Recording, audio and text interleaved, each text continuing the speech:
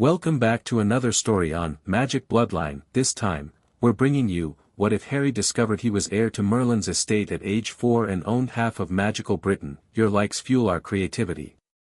Subscribe and stay tuned. Here's the story. Chapter 1, The Letter That Came Early. The Dursleys had rules. No running in the house. No asking questions at dinner. No touching the good china, the television remote, or anything belonging to Dudley unless Dudley said so, which he never did because Dudley had never voluntarily shared anything in his 4 years of living, not even the air in a room if he could help it. And most importantly, the rule that didn't need to be spoken because it was understood in the marrow of every interaction, in the way Petunia's lips thinned when she looked at him, in the way Vernon's face went a particular shade of purple when Harry accidentally did something strange. The most important rule was that Harry Potter was not to be remarkable in any way. He broke that rule constantly. Not on purpose. Or at least, not entirely on purpose. He was 4 years old when Merlin's will found him. It was a Tuesday in late October, cold enough that the garden had gone brown and the neighbors' Halloween decorations rattled against the fence in a wind that smelled of coming frost. Harry was in the cupboard under the stairs. Not as punishment, not yet, the real punishments would come later when he was old enough to be blamed for things properly, but because Petunia had simply put him there while she got on with cooking, and the cupboard was quiet, and Harry had discovered that quiet was something he liked. He'd found a spider living in the corner above the hot water pipes. He'd named her Margaret. He was telling Margaret about the dream he'd had the night before, green light, a laughing voice, a woman screaming his name, when the letter arrived. It didn't come through the door. It didn't flutter down from anywhere. It simply appeared, the way things sometimes appeared around Harry when he wasn't paying attention to being normal. One moment his hands were empty and the next there was a scroll in them, heavy as a stone, sealed with wax the color of deep water, stamped with a crest that showed a dragon coiled around a staff. Harry stared at it. Margaret retreated to her pipe. The wax seal cracked on its own. The parchment unrolled across his small lap and the words on it moved, rearranged themselves, and then, this was the part Harry would remember forever, the part he described to Hermione years later while she scribbled furious notes, the words turned into a voice. Not sound exactly, more like meaning deposited directly into the back of his skull, warm and enormous and impossibly old. Harry James Potter, the voice said. Son of James Charles Potter and Lily Rose Potter née Evans. You are known to me. You have been known to me for a very long time. Harry looked at Margaret's empty corner. He looked at the scroll. Hello, he said, because he had no other starting point. My name, the voice continued, with what might have been the ghost of amusement, is Emrys. You would know me by another name. The world has called me Merlin for 14 centuries, and names, when repeated long enough, tend to stick. Harry was 4. He did not know who Merlin was. He knew the name the way children know names from stories, distantly, in the same category as Father Christmas or the Tooth Fairy, figures that existed in the mouths of adults rather than in the actual world. He filed this away as significant. Are you real? He asked. I was, the voice said. I left this message in the event of a very specific set of circumstances. The fact that you are hearing it means those circumstances have come to pass. It means the curse that should have killed you did not, and that the magic which deflected it was of a particular, ancient variety, the kind that runs in bloodlines, not wands. My bloodline, as it happens. I'm magic. Harry said. Extraordinarily, said Merlin's voice, and there was nothing in it but simple honesty. But more importantly, you are my heir. And I have been waiting for you for a very long time. The scroll kept talking. Harry sat very still in his cupboard and listened. He was a serious child, not solemn, not unhappy, but serious in the way of children who have had to figure things out mostly on their own. He had learned, early, to pay attention. So he listened to Merlin's will with the same focused gravity he brought to watching spiders build webs, or figuring out which floorboards to avoid on the way to the toilet at night, or reading the backs of Dudley's discarded picture books by the light that leaked under the cupboard door. The will was long. The will covered centuries of accumulated land, gold, titles, businesses, institutions, and magical holdings across Britain and the continent. It covered the estate of Caerleon, which was not on any Muggle map and had not been on one for 600 years. It covered seats on the Wisengamot, 3 of them, all voting seats, which Harry did not yet understand but would. It covered partial ownership of the building that housed the Ministry of Magic, which was built on land Merlin had deeded to the British wizarding community in perpetuity but retained theoretical reversionary rights over. It covered the library. This was the part that Harry's 4-year-old mind managed to fully appreciate, a library the size of a cathedral, filled with books that Merlin had been collecting since the 5th century. And finally, the voice said, "The matter of your immediate care." Harry straightened. "You are a child, and I am not present. You cannot take possession of an estate or exercise legal rights without a guardian authorized to act in your interests. I have made provisions for this. Within the next hour, you will be visited by Selim Blackwood, who serves as executor of this estate. He will explain the practical arrangements.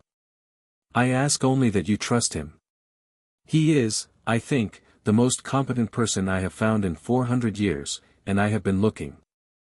"Harry Potter," Merlin's voice said, and for a moment it didn't sound like a recorded message at all, it sounded like someone who had known him, which was impossible, and yet, "you were not meant to come into this so young.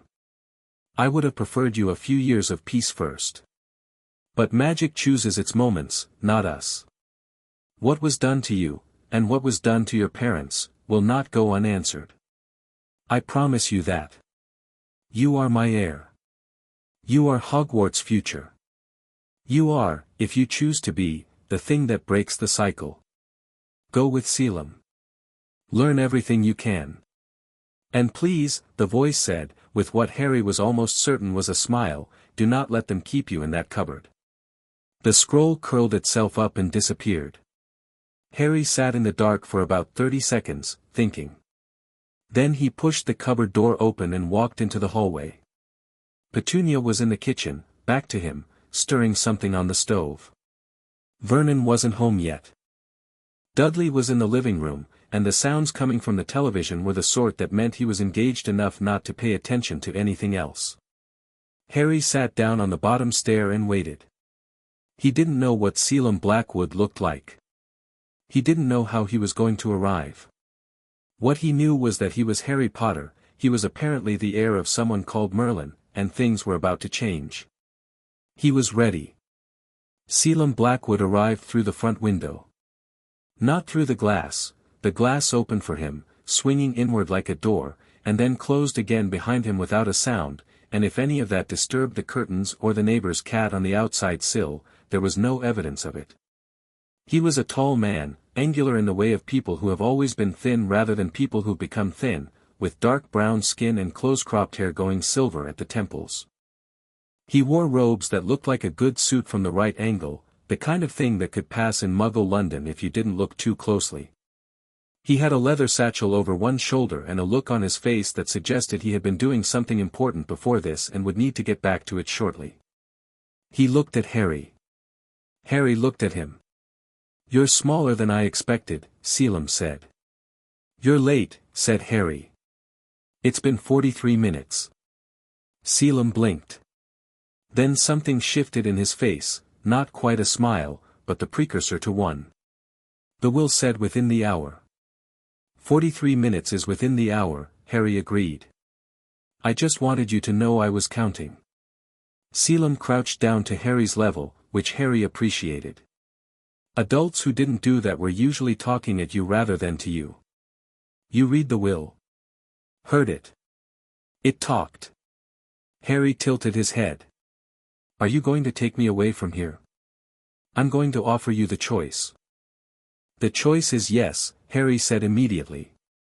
Selim studied him for a long moment, and Harry had the strange sense of being measured by a ruler that most people didn't know existed. He stayed very still and let it happen. "All right," Selim said. He straightened up and looked at the kitchen doorway. "Shall I deal with your aunt, or would you prefer to?" "I don't think she'll care very much," Harry said honestly. I think she'll be relieved. Selim's expression did something complicated and then settled. Show me where your things are.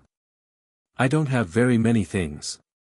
That, said Selim, is the first thing we're going to fix. Petunia Dursley came into the hallway to find her nephew standing by the front door with a small bag at his feet and a man she had never seen before standing beside him with a scroll of parchment extended in one hand. She went very white and then very still, the way prey animals do when the option of running has been removed. Mrs. Dursley, Selim said, pleasantly, in the tone of a man who had leverage and preferred not to have to use it. My name is Selim Blackwood. I'm the executor of the estate of Emrys, also known as Merlin. This scroll is a copy of relevant sections of the will, which names Harry Potter as primary heir and authorizes me to remove him from your care immediately. There's also a section at the back from the firm of Brocklehurst and Flo, who are the estate's legal representatives, explaining what happens if there are any objections or attempts to pursue custody at a later date. Petunia looked at the scroll. She looked at Harry. She looked at the scroll again. She started. Yes, Selim said. He hadn't moved. He is. Petunia swallowed. Her hand found the kitchen doorframe. He's to go to his own kind, then. He was always going to, Harry said, not unkindly, because he was 4 and not yet old enough to have developed bitterness about this particular set of facts. That would come later, briefly, and then be put away. I think you knew that. His aunt looked at him, really looked at him, and something moved behind her eyes, something that might have been shame, might have been grief, might have been relief, all braided together into something too tangled to name. She had never really looked at Harry before. He watched her do it, and he did not make it easy but he did not make it hard either. He just looked back. His parents, she said finally, to Selim, not to Harry. Were they murdered? Selim said simply. Yes. You know this. By magic. By a man who used magic as a weapon. That's a different thing. Selim tucked the scroll back into his satchel. Harry is extraordinary, Mrs. Dursley. It would have been very kind of you to tell him so. Good evening. He opened the front door and held it for Harry. Harry picked up his bag. It had 3 things in it, a sock, a broken crayon, and a picture of a woman with red hair that he'd found in the back of the Dursleys' wardrobe, and walked through without looking back. The street was dark, and cold, and smelled of frost and leaf mulch, and Harry felt something loosen in his chest that he hadn't known was tight. Selim walked beside him, their breath making clouds in the orange streetlight. He didn't say anything for a moment, just walked, and Harry walked with him. Where are we going? Harry asked. Somewhere warmer, Selim said. And then, eventually, Curlian. What's Curlian like? Old. Drafty in places. There are 3 house elves who have opinions and are not shy about expressing them. The library smells like the best kind of old paper. The grounds are large enough to get lost in and protected well enough that nothing inside them will hurt you. He paused. It has a kitchen garden. I thought you might want to help with it, if you like growing things. Harry had never been asked if he liked growing things. He'd spent hours in the Dursleys' garden, on his knees in the dirt, but that had been weeding, not growing, and nobody had asked what he wanted. He considered the question with genuine curiosity. I don't know, he said. I might. Good enough. They turned a corner and the streetlights behind them seemed to fade, or maybe the road behind them simply ceased to exist in any practical sense, and ahead of them was a very normal-looking black car that was nevertheless somehow larger on the inside than any car Harry had ever been in, lined with dark wood and leather and warm lamplight, with a book open on the back seat as if Selim had been reading before he went to fetch Harry. Harry climbed in. The door shut. Warm air folded around him like a hand. Selim, he said. Did Merlin know my parents? Selim was silent for long enough that Harry looked at him. The man's profile was sharp against the window, watching the street outside even as the street did its odd fading trick and became something else, something greener, roads narrowing to lanes narrowing to paths between old hills.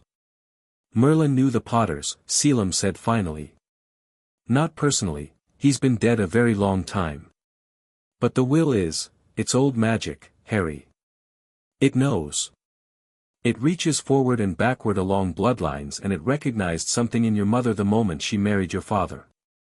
And then it recognized what happened on the night you survived. He turned to look at Harry, and there was something careful in his expression, something that might have been restraint. Your mother did something extraordinary to save you. Merlin's magic recognized it. It was the same category of sacrifice, the same ancient force. Love used as a shield. It doesn't happen often.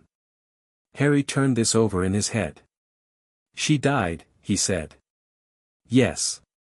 But she saved me. Yes. Harry looked at the book on the seat, which was lying open to a page of diagrams he couldn't read yet. Will you teach me? He asked. Everything you know. Not everything, Selim said, with a ghost of a smile. I know some things that are boring, and some things that are premature, and some things that you'll have to work out for yourself or they won't stick. But yes. I'll teach you what I can. Good, Harry said. He leaned back against the leather seat. Outside the windows, the countryside was rolling past in the dark, something ancient in the hills, stone and root and the slow turning of old magic under the earth. Harry watched it go by. Then we should start soon. I have a lot to learn. You have 7 years, Selim said. That's not very long, Harry said. Selim looked at him for a moment with an expression Harry couldn't fully read, something between amusement and surprise, and said, No. I suppose it isn't. 7 years was, as it turned out, quite a lot of time when you used it properly. Caerleon was everything Selim had described and more. It sat in a valley in Wales that the Ordnance Survey had decided not to notice, ringed by hills that were older than the English language and trees that had been saplings when the Romans came through.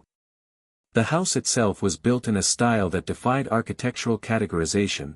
Pieces of it were Norman, pieces of it looked almost Moorish, pieces of it had clearly been added by someone who cared deeply about windows and light, and one wing had a tower that predated the rest of the structure by several centuries, built of a stone that was darker than everything around it and slightly warm to the touch even in January. The library was exactly what Merlin's voice had promised. Harry spent the first week getting lost in it. The 3 house elves were named Cedric, Spool, and Bryn. Cedric ran the kitchen and had feelings about proper nutrition that she expressed through portion sizes and strategically placed food at Harry's elbow whenever he forgot to eat. Spool managed the house with terrifying efficiency and held an opinion about the correct way to fold linen that she would share at length if you made eye contact. Bryn was elderly in the way that suggested the word elderly was doing a lot of lifting, with ears that drooped and eyes that had seen several centuries worth of things, and she sat in the library most mornings and read, and sometimes, if Harry sat next to her and didn't make demands, she told him things about Merlin that weren't in the books. He weren't quiet, Bryn said one morning in Harry's first winter there, not looking up from her book. People think because he were old and powerful he must have been calm. He weren't. He had a temper. Got angry at the right things, mostly, but he were loud about it. Harry looked up from his own book. He was working through a basic magical theory text, with Selim's handwritten notes in the margins. Was he good? Mostly, Bryn said. Better than most. Not perfect. Did some things he regret, later. She turned a page. Good thing about living long is you got time to regret properly and then do better. Harry thought about this for a long time. Selim taught him in the mornings, which meant tutoring sessions that were nothing like the muggle schooling Harry had shadowed briefly through Dudley's discarded worksheets. Selim was the kind of teacher who asked more questions than he answered, who set problems and then left the room so Harry couldn't ask for help, who challenged wrong answers by saying, "Are you sure?" and walking away, which was infuriating and effective. He had been, apparently, a scholar at an institution equivalent to Hogwarts on the continent, and then a researcher, and then something in the legal arm of the Merlin estate that he was cagey about describing but that Harry understood involved a lot of people being very careful not to make Selim Blackwood angry. They covered magical theory, arithmancy, ancient runes, which Harry had a strange natural affinity for that Selim found interesting in a way that suggested he was writing things down about it in a notebook Harry wasn't supposed to see. History, real history, not the Baudelarized version in standard school texts, but the actual complicated ugly brilliant history of how magic worked in the world and what wizards had done with it and to each other across the centuries. Languages, Latin, which was essential, and a little Greek, which was useful, and some of the old Welsh that Merlin's own notes were written in, which was just fascinating. In the afternoons, Harry was largely left to himself, which was a gift he didn't fully appreciate until later. He read. He explored the grounds, learning the wards. Curlian's protective magic was architectural, woven into the land itself over centuries of reinforcement, and walking through it was like walking through music you could feel rather than hear. He talked to Bryn. He grew things in the kitchen garden, alongside Kedek, who had views on tomatoes. He did not do magic deliberately yet. Selim was precise about this, because accidental magic in an unpracticed child was one thing but deliberate spellwork without a framework was dangerous, and they were building the framework first. But the magic was there, always, just under the surface of Harry's hands, responsive and warm, and sometimes when he was very focused on something else he could feel it taking shape around him without his intent, protective and curious, like a dog that wanted to be useful.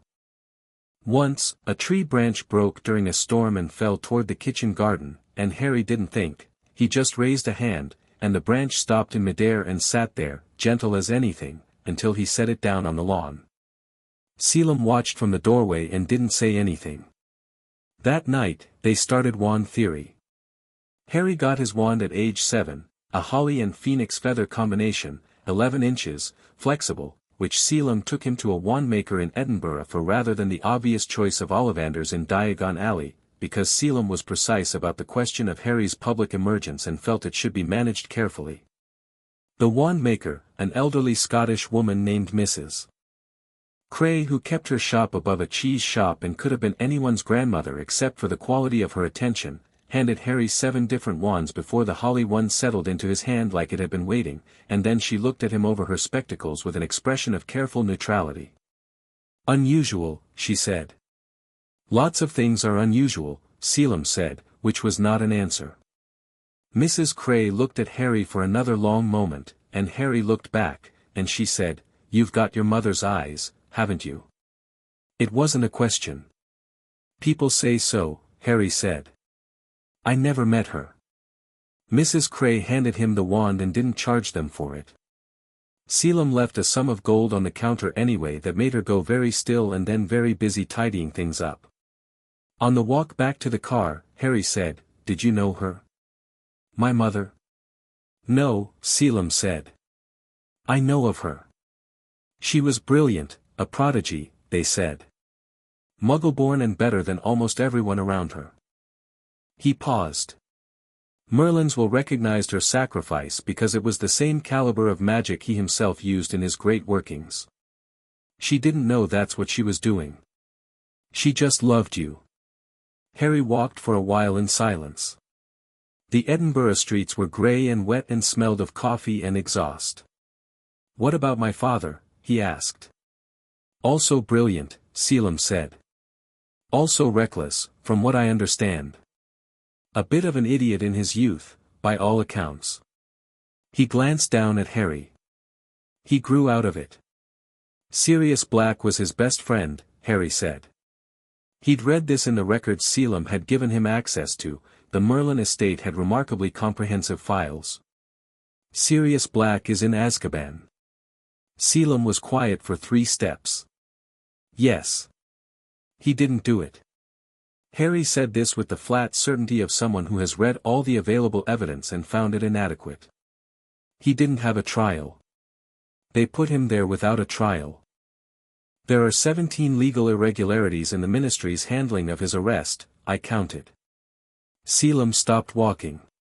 He looked at Harry with an expression that had moved beyond the usual register of amused assessment into something else, something that might have been genuine. You counted, he said. Selim, Harry said patiently, I'm going to need you to explain how we get him out. Selim stared at him for another second. Then he laughed, not a polite laugh, a real one, surprised out of him. It was the first time Harry had heard him laugh like that, and it was a good sound, and Harry filed it away. How old are you? Selim said. 7, Harry said. 7.5. Do we have enough legal standing to force a review? We might, Selim said. He started walking again, slower, thinking. The Merlin estate has 3 Wisengamot seats. The chief warlock controls the agenda, but a petition from a sitting member can't be refused. If we could get testimony from someone who knew, there was a rat, Harry said. In the reports. Peter Pettigrew. They never found a body. They found a finger. A finger doesn't, I know, Harry said. But if someone faked their death and framed Sirius Black, a finger is exactly the kind of theatrical evidence they'd leave. I want to find him. Selim looked down at him again. The expression on his face was the one Harry had come to associate with thinking through a problem seriously. Not dismissal, Selim had never been dismissive, which was one of the things Harry liked best about him. Just thinking. Let me make some inquiries, Selim said finally. Discreetly. Quietly? Harry asked. Quietly, Selim confirmed. Good, Harry said. Can we get Indian food? Kedek's been doing the same thing with potatoes for 3 weeks. Selim pinched the bridge of his nose, but he was smiling. Yes, he said. We can get Indian food. The years moved, and Harry moved through them. He was not an unhappy child, this mattered, this was the foundation. He was loved, in Selim's precise, slightly formal, absolutely reliable way, and in Bryn's ancient half-asleep presence and her stories about Merlin, and in Kedek's food and Spool's perfectly made bed and the whole of Curlian, which felt like it had been waiting for him too. He missed his parents with an ache that lived in the back of his chest like a hot coal, banked and permanent, but grief and happiness are not opposites, and he knew this by the time he was 8 because Selim told him in clear words that he would never forget. You are allowed to be sad about what you lost and glad about what you have at the same time. Those two things don't argue with each other. He grew. He read everything he could get his hands on. He outpaced his tutoring so thoroughly that Selim began requesting materials from Merlin's library that hadn't been consulted in decades, books in Latin and Old Norse and languages Harry had to learn because there wasn't a translation, and Harry read them all. His magic developed in the way of a river rather than a faucet, not switched on and off but always flowing, something that was simply part of how he existed in the world. He learned control before he learned power, which Selim insisted upon and which Harry understood was the right order. Selim's inquiries about Sirius Black came to nothing immediately, but they left seeds. There was a ministry official who owed the Merlin estate several favors. There was a lawyer who had, years ago, noted the irregularities in the Black case but found no client willing to pursue it. There were records, sealed but not destroyed, because magical Britain's civil administration was better at accumulating paperwork than at deciding what to do with it. Harry was patient. He had learned patience the way he'd learned most things, from reading about people who hadn't had it and what had gone wrong for them. His Hogwarts letter arrived on a perfectly ordinary July morning of his 11th year, which meant it arrived 2 weeks after the ministry's owl, which had the letter addressed to the estate of Merlin, care of Harry James Potter, and contained a formal notification from the Department of Magical Education that the heir to the Merlin estate was expected at Hogwarts School of Witchcraft and Wizardry, and that the school was aware of this, and that if there were any special arrangements required, they could be discussed with the relevant department heads. Harry read this letter at breakfast and then looked at Selim over his toast. They're nervous, Harry said. Of course they're nervous, Selim said. He was reading the Daily Prophet with the particular focused stillness of someone looking for something specific. You own the ground the ministry stands on, legally speaking. And you're about to walk through their world for the first time. I've been in the wizarding world, Harry said. Mrs. Cray. Diagon Alley in third year when you took me to the estate solicitors. You went under a notice me not charm, Selim said, which hardly counts. He set the paper down. He looked at Harry the way he sometimes did now, like he was doing a calculation whose answer he already knew and was checking his work. This is different. This is, Harry, you've been a theoretical figure for 7 years. The Merlin heir, the boy who lived, the child who exists in official records but not in public knowledge. When you walk onto that train, that changes. Good, Harry said, and reached for the marmalade. Selim watched him. You've thought about this. I've thought about everything, Harry said. Isn't that what you've spent 7 years teaching me to do? There was a pause. Yes, Selim said. I suppose it is. Harry spread marmalade on his toast with the precise movements of a child who had grown up in a house where things were done properly because doing things properly was its own kind of respect. He thought about the train, and Hogwarts, and the weight of the name he was about to carry into public. He thought about his parents, who had been brilliant and reckless and brave and dead at 21. He thought about Merlin, who had lived long enough to know what he regretted and to do better. He thought about the wizarding world, which had put him in a cupboard and then forgotten about him, which had put his godfather in prison without a trial, which had placed all its hopes in a frightened orphan who was supposed to be ignorant of everything that might make him powerful. He thought, they're going to be surprised. Selim, he said. Yes. When we go to Diagon Alley, I want to go through the front entrance. Not the leaky cauldron. The actual front entrance, where people come from the street. Selim looked at him. That's not how, I know how, Harry said. I want to come in through the front door. I want people to see me arrive. A long silence. All right, Selim said quietly. The front door it is. 3 weeks later, on a bright Tuesday in August, Harry James Potter, heir to the estate of Merlin and lord of approximately 40% of Wizarding Britain's foundational land grants, walked into Diagon Alley through the front entrance. He was wearing very good shoes. Chapter 2, The heir walks Diagon. The front entrance to Diagon Alley from the Muggle side was not supposed to exist. That was the point. Centuries of successive glamour charms, notice-me-not wards, and the general human talent for not seeing what they didn't expect to see had rendered the actual junction point, a narrow archway on a cobbled lane off Charing Cross Road, functionally invisible to anyone who wasn't magical. You could walk past it 1,000 times and never register the way the air shivered at the edge of it, or the smell of something old and green and electric that clung to the stones even in August heat. Harry walked through it and felt the magic of it against his skin like stepping into a pool of warm water.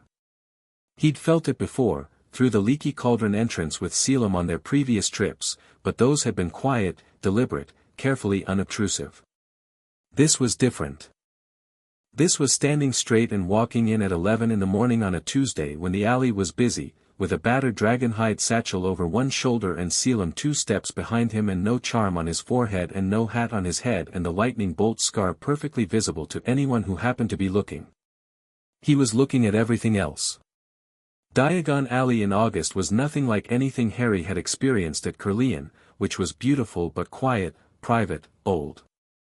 This was alive in the way of markets, sound layering over sound, voices, and the clatter of a cauldron shop and an owl somewhere above calling out in the heat, smells of roasting something from the food stalls and parchment and the peculiar sharp scent of fresh potion ingredients, colors in shop windows and on the robes of witches and wizards going about their mornings.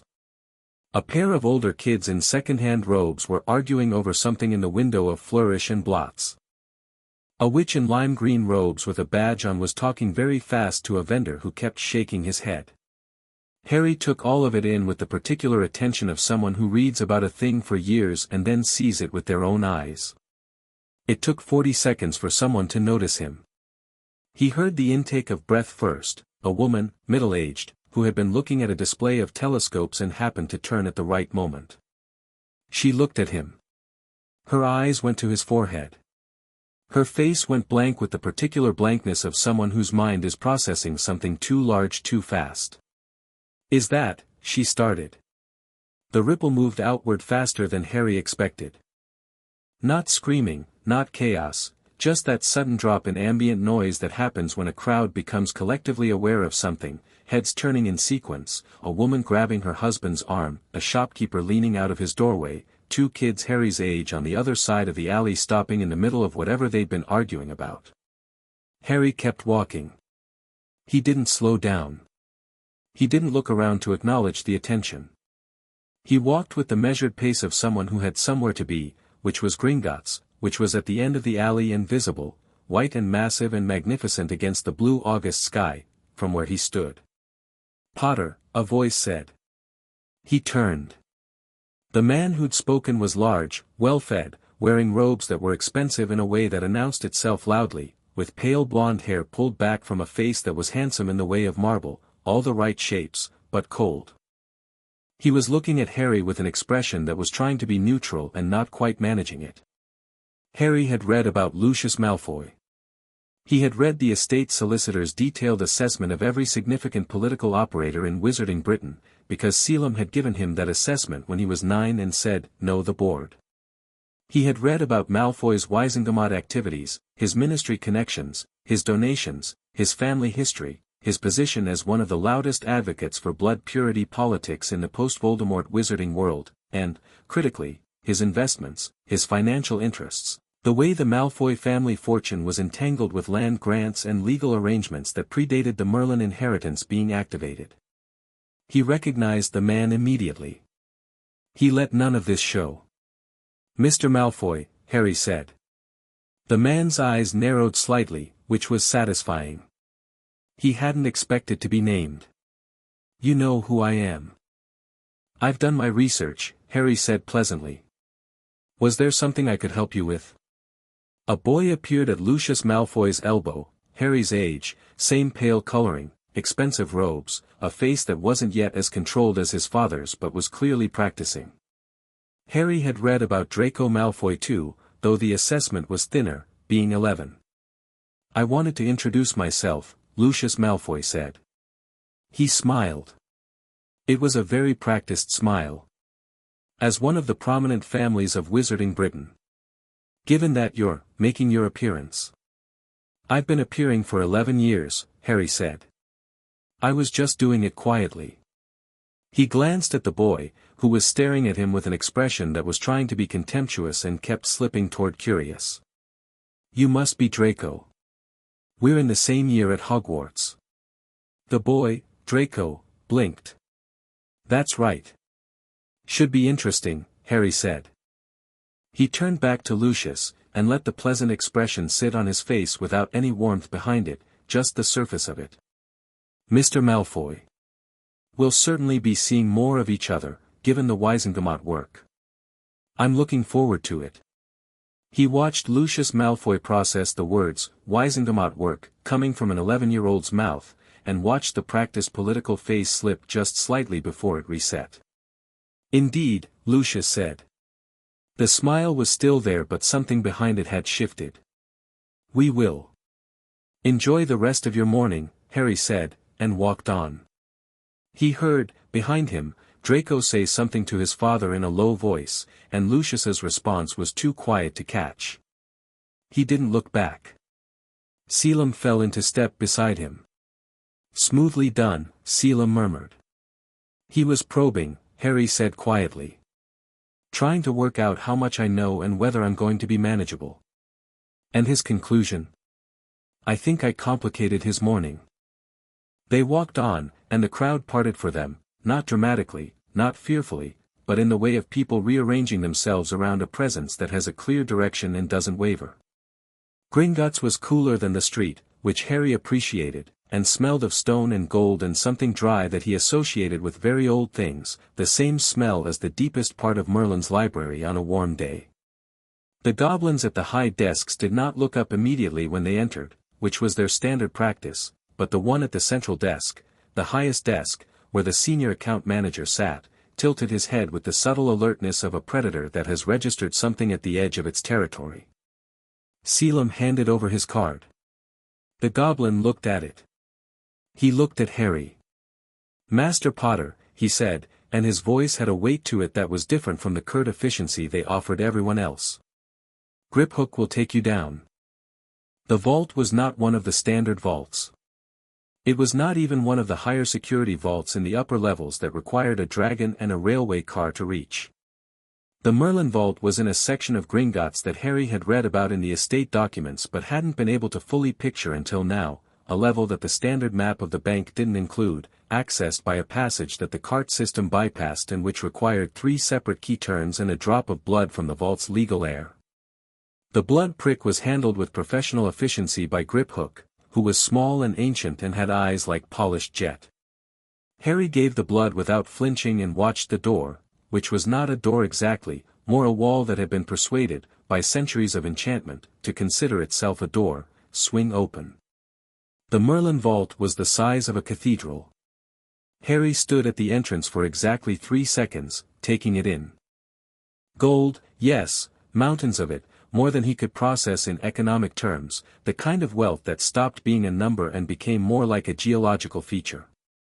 But around the gold were other things, artifacts on shelves that rose to vaulted ceilings, sealed cases of documents, boxes with estate seals on them, an entire section labeled in Old Welsh that he was already reading, and in the center of everything, raised on a stone plinth, a sealed chest with Merlin's crest and a lock that had no keyhole.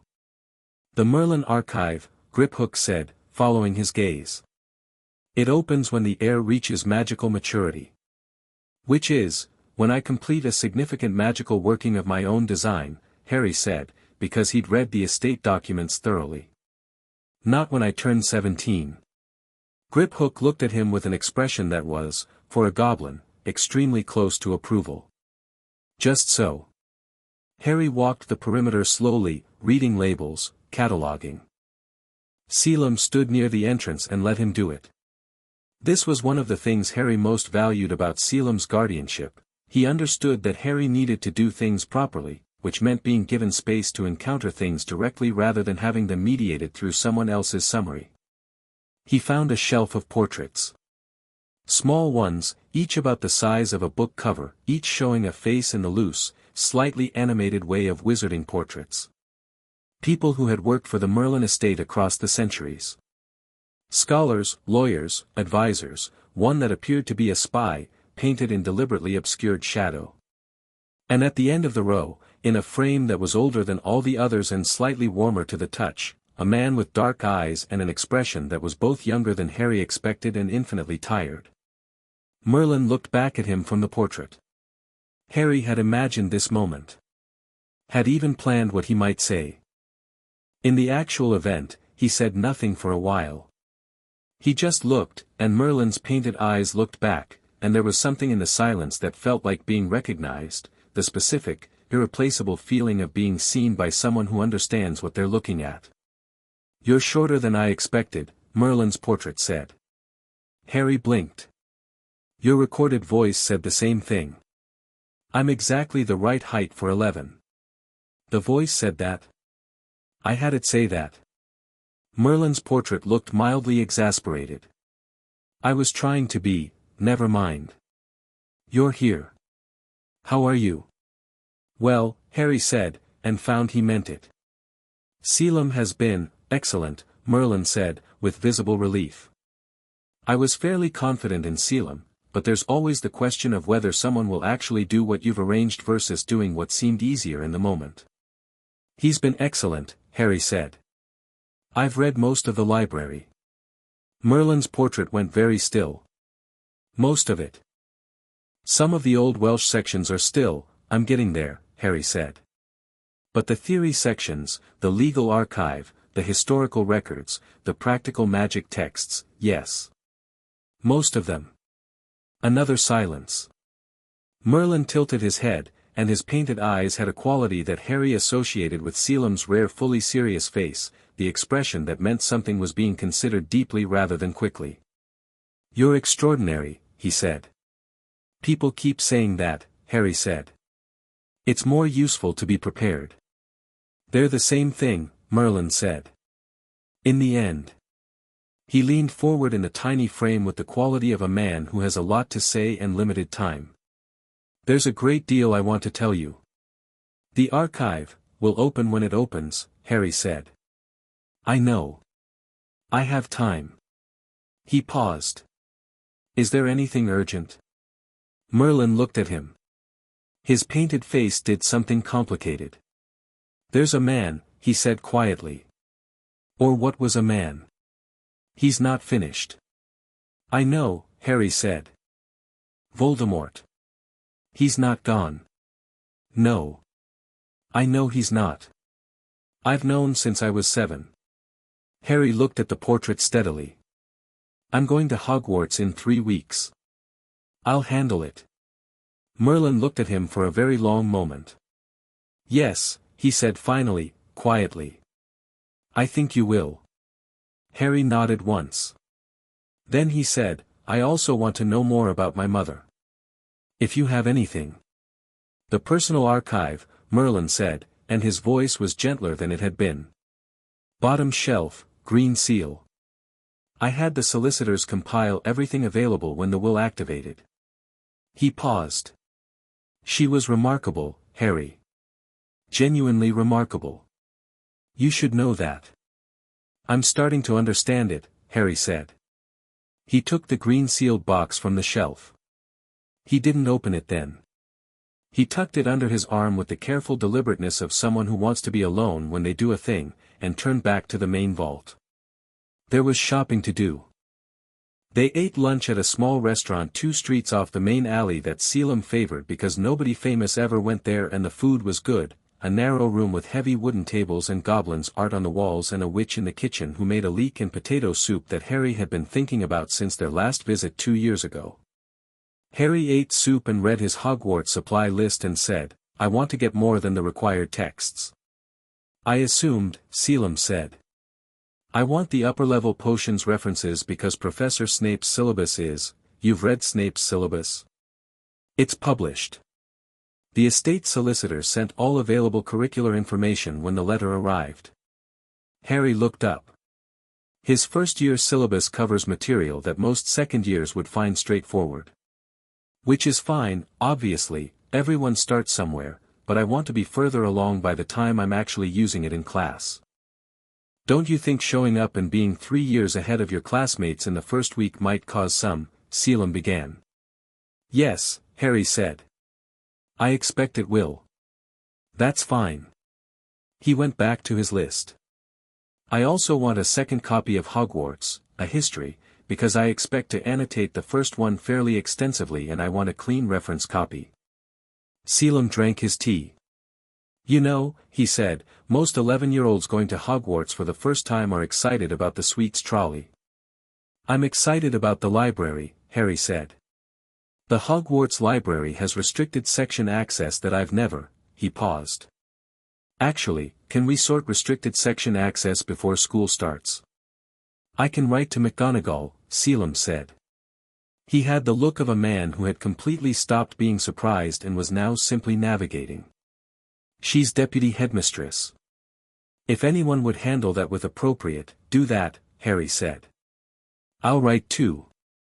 It's more direct. He finished his soup. Also, I want to find out how the Nimbus Broom Company is doing financially. Why?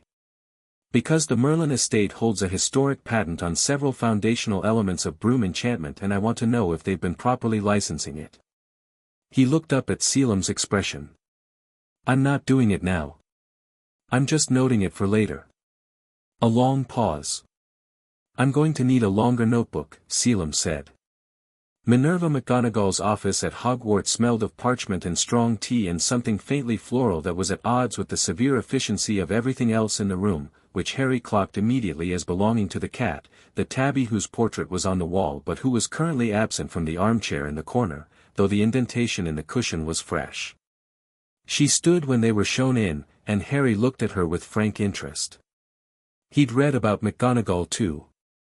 Her academic record, outstanding, her time in the Auror Corps before she chose teaching, her particular subspecialty in transfiguration which was approaching the level of a genuine researcher rather than just a practitioner, her fierce protectiveness of her students, her unwillingness to be maneuvered by Dumbledore on the occasions she disagreed with him. These were documented in the faculty meeting minutes from the estate solicitor's archive, which was alarming in terms of what those Solicitors apparently had access to, but Harry wasn't going to question it. She was looking at him the same way he was looking at her, with the frank assessment of a good mind encountering something it wants to categorize. He liked her immediately. "Mr. Potter," she said. "Professor McGonagall," he said. "Thank you for seeing us. I apologize for the unusual nature of the visit, I know it's before term." "Please sit down," she said, and sat herself, and when Harry sat across from her and Selim took the chair slightly to the side, she folded her hands on the desk with the air of a woman who is ready to be informed. "You wanted to discuss the library." "Among other things," Harry said. He opened his satchel and placed a folder on her desk, his own, organized, with tabs. He'd spent a week on it. "I've reviewed the standard first-year curriculum. I have some thoughts." McGonagall looked at the folder. She looked at him. "Some thoughts," she repeated. "Observations, mostly. Areas where I'll be covering ground I've already covered, which I'm not raising as a complaint. I understand the necessity of teaching to arrange, but which I wanted to flag in case it becomes relevant to how my time at Hogwarts is structured." He met her eyes. "I want to be clear, I'm not looking for special treatment. I want to work. I want to work hard. I want to learn things I don't know, and there's a great deal I don't know. But if there are opportunities to progress at a different rate in certain subjects, I'd rather discuss that now than create difficulties midterm." McGonagall was quiet for a moment. She opened the folder. She read the first page, which was Harry's self-assessment, areas of competence, areas of significant gaps, honest about both.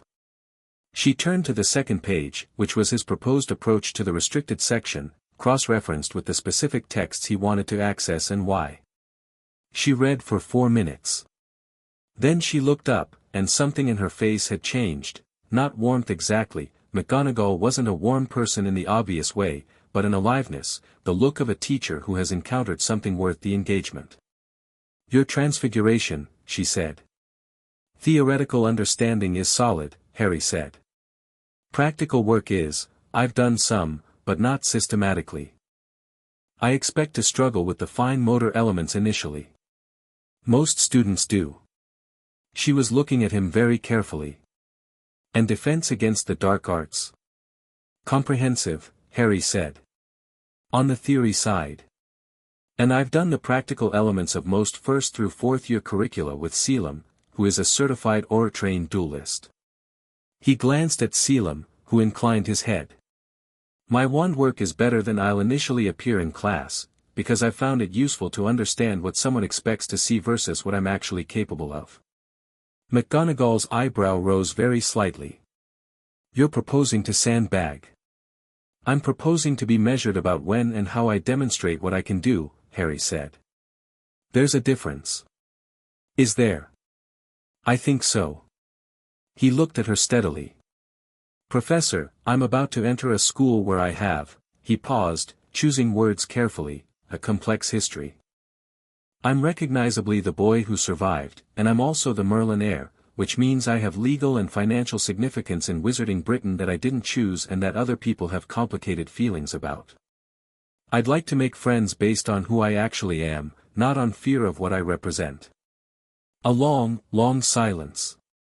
McGonagall looked at him. He looked back. "You," she said, "are going to be extremely interesting." "I hope," Harry said, "that's a good thing." For the first time, a smile, small, precise, but genuine, crossed her face. "In my experience, Mr. Potter, interesting is always preferable to the alternative." She closed the folder. "You may have restricted section access. I'll authorize it with Madame Pants directly. I'd also like you to consider the option of being assessed in certain subjects, transfiguration. I'd especially like to evaluate you personally, and we can discuss adjusted tracks from there." "I'd welcome that," Harry said. She stood, and they stood, and when she extended her hand he shook it, a firm, grown-up handshake, which she received without comment. "We'll see you in September," she said. "Yes," Harry said. "I'm looking forward to it." He meant it completely. Dumbledore found them in the alley.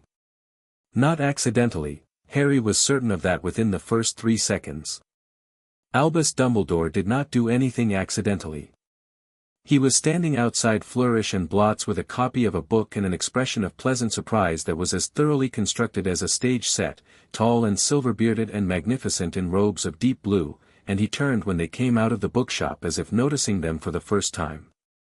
"Harry," he said, and his voice was warm as a fireplace, just enormously warm, the voice of someone who has spent decades making people feel held. Harry looked at him. He had, of course, read about Albus Dumbledore. He had read his published papers, his political record, the estate solicitor's assessment of his role in the events of 1981, the way Dumbledore had arranged for Harry's placement with the Dursleys, the reasoning behind it that the solicitors had been able to reconstruct, blood wards, Lily's sacrifice, the protective magic of kin. Harry understood the reasoning. He even thought it might have been the right call, in a world where Harry was a traumatized ordinary child who needed to be hidden. In the world where Harry was who Harry was, it had been the wrong call. And Dumbledore had either known that or had chosen not to investigate. Harry found both possibilities equally interesting. "Professor Dumbledore," he said. His voice was pleasant. "It's good to finally meet you in person." Something shifted very slightly in Dumbledore's eyes. Not alarm, not quite, but a recalibration. He had expected something. He was getting something different. "The pleasure is entirely mine. I must confess I've been following your development with great interest." "I know," Harry said. "The estate solicitors forwarded me your inquiry from 3 years ago." He smiled, and the smile was genuine, not unkind. "I hope the non-response wasn't frustrating." Dumbledore looked at Selim, who looked back with the equanimity of a man who is very comfortable in his choices. "It was," Dumbledore said, with a rueful honesty that Harry hadn't expected and which made him like the man slightly better than he'd planned to. "I'll admit it. I had concerns. About your preparation. About whether Merlin's will and a private guardian were the right framework for someone in your position." "And now?" Harry asked. Dumbledore looked at him for a long moment. His blue eyes, beneath their ridiculous half-moon spectacles, were not the simple warm things they appeared to be at first glance. They were very old eyes, and they had seen a great deal, and what they were doing right now was thinking. "And now," he said, "I'm less certain my concerns were warranted." "They were warranted," Harry said, honestly. "They just turned out not to be necessary." He tilted his head. "Professor, can I ask you something directly?" "Please," Dumbledore said, and meant it, which was interesting. "What did you plan for me? Before the will activated? If I'd gone to the Dursleys as an ordinary boy, and shown up at Hogwarts not knowing anything, what was the shape of what you had in mind?" The silence that followed was careful. Not uncomfortable, Dumbledore wasn't easily made uncomfortable, but considered. "I had hoped," Dumbledore said finally, "to guide you. To be someone you could trust and turn to. Someone who could help you understand what you faced, when the time came." He paused. I think I had also thought that an ordinary childhood, however imperfect, might give you something valuable. Humility. Hunger. The ability to relate to ordinary people. And instead?" Harry said. "Instead," Dumbledore said, "you had Curlian and Selim Blackwood and apparently Merlin's entire library." He looked at Harry with an expression that was complicated and honest in equal measure. "I think you turned out rather better than my plan would have produced. I also think I should have found a better plan."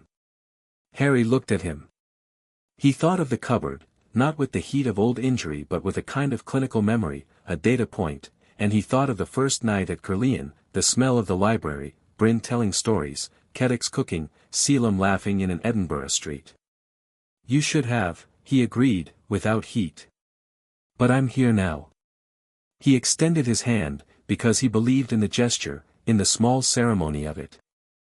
"I look forward to working with you at Hogwarts, Professor. I think we can do some good." Dumbledore looked at the hand. He looked at the boy.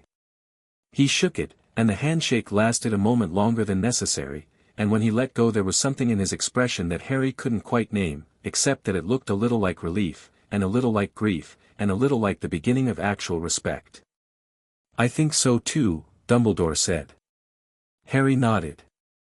He picked up his bag, which was considerably heavier than it had been this morning, good shoes, good books, the green sealed box from Merlin's vault, and the quiet, expanding weight of a beginning.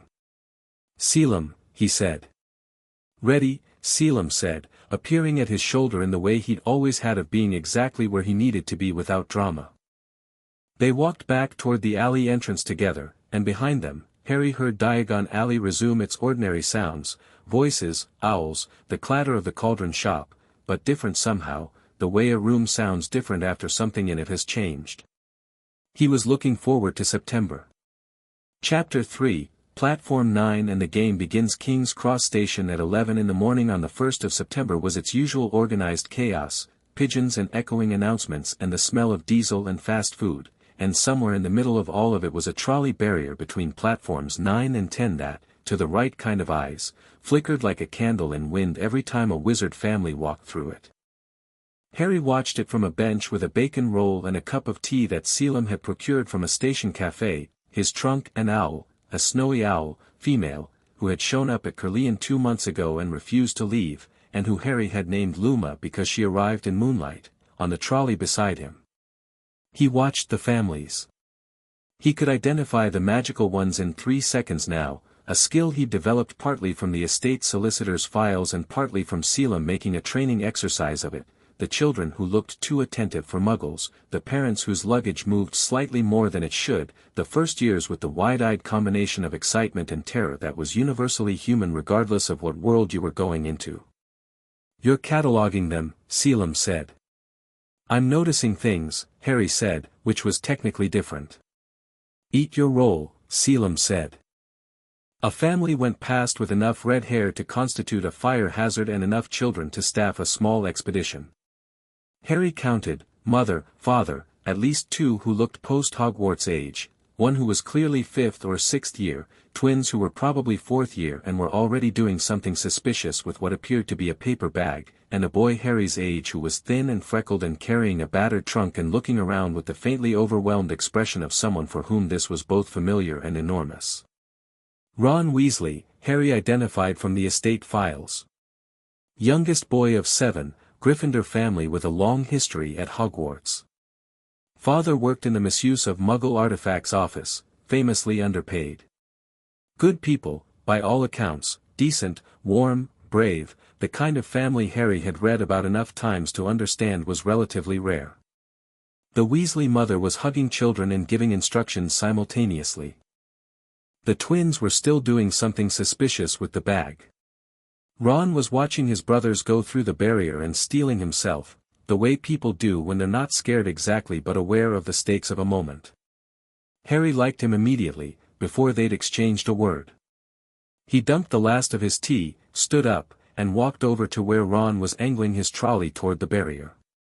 "You've done this before, right?" Harry said, which was perhaps not his most elegant opening.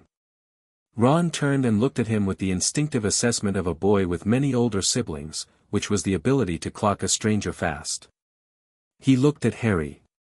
Then his eyes went, just briefly, to Harry's forehead, and his expression did the thing Harry had been seeing all day in Diagon Alley last month, the recognition followed by recalibration, but Ron Weasley's version of it was different from most. After the recognition came not awe or calculation but simple curiosity. "Yeah," Ron said. "You haven't?" "First time through," Harry said. He was technically lying, he'd been through a barrier equivalent twice before, but he wanted to be talked through it by someone rather than sailing through on his own, and he thought Ron might be the kind of person who'd do that well. Ron considered this. He shifted his grip on the trolley. "You just walk at it," he said. "Straight on. Don't think about it too much." "Good advice in general," Harry said. Something relaxed in Ron's face.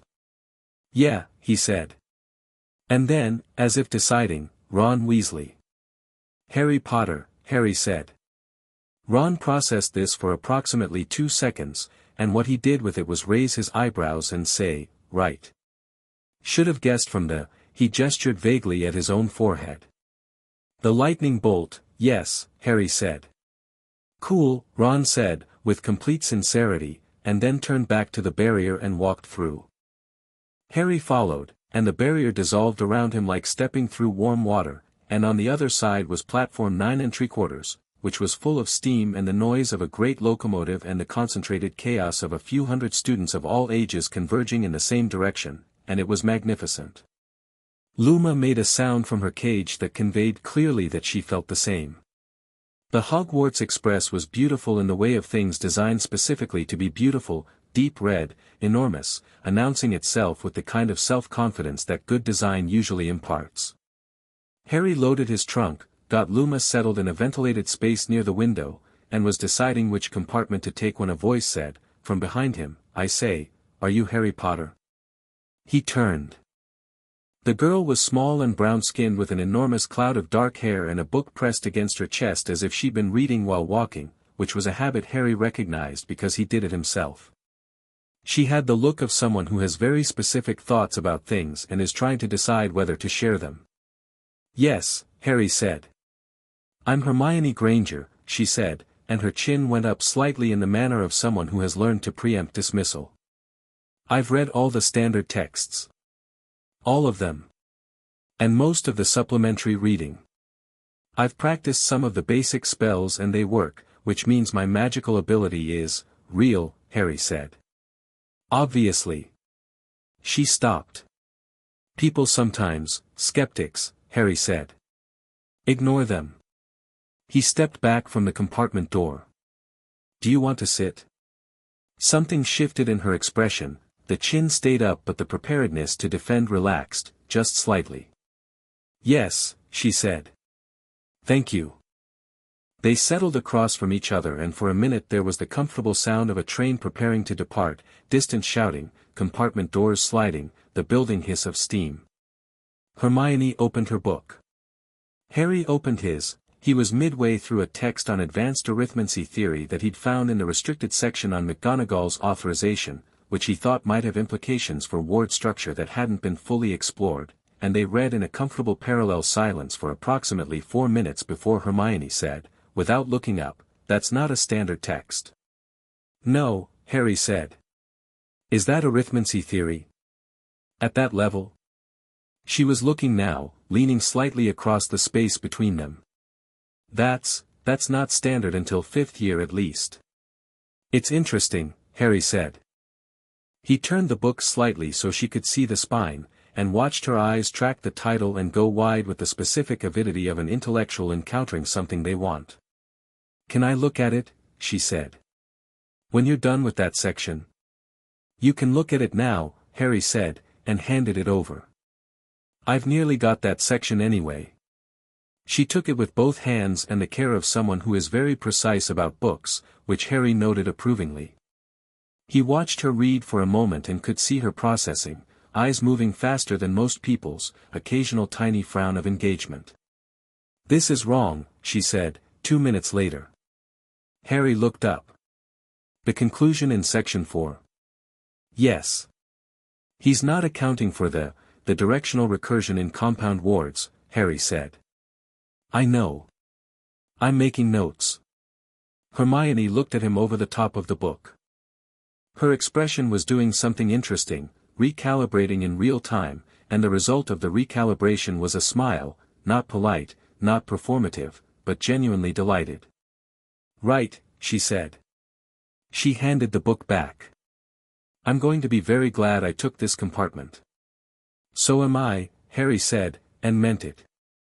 Ron appeared in the doorway, slightly out of breath, and looked at them both. "Can I?" "Yes," they both said, simultaneously. Ron blinked. He came in and sat down. He looked at the book. He looked at Hermione. He looked at Harry. "What's everyone reading?" "Arithmancy," Harry said. "Is that the numbers one?" Ron said. "Yes," Hermione said. Ron settled back in his seat with the ease of a boy who is comfortable not being the cleverest person in a room, which Harry recognized as a relatively rare and valuable trait.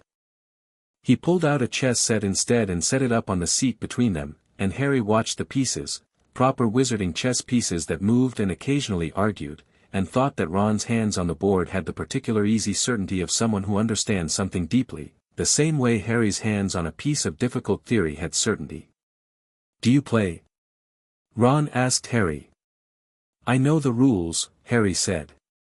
"I haven't played much." Ron's face brightened in the specific way of a person who has found their subject. "Want a game?" "Sure," Harry said. "But I should warn you, I look at things strategically. Even when I'm losing." Ron grinned. "So do I," he said.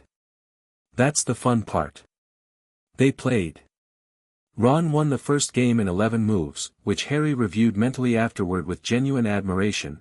The approach had been patient and deceptive, luring Harry into an overcommit on the queen side that had looked like Ron's mistake and turned out to be Harry's. He said so. "Where did you learn?" Harry asked. "From my brothers," Ron said. "Well, mostly by losing to my brothers." "A lot." He shrugged one shoulder. "You learn faster when you lose than when you win." "That's true of most things," Harry said. "Is it?" Hermione said, looking up from where she'd gone back to the arithmancy book. "I always thought, you win when you've already understood something well enough to apply it," Harry said. "You lose when there's something you didn't see, which means there's information in losing that winning doesn't give you." Hermione turned this over. "That makes sense," she said, a little reluctantly, in the manner of someone who finds an argument sound but has complicated feelings about it. "I still prefer winning." "Me too," Harry said. "But I don't mind losing to someone who's better." "Second game," Ron said immediately, already resetting the board. The compartment filled up twice more. Neville Longbottom arrived in a rush of apology for intruding, holding a toad he'd apparently lost and just found, and Hermione helped him look for it for 10 minutes before it emerged from Harry's trunk with an expression of complete innocence. Neville sat down in the red-faced aftermath and turned out to be quiet and observant and funnier than he appeared, once he relaxed, which took about 20 minutes but then happened all at once. The Malfoy visit happened at approximately the halfway point, announced by its own sense of occasion.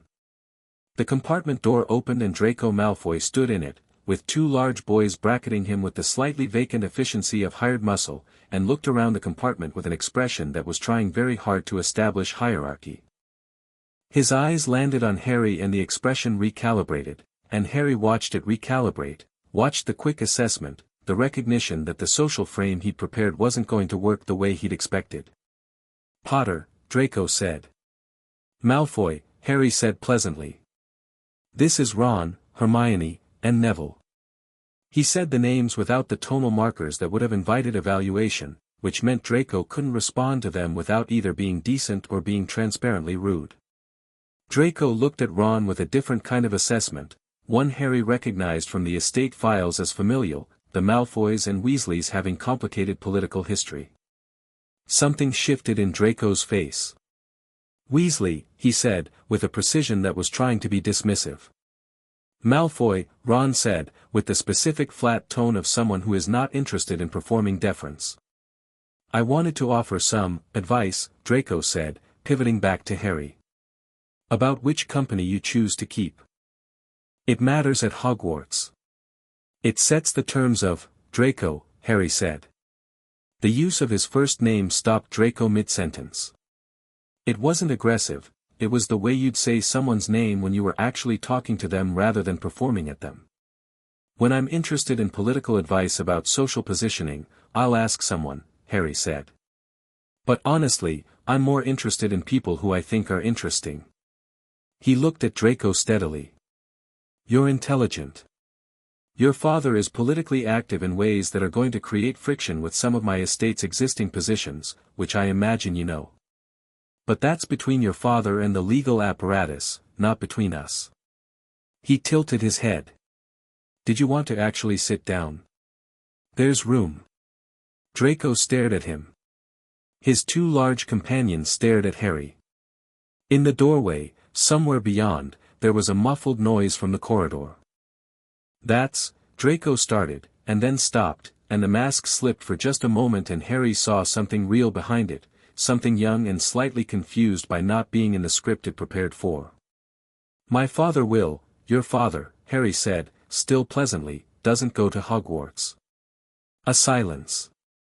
Ron Weasley, extremely quietly, made the noise of someone suppressing a laugh. Draco looked at Harry for another moment.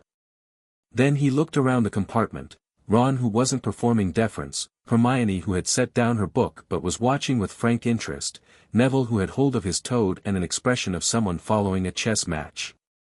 "I'll find you later," Draco said, to Harry. "I expect you will," Harry agreed.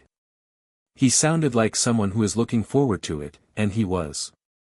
Draco left, pulling his companions with him, and the compartment settled back into its comfortable quiet. "That was interesting," Hermione said. "He's not bad," Harry said. "He's just been taught badly." Ron made a noise. "I know," Harry said. "But it's still true." The sorting was different from Harry's perspective because he knew what to expect, not the outcome, but the shape of the thing, the ceremony, the hat, the long table of faces watching the new arrivals with the evaluative curiosity of the established watching the incoming. He'd read everything published about the sorting. He'd read the hat's historical record, the principles on which it sorted, the published analysis of whether house assignments correlated with life outcomes and what that meant for a system that sorted 11-year-olds by personality in ways they had no say in. He had thoughts about this that he had decided were better expressed through action than through critique, at least initially. He watched the other first-years sort. Hermione, Gryffindor, the hat barely on her head before it decided. Ron, Gryffindor, same speed. Neville, a longer deliberation, the hat visibly considering, before it went for Gryffindor too, and Neville let out a breath that could have powered a small fan. Draco, Slytherin, before the hat fully settled. Harry thought he saw something flash in Draco's face in the moment before he walked to the table, disappointment, maybe, or something more complicated, like someone who got what they expected and isn't sure they wanted it. "Potter, Harry." He walked up and put the hat on and it sat on his head and then the inside of his skull was occupied. "Oh," said the hat, and it didn't sound like the projected voice he'd heard calling names, it sounded like a thought that was having a thought. "Oh, this is different." "Is it?" Harry thought back. "Your mind is," the hat seemed to be organizing itself, which was unusual for something that usually sorted in seconds. "How old are you?" 11. "Same as everyone else." "You read the historical records." "You know how I work." It didn't sound accusatory. More like, impressed. "I thought it was useful to understand the process," Harry thought. Most useful to anyone who was trying to cheat it. A pause. "Are you?" "No," Harry said. "I think I know where I belong. I'd like to understand the reasoning." "You're curious," the hat said, and something in its tone was warm. "Not anxious. Not strategic. You genuinely want to know." "Yes," Harry said. "Interesting. Most people want reassurance. You want information." Another pause, longer. "You do well anywhere, you know. The traditional choices all suit you, and several in ways that would surprise people. Your courage is substantial. Your ambition is considerable. Your loyalty is," the hat seemed to be searching for the word, chosen. "You don't extend it automatically. You extend it when it's earned." "Is that good?" Harry asked. "It's honest," the hat said. "Now. Where do you want to go?" Harry considered the question. He thought about the people he'd met today, Ron, who was straightforward and brave and fiercely himself. Hermione, who was brilliant and driven and needed people who wouldn't underestimate her. Neville, who was uncertain and watchful and braver than he knew. He thought about who he wanted around him. Gryffindor, he thought. "Yes," the hat said, simply. That's right. Gryffindor, it called aloud. The cheer was substantial. Harry pulled the hat off, and as he set it back on the stool he felt, very distinctly, the hat's last thought, a small, private thing, not meant for anyone, good luck, heir of Merlin. You'll need it, and you'll also be just fine. He walked to the table. Ron moved over immediately, creating space with the physical ease of someone who is comfortable in his body and comfortable with people. Hermione was on the other side of Neville, leaning across to say something to him that made him nod. Harry sat down between his new friends and picked up his fork as the food appeared, because there was an enormous amount to eat and he was, as it turned out, quite hungry. McGonagall caught his eye from the staff table. Her face remained professionally neutral but she raised an eyebrow, which Harry took as approval. Across the hall, he found Draco Malfoy's eyes on him. Draco looked away first. Harry picked up his fork and helped himself to roast chicken, and the feast began. The great hall was alive with noise and movement, the enchanted ceiling above cycling slowly from the gold of early evening toward a deeper blue, stars emerging through the magical sky the same way Real stars do, gradually, one at a time, until all at once there were countless. Harry ate and talked and listened, and discovered things, that Percy Weasley, Ron's brother, was a prefect with a commitment to rules that had apparently been a theme since birth, and that Fred and George Weasley, two of the twins Harry had noticed on the platform, had already managed to transfigure someone's hat into a large tortoise and were being loudly and cheerfully defended on a technicality by one of them while the other looked innocent. He discovered that the first-year boys would be sharing a dormitory, himself, Ron, Neville, and two others, Dean Thomas and Seamus Finnegan, who arrived at the conversation already mid-argument about football versus Quidditch with the comfortable aggression of people who enjoy arguing. He noticed Quirrell at the staff table, teaching defense against the dark arts, and found his attention drawn there in a way that wasn't conscious exactly, more like a compass needle swinging north. He knew about Quirrell, the estate solicitor's intelligence was thorough, and he'd read the man's published academic work, and something in the gap between that work and the current version of the man at the staff table was interesting. Quirrell's hands were shaking slightly. His eyes moved more than a person's eyes usually do in a familiar, safe environment. He was afraid of something. Or he was something that was afraid. Harry couldn't tell which from here, and didn't push. He filed it and moved on. Quidditch, Ron was saying, across the table, with the fervor of the converted. First years can't play on the house team but you can ride, have you ever? Yes, Harry said. I'm fairly good. Fairly, Ron repeated, with the instinctive skepticism of someone who takes sport seriously. I have strong spatial awareness, Harry said, which was an understatement but felt like the honest starting point. And I'm used to fast decision-making under pressure. Those are the things that matter, Ron said, but you'd still need to develop the seeking instincts, those come from, Ron, Hermione said from across the table, with the patience of someone who suspects this could go on a while. Let him play before you analyze the mechanics. Analyzing the mechanics is part of playing, Ron said. Not for everyone, Hermione said. It should be, Ron said. Harry ate his pudding and listened to them argue with the comfortable half-attention of someone who is simultaneously happy and thinking about something else. Specifically, about the Great Hall, and the castle beyond it, and the 11-year stretch of this place that he was at the beginning of, and all the things that would happen in it. He thought about Quirrell's shaking hands. He thought about the Sorcerer's Stone, which the estate solicitors had flagged in their Hogwarts-related intelligence as a recent addition to Gringotts' highest security vaults before its mysterious transfer to Hogwarts grounds this summer. He thought about who would want the stone, and why, and whether the thing currently sharing space inside Professor Quirrell's fear-soaked body was what he thought it was.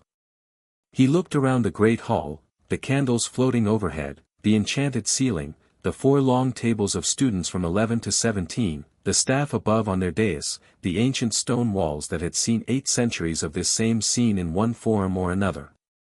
He was going to like it here, he decided. Despite everything, or maybe because of it. Harry, Ron said. You've gone somewhere. Harry came back. Thinking, he said. About what?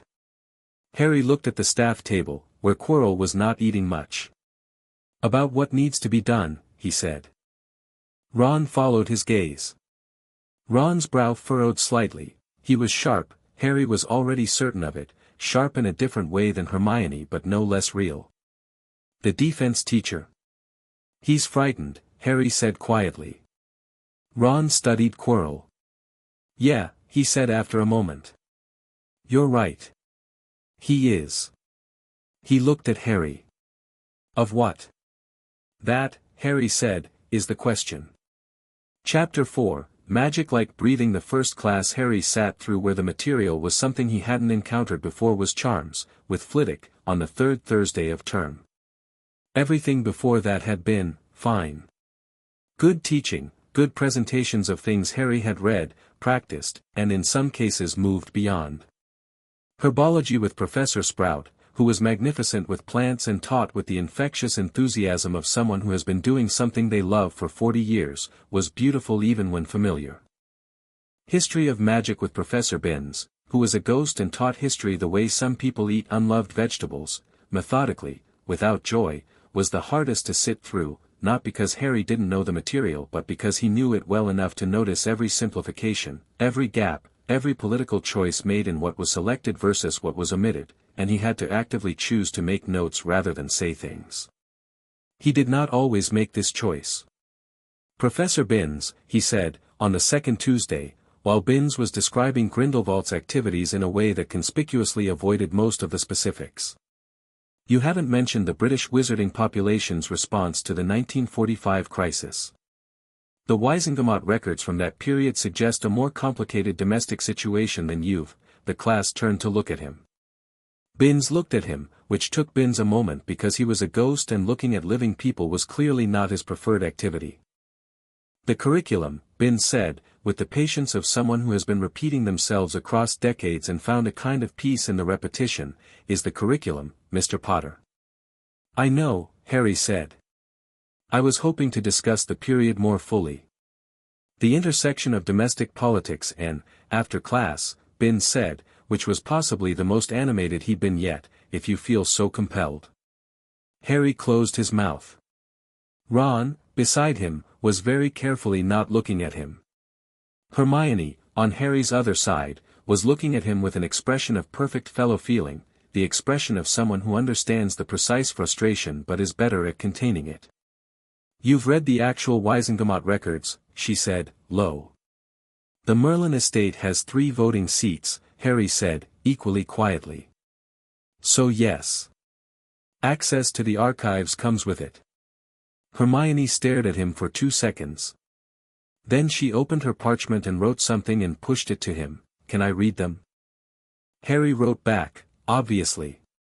She looked like someone who has just been given a present they didn't expect, and turned back to the front with considerably better self-containment than she'd had 30 seconds ago.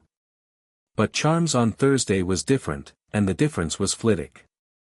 Flitwick was small, barely taller than Harry, and vibrated with the specific energy of genuine enthusiasm, which is distinct from performed enthusiasm the way real laughter is distinct from polite laughter.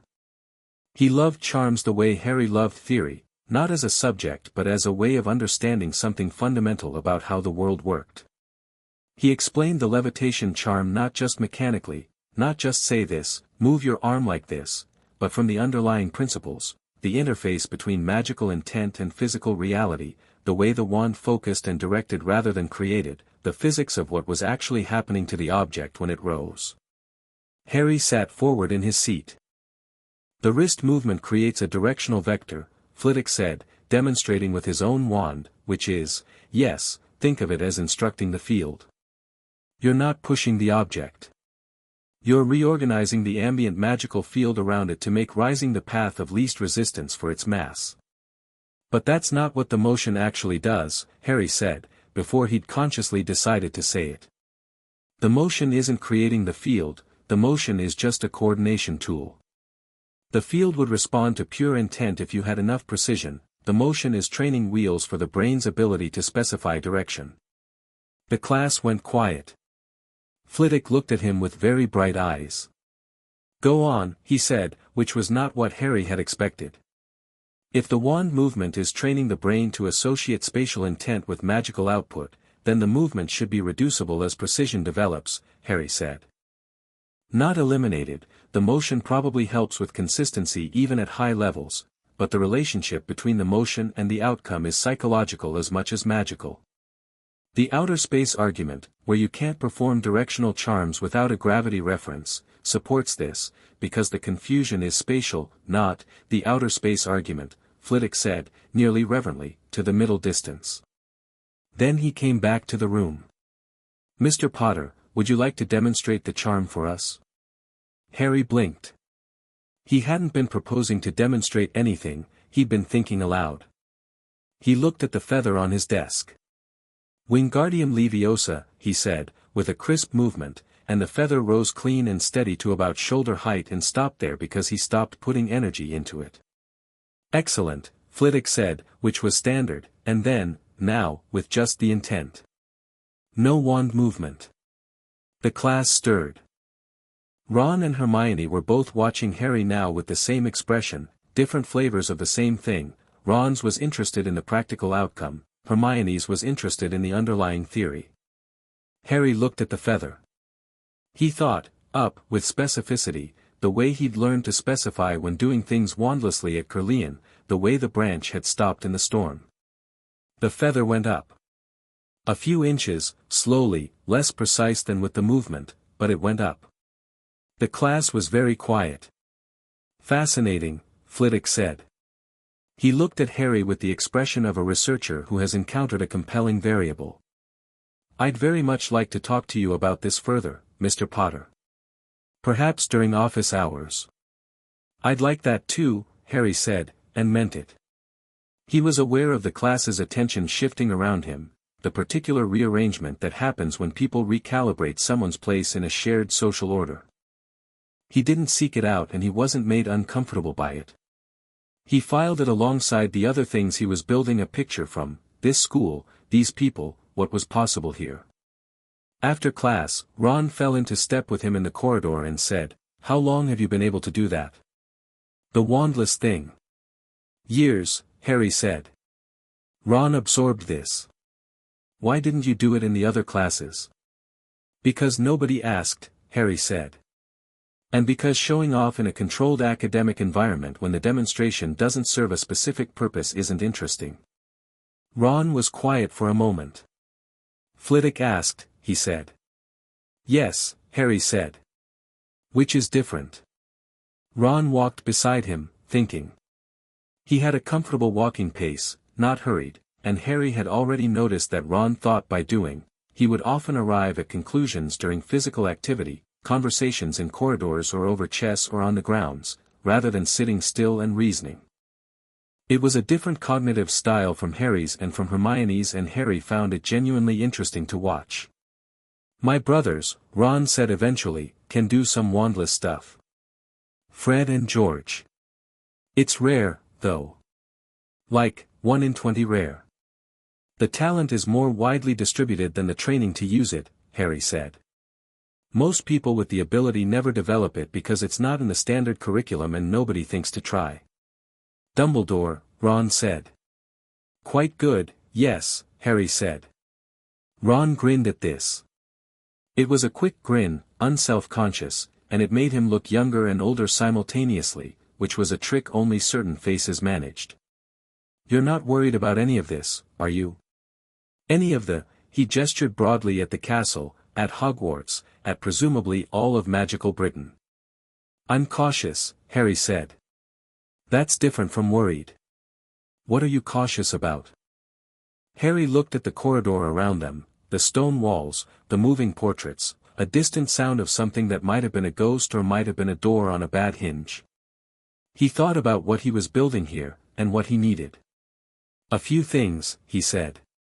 "Nothing that can't be handled." He looked at Ron. "Are you all right? With the Merlin stuff? And everything?" Ron looked at him sideways. "You mean am I weird about it?" "Yes," Harry said, because there was no point dressing it up. Ron walked a few more steps. "At first," he said honestly. "On the train, When you told me who you were, I thought, there's a lot of pressure attached to that. Being your friend, I mean. People look. They do, Harry agreed. And then, Ron said, you asked if I wanted a rematch at chess instead of making it my problem to manage, so. He shrugged. No. I'm not weird about it. Harry nodded. That was, he thought, enough said. Potions was the 4th Tuesday of term, double with Slytherin, in the dungeons. Harry had read everything published by Severus Snape. He had read it carefully, because Snape's published work, particularly his research into potion modification and the theoretical interface between potion work and wandless magic, was genuinely excellent, the work of a serious mind. He had also read the estate solicitor's summary of Snape's personal history, which was the work of someone who had experienced significant pain and made some catastrophic choices because of it, and who had been carrying the weight of those choices ever since. He had thought carefully about how to approach potions. He sat in the middle of the room, not at the front. He put out his materials with quiet efficiency. He did not begin reviewing notes ostentatiously, which would have been a signal, and he did not appear deliberately unprepared, which would have been a different kind of signal. He simply sat and waited, with the stillness of someone who does not need the room to perform anything. Snape arrived without the noise most teachers made, appeared in the doorway like a shadow that had decided to have a human shape, and looked at the assembled first-years with an expression that had precisely zero warmth in it. There will be no foolish wand-waving or silly incantations in this class, he said, and his voice was the kind that carries without effort, the voice of someone who has spent years being listened to and cannot conceive of not being listened to. Many of you will receive little credit from me. I do not expect most of you to understand the subtlety and exact science of potion-making. I teach those willing to work, not those expecting, Professor Snape, Harry said. The room went very still. Snape turned his head toward Harry with the specific slowness of a man who is choosing to make his displeasure into theater. I did not, he said, invite questions. I know, Harry said. I have an observation, if you have a moment. Something moved in Snape's expression. Harry watched it move, irritation, which was predictable, and then something else underneath it, something that was trying to figure out what, exactly, it was dealing with. An observation, Snape repeated. Your paper on subtractive potion modification, Harry said, the one in advances in applied potion making from 4 years ago, you proposed that the temperature differential in the 3rd stage of bezoar-based antidotes could be reduced by 14% through modified stirring sequence without losing efficacy. Did you follow that up? There was a footnote suggesting further research and I couldn't find a subsequent paper. The room, which had been still, was now something below still. Snape looked at Harry. It was a long, complex look. No, he said, and his voice was different, not warm. Snape's voice wasn't going warm, but the theatrical menace had changed register slightly, become something more like the voice of a man having an actual conversation. The follow-up research was, he paused. Interrupted. That's unfortunate, Harry said. The proposal was sound. I tried the modification on a practice antidote at home and it held. You tried it, Snape said flatly. Under supervision, Harry said. I was careful. He met Snape's eyes. Your published work is excellent. I wanted you to know that. Another pause. Snape's expression was doing several things simultaneously and settling on none of them. Your arrogance, he started. Is it arrogance to have done the reading? Harry asked, not belligerently. Genuinely. I'm sorry if it came across that way. I was interested. Snape looked at him for another 3 seconds with an expression that Harry couldn't fully read. It was too layered, too much scar tissue over whatever was underneath. Then he turned back to the class without commenting further. The lesson proceeded. It was very good teaching, Harry thought, demanding, precise, unforgiving of sloppiness, but those were not bad qualities in a potions teacher. He worked carefully, took notes in the margins alongside his standard notes, and produced a draft of the correct potion at the correct consistency 9 minutes before the end of class. Snape walked past his desk twice. Both times he looked at Harry's work without comment, which was, Harry thought, comment enough. At the end of class, as students were packing up, Snape said, without looking at Harry, the follow-up research was interrupted by the First War. I have the notes. Harry looked up. I'd very much like to read them, he said. If you'd be willing. Snape's back was to him. I'll consider it, Snape said, and left. What, Ron said, under his breath, from the next workstation, just happened. I think he might actually like potions, Hermione said, also under her breath, with an expression of mixed awe and calculation. I was hoping for neutral, Harry said. He packed his flask carefully. Neutral is better than hostile in the long run. That wasn't neutral, Neville said quietly, from Harry's other side. He'd been so focused on his own potion that Harry had almost forgotten he was there. He was gathering his things with the careful movements of someone for whom potions had clearly been anxiety-inducing. That was, Snape's never talked about his research in class before.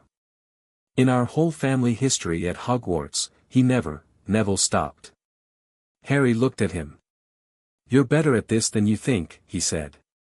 Your temperature control was precise. The color on your finished draft was actually more accurate than mine. Neville blinked. It was? Check your notes against the target color specification, Harry said.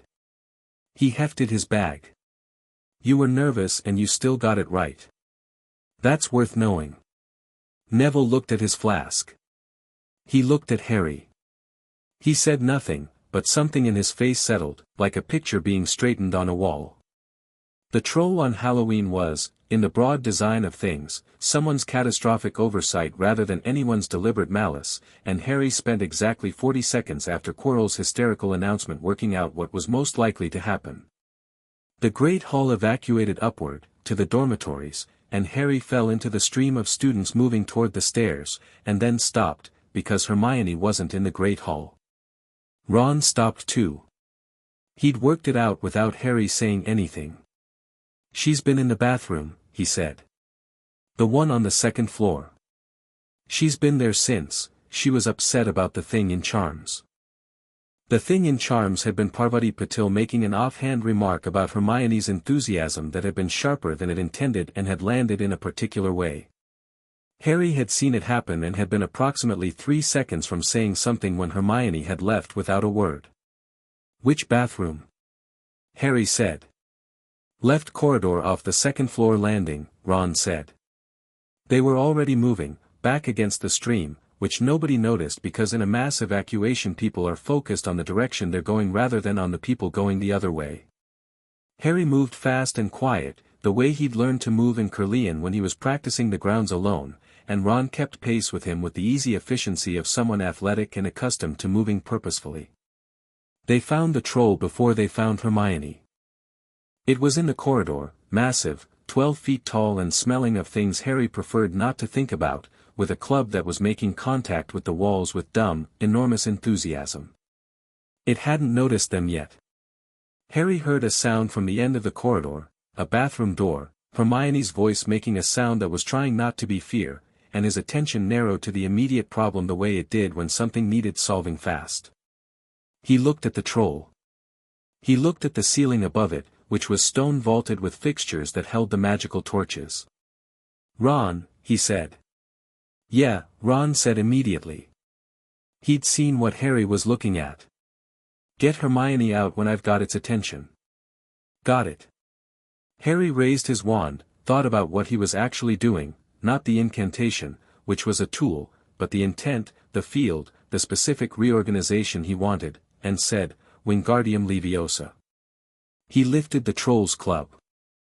Not the troll, not 12 feet of mountain troll, which would have been a substantially larger working, but the club, which was already in the air, which the troll was already moving in a wide arc, and redirecting the arc was different from initiating a lift from rest. Harry redirected the arc. The club went up, came over, and came down on the troll's own head with the full momentum of the swing behind it. The troll sat down. It looked surprised, which was the expression of a creature that had never been inconvenienced by something this small before. Harry hit it again with the same spell while it was processing, this time lifting a chunk of the stone fixture above and dropping it with precision, not to kill, to disorient, and the troll's eyes crossed and it went sideways against the wall and sat there looking significantly reduced. Ron was already at the bathroom door. "Hermione, now, we need to," Hermione came out.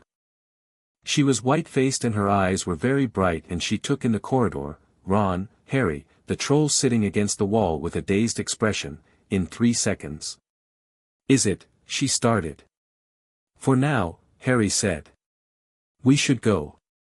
The teachers will be here and there'll be questions either way, and I'd rather answer them from a safe distance from a concussed troll." They went. McGonagall found them on the 3rd floor 5 minutes later, which was slightly earlier than Harry had expected. Her response time was impressive. She was accompanied by Snape and Quirrell, who was trembling, which was interesting because there was no particular reason for Quirrell to have come this direction unless he'd been near the troll's corridor to begin with. McGonagall looked at 3 first years in a corridor they shouldn't have been in with the expression of a woman whose evening has been complex and is about to become more so. "Explain," she said. "Hermione was in the 2nd floor bathroom," Harry said. "She didn't know about the troll. We went back to get her." "You went back," McGonagall said. "Yes," Harry said. "She's our friend." McGonagall looked at Hermione, who had composed herself fully and was standing very straight. "The troll is incapacitated," Harry added. "It's in the corridor off the 2nd landing. I'd suggest a binding charm before it recovers." A silence in which McGonagall processed several things. "You incapacitated the troll," Snape said, and his voice was entirely without inflection, which was somehow more expressive than if he'd used any. "Redirected its own momentum," Harry said. "And a stone fixture. Nothing sophisticated." He paused. "I'm sorry for leaving the evacuation route. The alternative was leaving Hermione." McGonagall looked at him. She looked at Ron. She looked at Hermione. 5 points to Gryffindor, she said finally, each. For exceptional presence of mind. She paused. And 5 points from Mr. Potter for leaving a designated safe route. She paused again. Which still leaves you 15 points ahead, so I suggest you not look so pleased with yourself. Harry hadn't been looking pleased with himself. He'd been looking at Quirrell, who was standing slightly behind Snape, whose trembling had shifted character since they arrived. Was it less now? Or more controlled? The man was harder to read than he should be. "Professor Quirrell," Harry said. Quirrell looked at him. His eyes were wrong. Not wrong in a way Harry could immediately articulate, wrong in the way that you know when someone's face doesn't match what should be behind it, the way a smile that's too wide doesn't match human anatomy and triggers something primal. "Mr. Potter," Quirrell said, with the stutter that Harry was fairly certain was partially performance. "How did you know which corridor the troll was in?" Harry said pleasantly. "When you came this direction. You didn't come from the Great Hall, you'd have come from the other staircase if you were following the troll report from there." A very short silence. "I saw it," Quirrell said. "From the window." "Of course," Harry said. "That makes sense." He said nothing else. Quirrell said nothing else. McGonagall was already turning to lead them back toward Gryffindor Tower, organizing the aftermath. Snape was doing the thing he sometimes did, watching Harry with the particular attention of someone trying to work out what they're looking at. Harry walked. Ron came up beside him a moment later. "You did that on purpose," Ron said quietly. "The question." "I wanted to see what he'd say," Harry said. "And?" Harry thought about Quirrell's eyes. "I need to do some reading," he said. "About Quirrell?" Ron said. "About possession," Harry said. "Specifically, how to identify it. And what to do about it." Ron's face went through several things in quick succession. "You think, I think something is living inside him that doesn't like me asking questions, Harry said. And I think I need to find out what's in that third-floor corridor before whoever's inside Quirrell does. Ron was quiet for 3 steps. Then he said, "Right. I'm helping." "I know," Harry said. "And me," Hermione said, from his other side, and Harry looked at her. She'd been listening, walking quietly, processing. She looked entirely serious and not frightened at all, which was the expression of someone who is frightened but finds a purpose more compelling than the fear. "I know where to start in the library." "I know too," Harry said. "But 2 minds are better than 1. 3, Ron said. Harry looked at his friends, at Ron's uncomplicated steadiness and Hermione's fierce ready mind and the warmth of being with people, which was not something he'd had at Caerleon, not like this, and felt something settle in him that he hadn't realized was unsettled. 3, he agreed. Chapter 5, The Board Moves. The letter arrived from the Ministry on a Thursday morning in November, delivered by an official owl with a ministry seal and the self-important gravity of all official correspondence. Harry read it at breakfast. Ron watched him read it. Hermione watched Ron watching Harry. Neville, sensing the atmosphere, carefully focused on his eggs. The letter was formal, dense with legal language, and its essential content was this: the Ministry of Magic, acting on a petition from Lucius Malfoy on behalf of a coalition of Wizengamot members, was launching a formal inquiry into the legitimacy of the Merlin inheritance activation, specifically questioning whether the conditions of Merlin's will, as interpreted by the estate executor Selim Blackwood, had been correctly met, and whether a minor could legally exercise the rights attached to the estate's 3 Wizengamot voting seats. At the bottom, in language that was careful to not say exactly what it meant while saying it clearly to anyone who knew how to read it, the inquiry committee reserved the right to appoint a ministry guardian to act in the interests of the heir until such time as the legal questions were resolved.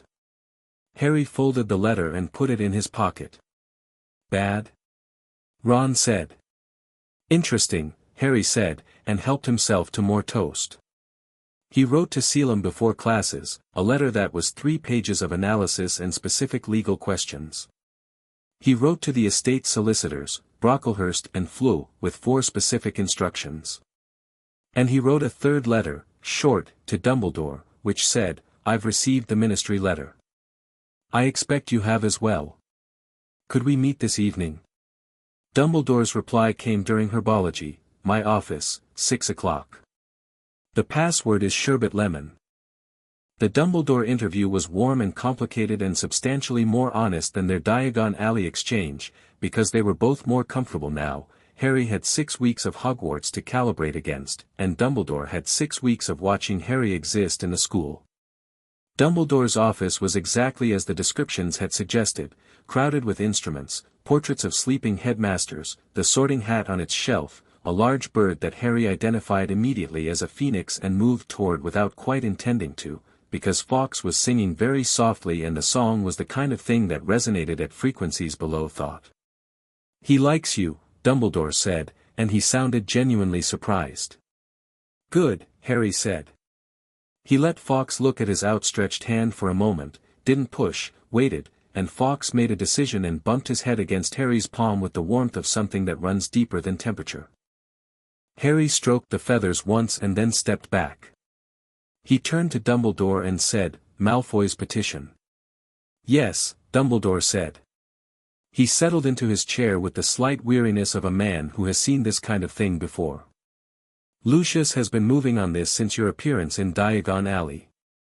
I'm told he was very disturbed by your exchange." "He was probing," Harry said. "He sat without being invited, which Dumbledore absorbed without comment. He needed to know whether I was going to be a problem for him." "And you told him?" "I told him I was looking forward to the Wizengamot work," Harry said. "Which is true." Dumbledore looked at him. "What is your position on Malfoy's petition?"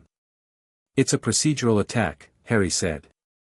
"He's not actually confident he can win on the legal merits. The Merlin inheritance activation conditions are clearly met, and the wills of Merlin's caliber of old magic essentially argue themselves in court." What he's trying to do is introduce enough procedural uncertainty to get a ministry guardian appointed over my estate, which would give him or his allies leverage over the voting seats. Dumbledore was very still. You worked that out yourself? Selim helped, Harry said. But most of it, yes. You're 11, Dumbledore said. And 2 months, Harry agreed. What's your position on the petition? Dumbledore looked at him with those old, complex eyes. I will oppose it, he said. I have concerns about Lucius's motivations and his current political positioning. The petition is an overreach. He paused. I would also like, Harry, to be honest with you about something. Please, Harry said. I had plans for you, Dumbledore said, simply. Plans that assumed a great deal about what you would be when you arrived here. Those plans assumed a boy who needed guidance. Who needed to be shaped to some extent.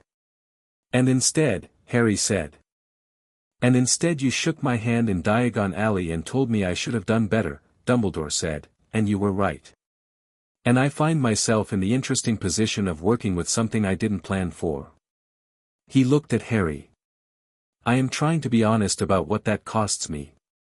Harry looked at the old man, and he was old, that was the thing, old in ways that had nothing to do with the silver hair or the lined face but in the depth of him, the weight of a century and more of making decisions and living with them. I appreciate the honesty, Harry said. I'd rather have it than not. He met Dumbledore's eyes. What did you plan to do with the stone? A pause. I'm sorry. Dumbledore said. The Sorcerer's Stone, Harry said. It's in the school. I know it's here because the estate solicitors flagged its movement from Gringotts. They track high-value magical artifacts because the estate owns a number of them and there are insurance reasons. It's in the third-floor corridor, the locked one. You put it there. He tilted his head. The protections are your faculty's work. I've been identifying them from the outside because going in directly without asking first seemed impolite. Dumbledore was looking at him with an expression that Harry found genuinely funny, in a private way. You've identified the protections, Dumbledore said slowly. From outside. McGonagall's transfiguration is remarkable, Harry said. I recognized Snape's work from his research papers. The mirror I didn't expect, that one's yours, isn't it? It's a beautiful piece of work. Using desire as a barrier is elegant. A long pause. It was, Dumbledore said carefully, intended to ensure that only someone who wanted to find the stone but not use it could retrieve it. Someone who wanted to find it to protect it, Harry said. Yes. The logic is sound. He paused. It's also the kind of protection that would work very well against most people but fails against someone who doesn't want the stone at all, who just wants to remove the problem it represents. Dumbledore looked at him. Professor, Harry said, there's something living inside Quirrell. The temperature in the room changed. I know, Dumbledore said, very quietly. You know, Harry said. I suspected, Dumbledore said. I wasn't certain until recently. I've been navigating the situation carefully. Voldemort without a body is significantly less dangerous than Voldemort with one, and I believe the stone's protections were sufficient to. He's been trying to get through since at least November 1st, Harry said. The Halloween troll was a distraction. It almost worked. He watched Dumbledore's face and saw the thing he'd been looking for, the moment when Dumbledore understood that Harry had not only identified the problem but tracked its timeline and its methodology. He's going to try again. He's been getting into Quirrell's mind more completely as winter progresses. Quirrell's original self is almost gone. When he makes his move, it'll be soon. Dumbledore was quiet for a long moment. What do you propose? He said, finally. Harry had been thinking about this for 3 weeks. I want to go through the protections, he said. Before he does. Not to get the stone, I have no use for it, and I'd like it somewhere Voldemort can't reach it regardless of Quirrell. Not the school, which is compromised while he's here. Somewhere the estate controls. You want to take the stone, Dumbledore said. I want to move it to somewhere it can be protected by magic that isn't school infrastructure, Harry said. The Merlin vault is an option. Alternatively, if Flamel is still alive, he is, Dumbledore said. Then he should probably have it back, Harry said. It's his. He can destroy it at his own pace. Another silence. Harry, Dumbledore said, and his voice was different now, not the warm fireplace of the public face, something quieter and more direct. You understand what Voldemort will do when he realizes the stone is gone. He'll redirect, Harry said. He'll have to find another path to a body, which gives Flamel time to destroy the stone safely, and gives us time to deal with Quirrell properly and prepare for whatever comes next. He met Dumbledore's eyes. He's not gone. I know that. I've known since I was 7. I'm not trying to solve Voldemort tonight. I'm trying to solve the stone. Dumbledore looked at him for a very long moment. Nicholas Flamel, he said finally, is in the south of France. I can contact him. Good, Harry said. And the petition? Dumbledore came back to the room in the way of someone who'd briefly gone somewhere else. I'll handle it at the December sitting. I have the votes. He paused. You have the votes yourself, through the estate. I know, Harry said. I was going to let you handle it because showing up at the Wizengamot as an 11-year-old to vote down a political petition it's the right outcome, but the optics would take work. You're better positioned to land it cleanly. Dumbledore looked at him with an expression that might have been, for anyone else, something like laughter. You are, he said, extremely careful. I'm trying to be, Harry said. I've read about what happens when people with resources aren't. He meant Merlin. Dumbledore understood that, Harry could see it. What happens, Dumbledore said softly, when people with resources aren't careful? They win all the wrong battles, Harry said. And lose the important ones. Selim's return letter arrived the next morning with a document attached that was 40 pages long and deeply reassuring in the way only very thorough legal preparation could be. The solicitor's response was more concise but to the same effect. The petition had procedural weaknesses that an experienced practitioner could exploit in 3 different directions, and they were prepared to do so. Harry filed these away and focused on his immediate problem. The challenge with Malfoy's petition, the thing beneath the petition, the real mechanism, was that it was only partly about the legal result. Lucius Malfoy, as Harry had established from the estate records, was not a man who brought proceedings he expected to lose. He brought proceedings for what they produced along the way: fear, inconvenience, the introduction of doubt. The doubt he was introducing was specific: can a child actually exercise the powers of this estate? Not do they legally have them, but can they? It was a smart question to plant in people's minds, because the legal answer and the practical answer were different, and Malfoy knew it. Harry decided the best answer to a question was a demonstration. He exercised 2 estate prerogatives before December. The first was a formal request to the Department of Magical Law Enforcement, submitted through Brocklehurst and Flew on his behalf, for a review of the Sirius Black case. Not a petition, a review, which was different, which the estate's Wizengamot standing made mandatory rather than optional.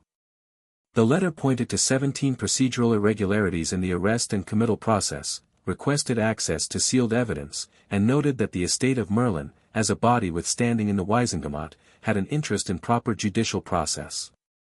The second was a notification to the Broom Regulatory Office that the Merlin estate would be exercising its historic patent on 3 foundational elements of broom enchantment, effective from the next licensing cycle, with a royalty structure described in an attached schedule.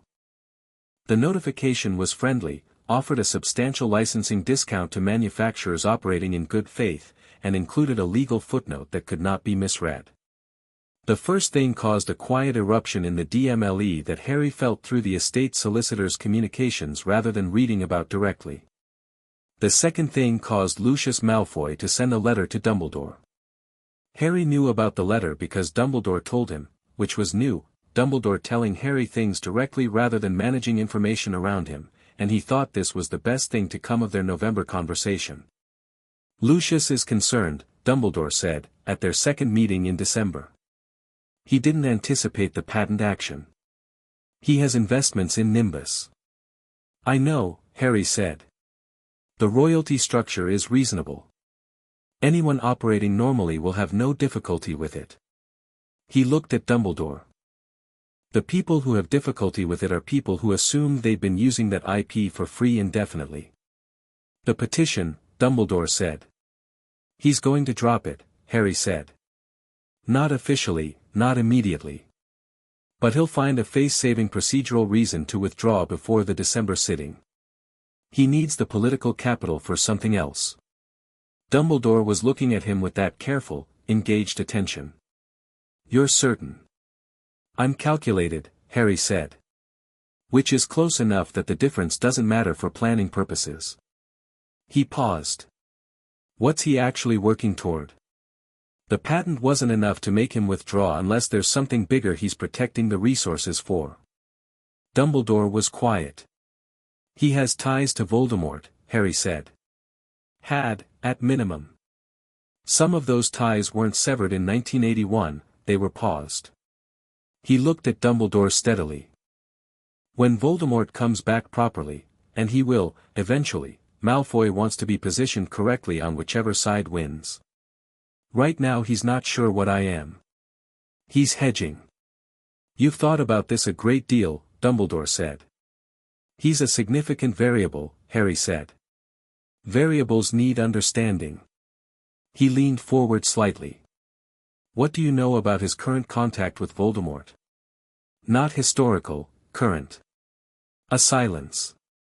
Less than I'd like, Dumbledore said honestly. We need to know more, Harry said. Not tonight. But before spring. He stood up. The Sirius Black Review, how is that moving? Slowly, Dumbledore said. The DMLE doesn't like being compelled to review their own cases. But moving. He paused. If what you believe is true, about Pettigrew, it's true, Harry said. Sirius Black was my father's best friend. He's been in Azkaban for 10 years for something he didn't do, and I have the legal standing to force the review, so I'm doing it. He said this flatly, not as argument but as statement. He's my family. Dumbledore looked at him, and for a moment his expression was the grief thing, the one Harry had seen in Diagon Alley, something old and self-aware. Your father would be, Dumbledore started. I know, Harry said gently. You don't have to say it. The Wisingamot December sitting was the day before Christmas break began. Harry was not there, 11-year-olds did not attend Wisingamot sittings, technically, and even with the estate's legal standing the question of his active presence was one Selim had advised was better preserved for a specific moment rather than deployed casually. Instead, he was in the Gryffindor common room, in the window seat that had become his preferred reading spot, working through a paper on ward recursion and listening to Fred and George conduct what appeared to be an audit of their experimental product inventory in the corner. Ron came in from the corridor and found him there. Ron had the look of someone who has just been told something by one of his brothers. Percy, Ron said, sitting on the window seat opposite. He was at the sitting, observers are allowed, apparently. Harry set down his paper. The petition was withdrawn, Ron said. Malfoy pulled it 20 minutes before it was scheduled to be heard. Percy says Dumbledore stood up and made a short statement anyway, something about procedural integrity, and Malfoy's face went. Ron did an impression that was concise and unkind. Good, Harry said. And, Ron said, Percy heard something in the corridor after, between Malfoy and someone Percy didn't recognize. He said Malfoy said. Ron pulled out a note he'd written, clearly taking it seriously. The Potter problem requires a different approach. Harry read the note. He looked at it for a moment. Expected, he said. Expected, Ron repeated. He's just told someone he's going to do something different to you, and you say expected? He was always going to come back to it, Harry said. The petition was the easy option. Now he needs to think harder. He looked at Ron. The hard options take longer to execute. That gives us time. He paused. Thank Percy for me. Ron looked at him. How are you this calm about all of this? Harry thought about it. He thought about Curlian, and Selim's voice saying no the board, and 7 years of reading about what happened to people who panicked versus people who thought. He thought about his parents, brilliant and brave and dead at 21, partly because events moved faster than their preparation. I'm not calm, he said. I'm focused. There's a difference. He picked up his paper again. Ron. Yeah. Thank you. For taking it seriously. All of it. Ron shrugged one shoulder in the way that meant he found the thanks unnecessary but received it. You'd do the same. Yes, Harry said. I would. They sat in the window while outside the castle grounds went white with the first proper snow of winter, and the common room gradually filled with students returning from dinner, and the fire made the room gold, and for a while the board and its problems could be left on the table. Chapter 6, What Merlin Left Behind. March arrived in the way of British marches, grudgingly, with sleet still threading through wind that smelled of half-thawed earth and the lake stirring restlessly below the castle grounds. The sky over Hogwarts was the particular grey of old pewter, and the stone corridors held the cold longer than they should have, as if the castle itself was keeping something in reserve. Harry noticed all of this the way he noticed most things, peripherally, without dwelling, filing it as background while the actual work occupied the front of his mind. He had 3 problems running in parallel by the first week of March, and he'd been tracking all 3 since before Christmas with the focused, unhurried attention Selim had spent 7 years teaching him to maintain across simultaneous variables. The first problem was Quirrell. Not as a person, though the remnant of queerness Quirrell was occasionally visible in the defense teacher's mannerisms, a flicker of genuine feeling before it was swamped by something else, a moment in a lesson where he said something that was actually good teaching before the eyes went distant and wrong again. Harry tracked Quirrell's deterioration the way you track a fire, not with alarm, not with urgency yet, but with consistent attention to wind direction. By March, the wrongness had spread from Quirrell's eyes to his hands to the way he occupied a room. Students avoided him by instinct, the way animals avoid places where something bad happened, without being able to say why. The second problem was serious. The DMLE review had produced, in late February, a document that Harry had read 4 times. A witness statement contradiction. A note in the original arrest report, almost invisible, added after the fact in different ink, a small addition, 3 words, but those 3 words shifted the established timeline in ways that made the original charge significantly harder to sustain. Harry had forwarded a copy to Selim and to Brocklehurst and Flo with notes attached.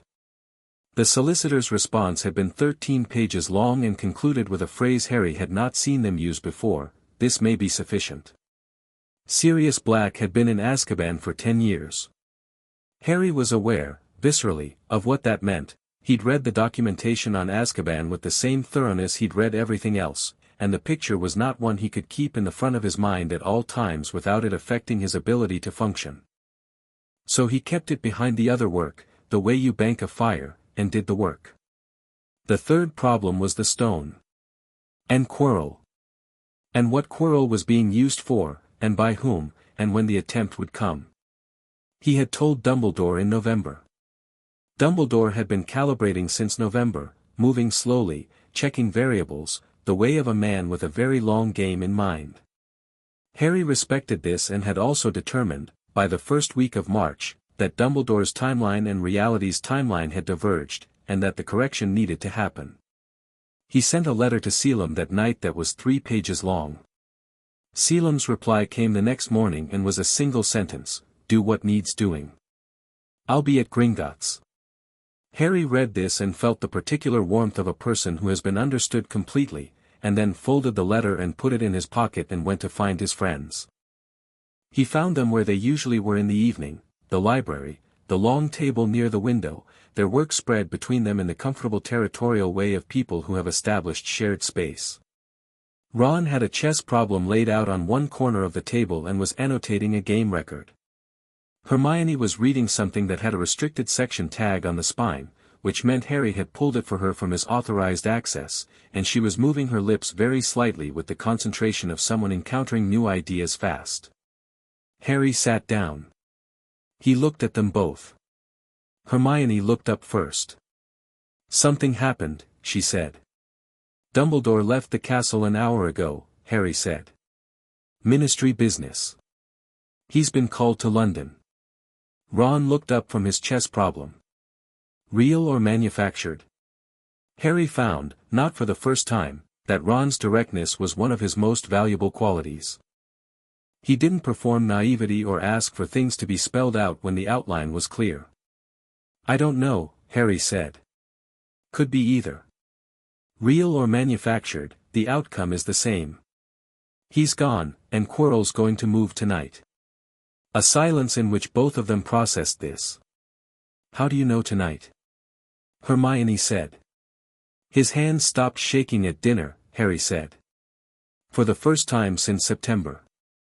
When someone who's been frightened stops showing physical fear, it's usually because something resolved the source of the fear, either the threat passed, or they gave into it. He paused. "Quirrell hasn't been afraid of the protections. He's been afraid of Dumbledore's presence. Dumbledore's gone." Ron closed his game record. He set the chess problem aside with the care of someone who will return to it later, which was so perfectly Ron that Harry almost smiled. "Right," Ron said. "What do we need?" "I need to go through the corridor," Harry said. "All the way through, ahead of Quirrell. The stone has to be moved before he gets to it." "We know," Hermione said, and there was a slight stress on the first word that was not accusatory, just precise. "We're coming." "I was going to, if you're going to say something about it being dangerous," Ron said, already standing, "please save it. We've had this version of the conversation about 5 times now and it always ends the same way." Harry looked at them. The library was quiet around them, the candles overhead casting warm light on the familiar shapes of his friends, and he thought about what this was, not the strategic value of having allies, not the logistical benefit of backup, but the simple, irreplaceable fact of people who would come, who had already decided to come before he'd asked. "Thank you," he said, simply. "Don't thank us until it's over," Hermione said, putting the restricted section book carefully back in the pile and stacking her notes. "What are we dealing with in there? Walk me through it." Harry walked them through it. He'd done his reconnaissance in December and had been updating his model ever since. As he talked, he watched them listen, Hermione with the immediate analytical engagement of someone building a plan alongside the information, Ron with the spatial attention of someone already mapping movement in a room. "The chess board is going to be the biggest problem," Harry said. "The other protections I can handle, but McGonagall's enchanted pieces are, not your problem," Ron said. Harry looked at him. "I'll play it," Ron said. The certainty in his voice was absolute and uncomplicated, the certainty of someone operating in their strength. "I've been looking at that board in my head since you described it in November. I know what opening it'll use, McGonagall's defensive repertoire. I've read her published analysis of positional play. She'll open with a Rui Lopez variant. I can solve it in 7 moves if the pieces respond the way they should. 6 if they play aggressively." "6, Hermione said. 6, Ron agreed. He picked up his bag. "Let's go." The castle at midnight had its own quality, a hush that wasn't silence but was the absence of the particular kind of noise that daytime brought. The portraits were largely asleep, the ones that weren't turning their painted heads to watch 3 first-years moving through the corridors with purpose and very little light. Harry used a minimal lumos, shielded down to barely above visibility, and moved the way Selim had taught him to move in the grounds at Curlian, foot placement, pace, an awareness of every sound around him as continuous real-time data. Hermione matched him almost perfectly. She'd been practicing. Harry had noticed this over the past month, the deliberate physical training of skills she'd identified as gaps. Ron moved with the easy confidence of someone physically capable and not prone to overthinking the mechanics. They reached the 3rd floor. Harry raised his hand to the locked door and felt the estate's recognition move through the lock like a key turning, not his wand, just the magic in his blood responding to the blood-coated wards Merlin had laid into this particular door, the ones that existed underneath the school's own protections. The door opened. The sound of Fluffy's breathing was enormous in the dark, 3 sets of it, overlapping, slow and heavy. "Charmed asleep," Harry said quietly. "Quirrell's already through." They stepped over a massive paw. One of Fluffy's 3 heads shifted in sleep and exhaled a breath that smelled of raw meat, and Hermione made a precise, controlled sound of disgust and kept moving. The trapdoor. Harry went through first, dropping into the darkness below, and caught himself with a cushioning charm before he landed in the devil's snare, because he'd known it was there and had positioned accordingly. He heard Hermione come through behind him and she was already conjuring the flames before she'd fully landed, bluebell flames, the deep blue of them, warm and light-giving and specifically effective against a plant whose primary vulnerability was light and warmth. The snare retreated from the flames in the organic, horrified way of a living thing. They walked through. "It's a beautiful piece of work," Hermione said, looking up at the retreating tendrils. "The enchantment integration with the physical plant, the way it responds to magical light differently than mundane light," later, Harry said. I know. She didn't sound annoyed, she sounded exactly like Harry when he noted something worth returning to. He found this enormously endearing, in a way he had never said aloud. The Winged Keys room was chaos in the air, thousands of them circling in the dark, all shapes and ages and metals, the charm on them keeping them in continuous motion. Harry looked upward and did not get on a broomstick. Ron and Hermione both watched him reach upward with nothing but intent. He'd described the key magic in December, when he explained the reconnaissance. He'd said the correct key had a different magical signature, coded in at the making, not different to the eye, different to the sense. He extended that sense now, the one that wasn't sight and wasn't exactly hearing, the one that had started as an awareness of the branch falling toward the kitchen garden and had been systematically developed since then until it was as reliable as any other faculty. The key came to him. Hundreds of them swirled and beat their wings and one came straight and steady into his outstretched hand as if it had been waiting. Hermione made the sound again, the soft, quick breath of encountering something that exceeded her model. "I'm going to need you," Harry said, with some amusement, "to stop making that sound every time I do something you weren't expecting. We'll be here all night." "I'll try," Hermione said, with the dignity of someone making no promises. "But you should warn me." They went through. The chest chamber was enormous. Harry had known this intellectually and still stopped for 2 seconds when he saw it, the scale of it, the marble-white figures as tall as adult humans, motionless on their squares, waiting with the specific patience of things that are designed for a purpose and have not yet been given the occasion. Ron walked past Harry and Hermione without hesitation. He stood at the edge of the board for less than 10 seconds, his eyes moving, the same thing happening in his face that happened when he was working through a game in the common room, the quick internal calculation that was so fast and so certain that it didn't look like thinking from the outside, looked more like remembering. Then he stepped onto the board. "Knight to F3, he said, and the knight moved with the massive, deliberate weight of enchanted stone. The opposite side responded immediately, queen's pawn forward, and Ron said, "Expected." He moved through it like someone conducting music. The white pieces followed his direction with the complete obedience of enchantments doing what they were built to do, and the black pieces responded with the sophisticated aggression of McGonagall's programming. She had designed a system that could actually play, not a system that made performance moves, and Ron was playing it for real. Harry watched. He could follow chess at this level, and what Ron was doing was not standard. It was the kind of thing that happened when someone had been playing since they could reach a board and had kept playing in every spare moment and had developed genuine strategic intuition rather than memorized lines. 6 moves. The Black King tipped. The pieces stilled. The path through the board was open. 6, Harry said. Ron stepped off the board and rejoined them and didn't say anything, just walked, and Harry was very careful not to make a large thing of it because Ron would not want a large thing made of it, but he glanced at him once and Ron caught the glance and gave the small, crooked grin. They went on. The potions room. Snape's, and therefore logical, and therefore readable. Harry read the riddle with the speed of someone who does not need to puzzle through it, identified the correct bottle and the secondary correct bottle. There were 2 right answers, one for forward and one for back, which was elegant design, and handed Hermione the backward bottle before he'd consciously finished articulating why. "I'm going through," he said. "Ron, if you take the back potion and the owl from the Ollery, already worked this out," Ron said. "I send for help from outside while you go forward and she covers the retreat." He looked at Harry. "The backward potion. She needs to be with you."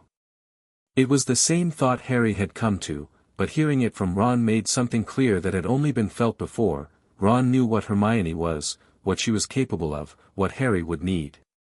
He wasn't stepping aside because he was less, he was making the right move because he understood the board. "Ron," Hermione said. "Don't," Ron said, not unkindly. "Go. Both of you. Come back."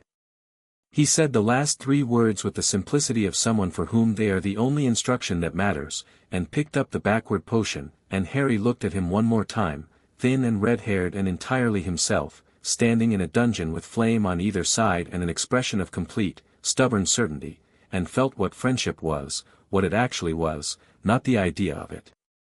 "We'll come back," Harry said. He drank the forward potion. Hermione drank hers.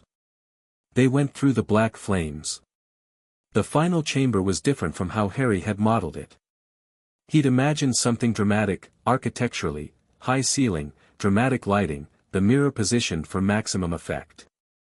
What he found was a room that felt old in a different way than the rest of the school, older than Hogwarts itself, the stone darker and the air carrying the specific dry electric weight of very old, very concentrated magic. The mirror of Emrys stood against the far wall, taller than Harry had expected, its frame carved with words that ran backward, and before it, Quirrell. He wasn't trembling. That was the first thing Harry noticed, because it was wrong. The trembling had been constant for 6 months, a background feature of Quirrell like the stutter, and now it was gone, and the absence was louder than the presence had ever been. Quirrell stood with his hands loose at his sides and his head tilted slightly, and he was looking into the mirror with the total, glazed absorption of someone receiving instructions from something inside themselves. Harry stepped fully into the room. Hermione stopped at his shoulder. Quirrell turned. Harry looked at his eyes and found what he'd expected, not Quirrell looking back, not anymore, something much older and colder using Quirrell's eyes the way you use a window, looking through. "Harry Potter," said the voice that was not Quirrell's. The stutter was entirely gone. What remained was a voice that knew how to produce warmth as technique, smooth, measured, the voice of someone who had once understood how to manipulate people and had lost the capacity for genuine connection so long ago that only the technique remained. "I wondered when you'd come." "No you didn't," Harry said. "You didn't know I was coming until I walked in." A pause, half a second, the length of a recalculation. "Perceptive," Voldemort said, through Quirrell's mouth. "Not especially," Harry said. "You'd have said something to warn you if you'd expected interference." The room was clear when we entered.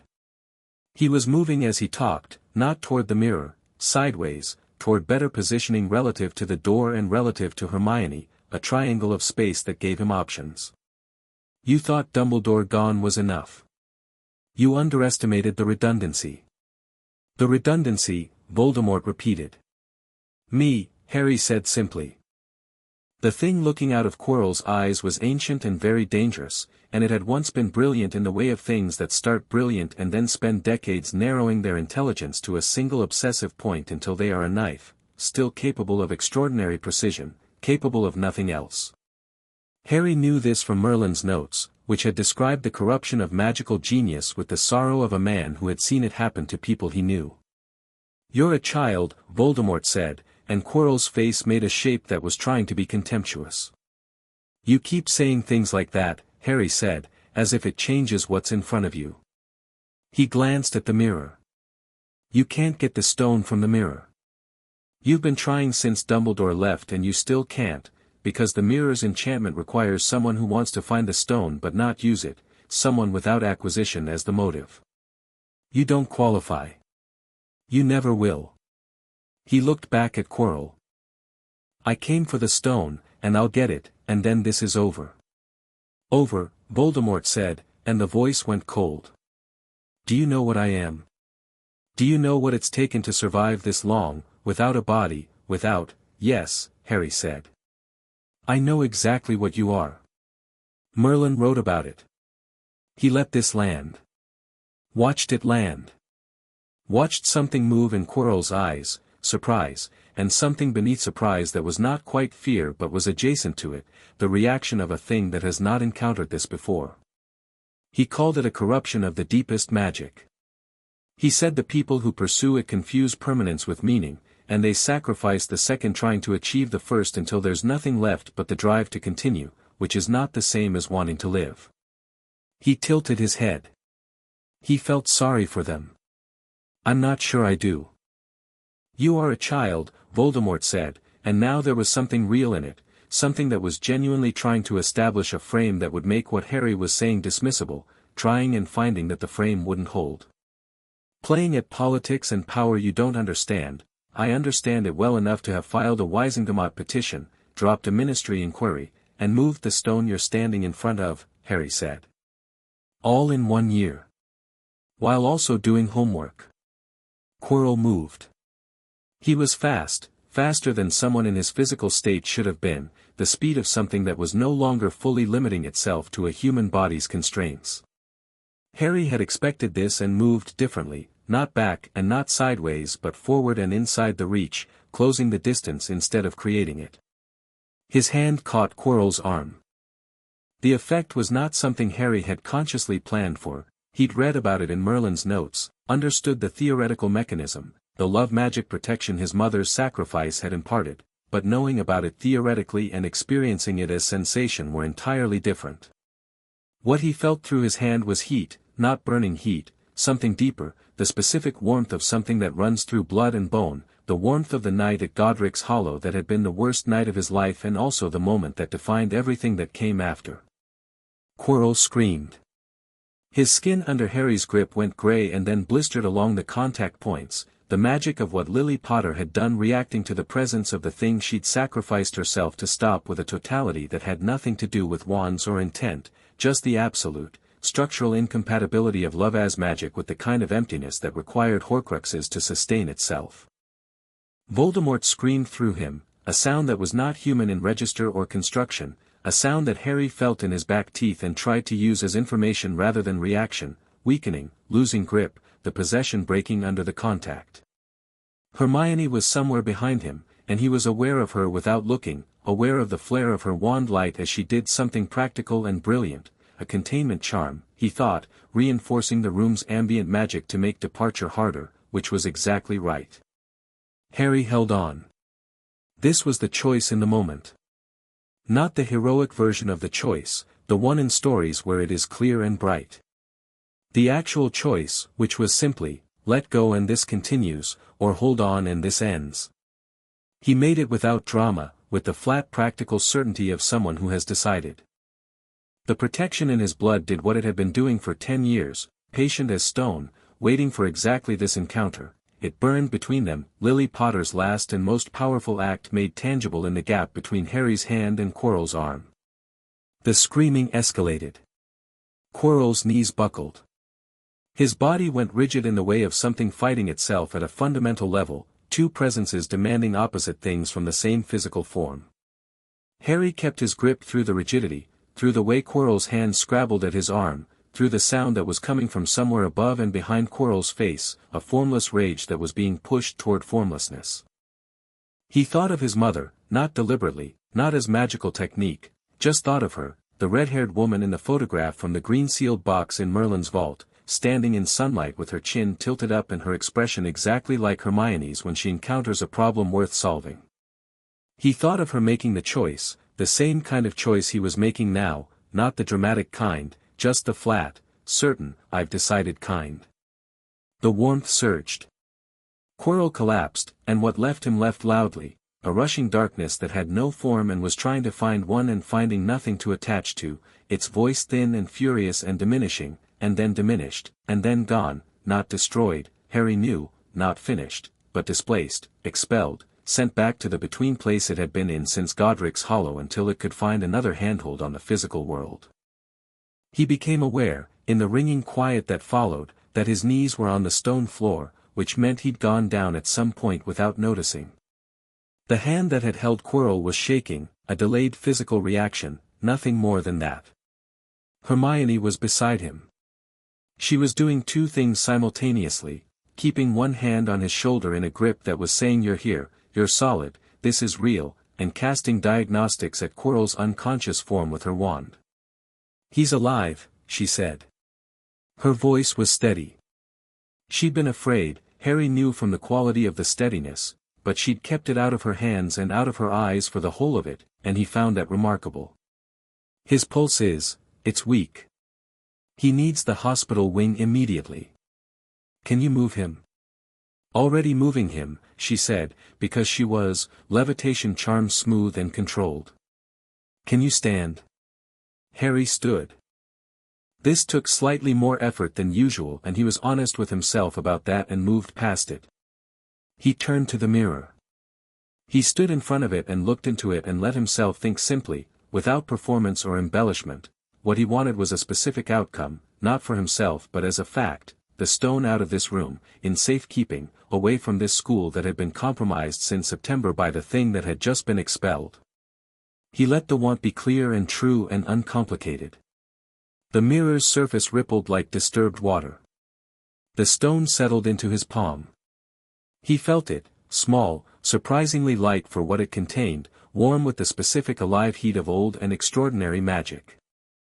The Philosopher's Stone, which Nicholas Flamel had made 500 years ago, which could transmute metal to gold and produce the elixir of life, which Voldemort had come to this school for, which children had been unknowingly protecting in a place that was never designed to hold it against a serious assault. Harry held it for 3 seconds. He thought, Merlin's vault at Gringotts. Nicholas Flamel's property, held in trust until his instruction is received. He spoke the estate transport invocation, which was not a standard charm, was not in any textbook, was one of the things Selim had taught him last summer from the deep archive with the caveat that it should be used rarely and specifically, a long-distance relocation bound to an estate vault, available only to the blood heir. The stone went. The sound of it was like a single deep bell note, resonating through stone and floor and the old bones of the castle. The room was empty of everything it had held when he arrived. Harry stood alone for exactly 3 seconds, in the silence, and then turned and walked back through the black flames.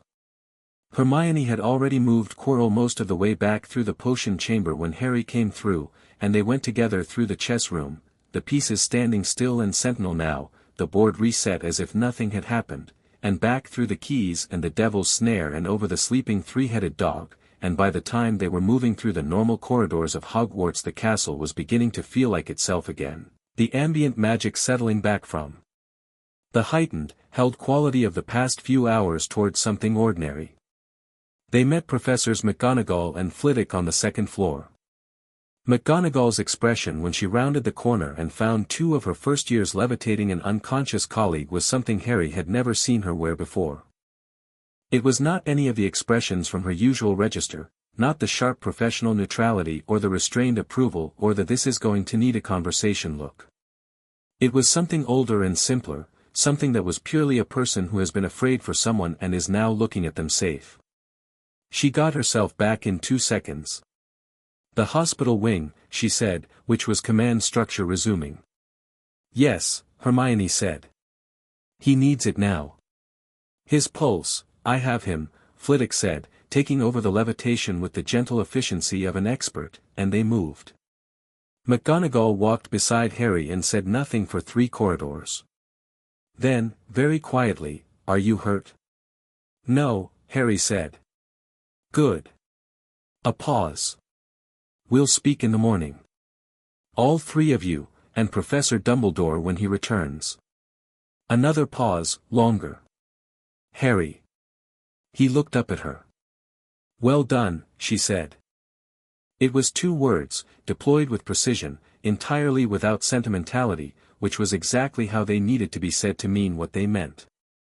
"Thank you," Harry said. They walked on. Ron was in the hospital wing when they got there, which told Harry that Ron had gone to the Owl Tower, sent his message, and then made his way there through perfectly ordinary route finding with no idea of the outcome but decided to be in the most likely place regardless. He looked at Harry and Hermione and then at Quirrell being arranged in a bed by Madame Pomfrey with the quick, expert efficiency of someone who deals in crises. "Well?" Ron said. "The stone's safe," Harry said. "Quirrell's alive. Voldemort's gone, for now." Ron absorbed this in the way he absorbed most things, quickly, completely, without unnecessary processing delay. He leaned back against the wall and looked at the ceiling. "Good," he said. "I'm starving. Can we get food?" Hermione made a sound of disbelief. "Dangerous magical crisis," Ron said, defending himself. "Burns a lot of energy." "I'm being practical." "He's not wrong," Harry said.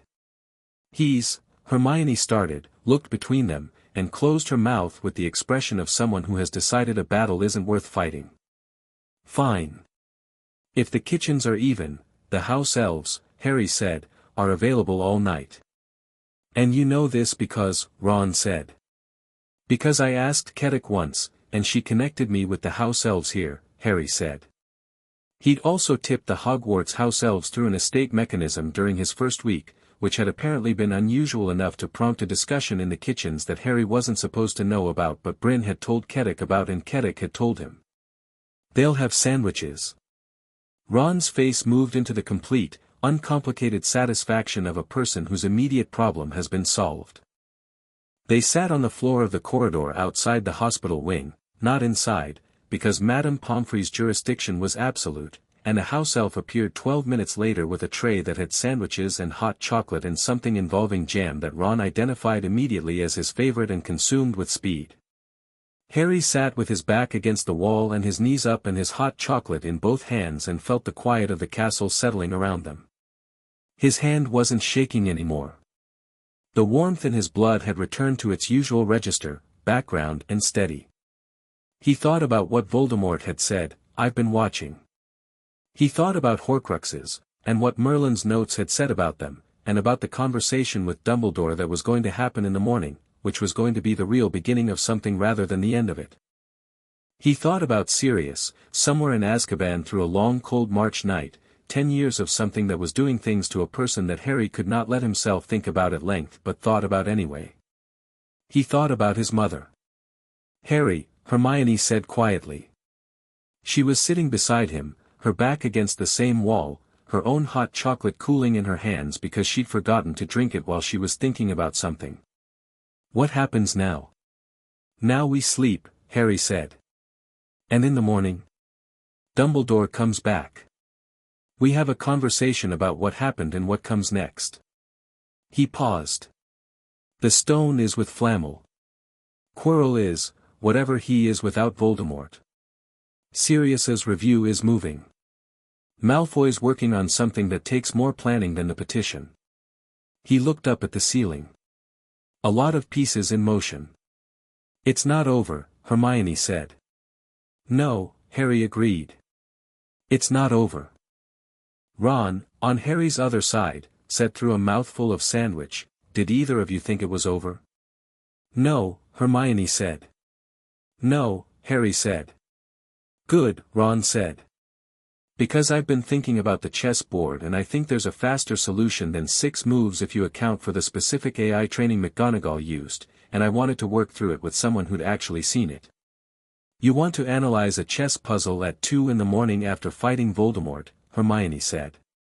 "I want to be better prepared next time," Ron said, which was so straightforward and so completely him that Harry felt something warm in his chest that had nothing to do with the hot chocolate. "After we sleep," Harry said. "After we sleep," Ron agreed. Dumbledore arrived at Hogwarts at dawn.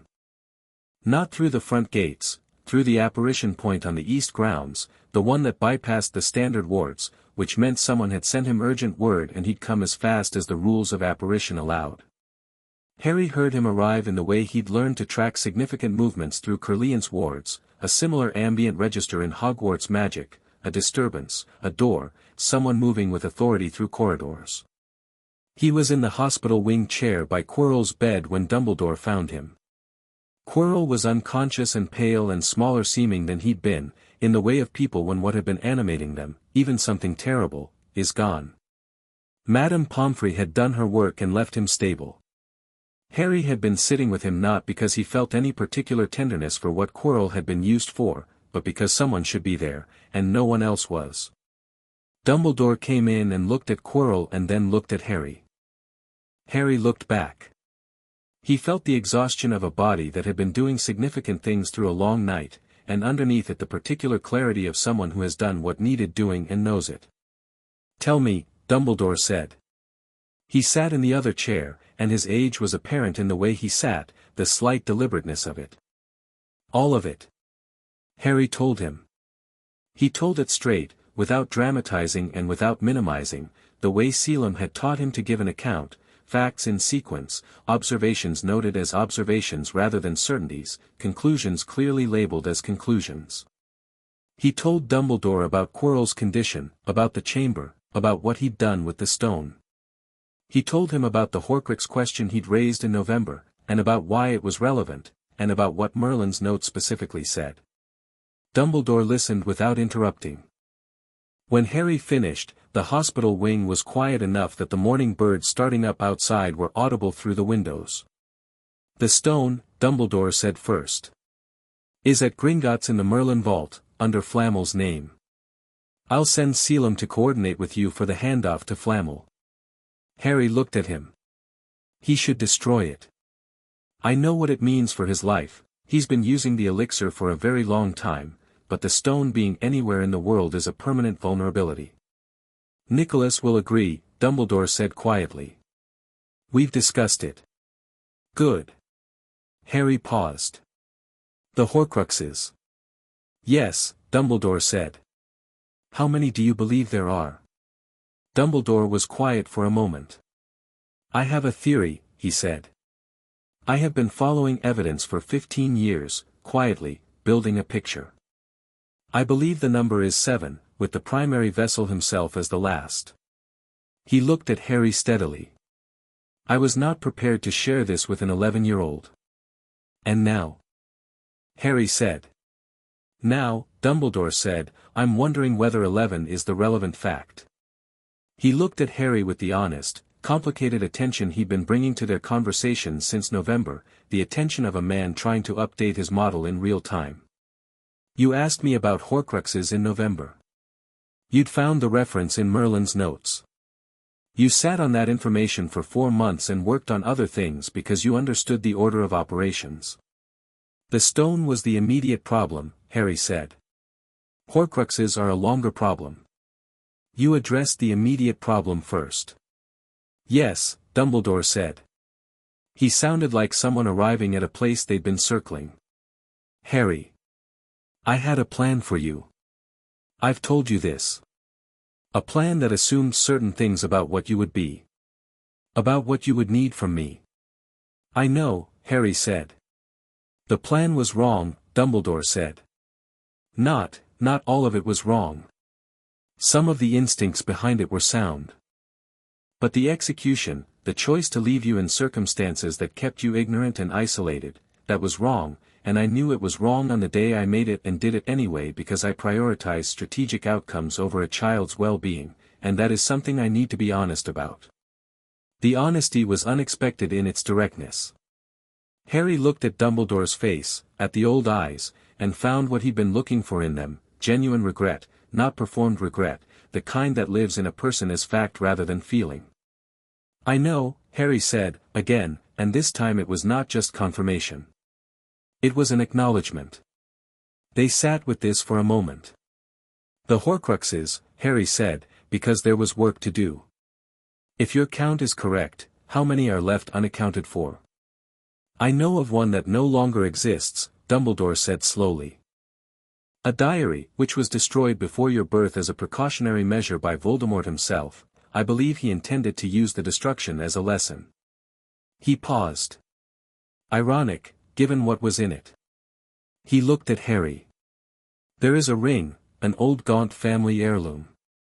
I believe I know where it is. There is a locket with the Slytherin crest, which was at one point in a location I've identified, and which has since been moved. There is, I believe, based on evidence I cannot yet confirm, 2 more objects of significant magical provenance. And Nagini, his snake. And himself, Harry said. And himself, Dumbledore agreed. Harry was quiet for a moment, running the numbers, the same way he ran Wisengamot votes and legal arguments and chess positions, not with anxiety, with attention. One at a time, he said. In order of accessibility, starting with what we can confirm. He looked at Dumbledore. I want to help with this. Not as a piece in someone's plan. As an actual participant. Dumbledore looked at him for a long time. Then he said, I know. He said it in the same tone Harry had used, with the same fullness of meaning. I think that may be the only way it works. Good, Harry said. He leaned back in his chair. Outside the windows the birds were singing in force now, the grey of pre-dawn giving way to something tentatively gold. Also, serious black. Dumbledore closed his eyes briefly. The review is moving. By summer I believe we'll have enough for a proper hearing. I need your testimony, you were there in 81, and your account of Dumbledore's understanding of the Secret Keeper arrangement will, I'll give it, Dumbledore said. He opened his eyes. I owe him that. You owe him an acquittal, Harry said, without heat. The testimony is just how we get there. Dumbledore absorbed this. He looked at Quirrell, who was breathing steadily in his bed, the most profoundly ordinary-looking man in the room. Will he recover? I don't know, Harry said. I hope so. He paused. He made choices. But the thing using him made choices on his behalf for most of this year, and the line is complicated. Yes, Dumbledore said. It usually is. The last day of term came in with April sunshine and the specific celebratory energy of a school releasing itself from itself for the summer. Luggage was appearing in corridors, owls were being organized, the great hall at breakfast was as loud as Harry had ever heard it. Harry was in the middle of it, eating toast, with Hermione on one side reading a book and Ron on the other going over the chessboard reconstruction he'd been working on for 3 weeks, and the normalcy of it was so complete and so good that he sat with it for a moment, just let it be a morning, let himself be an 11-year-old at breakfast in a school with his friends. The serious review letters were with the solicitors. The Horcrux information was with Dumbledore. The stone was with Flamel. Malfoy's next move was unidentified but upcoming. Voldemort was a displaced formlessness looking for a new handhold. None of this could be resolved today. Today was the last day of first year, and there was toast. Are you going back to Caerleon for the summer? Ron asked, not looking up from his chess notation. Yes, Harry said. Selim's expecting me. He paused. You should come. Both of you. If you want. Ron looked up. To Caerleon. It has a chess set, Harry said. About 7 of them, actually. And the library has things you haven't seen yet. He looked at Hermione, who had stopped pretending to read. There's a wing with arithmancy research from the 12th century that I haven't fully worked through, and I'd rather have someone arguing with me about the conclusions. Hermione's expression was the one she got when something exceeded her prepared reaction and she was running on genuine response. You want us to come and do research, she said. And other things, Harry said. There are grounds. And Kedek will cook things. And Bryn tells stories about Merlin. He paused. But also yes. Research. Hermione looked at Ron. Ron looked at Hermione. Some wordless exchange passed between them that Harry observed with the interest of someone noting an interesting pattern. "I'll have to ask Mum," Ron said. He said it as if asking his mum was a formality, which, given what Harry had observed of Molly Weasley from a distance, it probably was. She would say yes, Harry suspected, because Molly Weasley's central response to children was to want them fed and included and having good summers.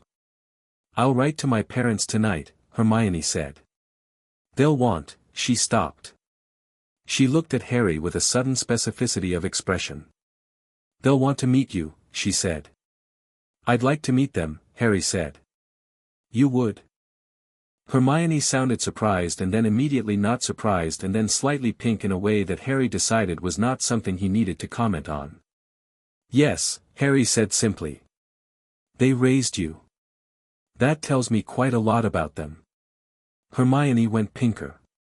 Ron made a brief sound into his pumpkin juice. "Right," Hermione said, and picked her book back up with the air of someone organizing their face, and then put it down again immediately because she wasn't going to be able to concentrate. "Right.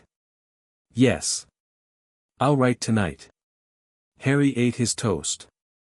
Across the great hall, Draco Malfoy was watching him from the Slytherin table. Not with hostility, with the particular, careful attention of someone taking inventory. Harry had caught this look several times since October, on occasions when the social circumstances stripped away Draco's prepared performance and what was left was a person genuinely trying to understand what they were looking at. Harry met his eyes. Draco held the look for a moment.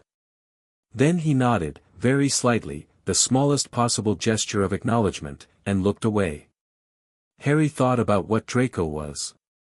Not who he'd been raised to be. Harry understood that that was real and formative and not easily discarded. But underneath it, genuinely intelligent, genuinely observant, trapped between a family ideology that was corroding itself and a wider world that he'd been taught was less than he deserved. A year from now, 2 years, 3, the board would look different. Malfoy's next move would clarify things, and Draco would be in the center of it, between his father's plans and his own choices. Harry thought, he'll have to decide what he is. Most people did, eventually.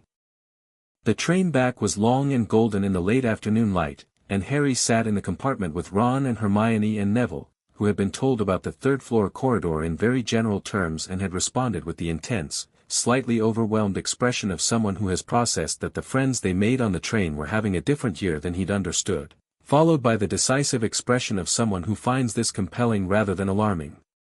"Next year," Neville said, with the solidity of someone who has decided something. "I want to know. If things are happening. I want to know." "Okay," Harry said.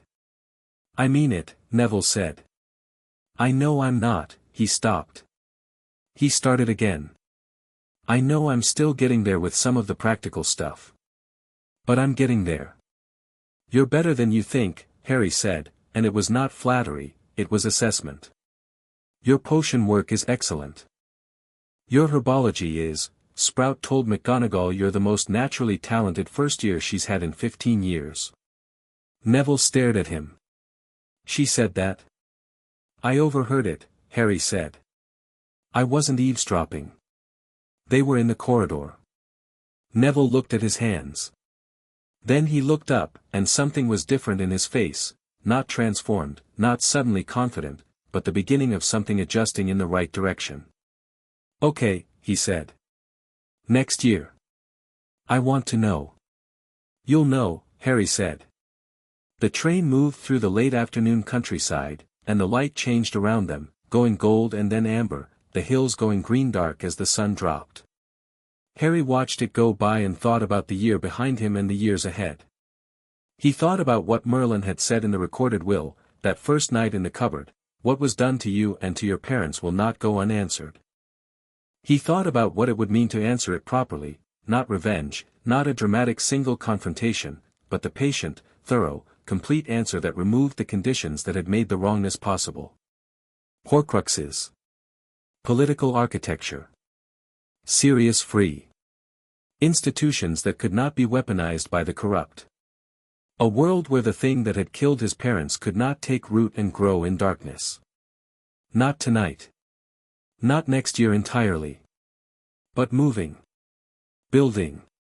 He thought about Merlin, 14 centuries ago, the most powerful magical practitioner who had ever lived, who had looked forward along bloodlines and seen something worth preserving and prepared for it across centuries, knowing he wouldn't be there to see it but building the infrastructure anyway, because that was what you did when you cared about something larger than yourself.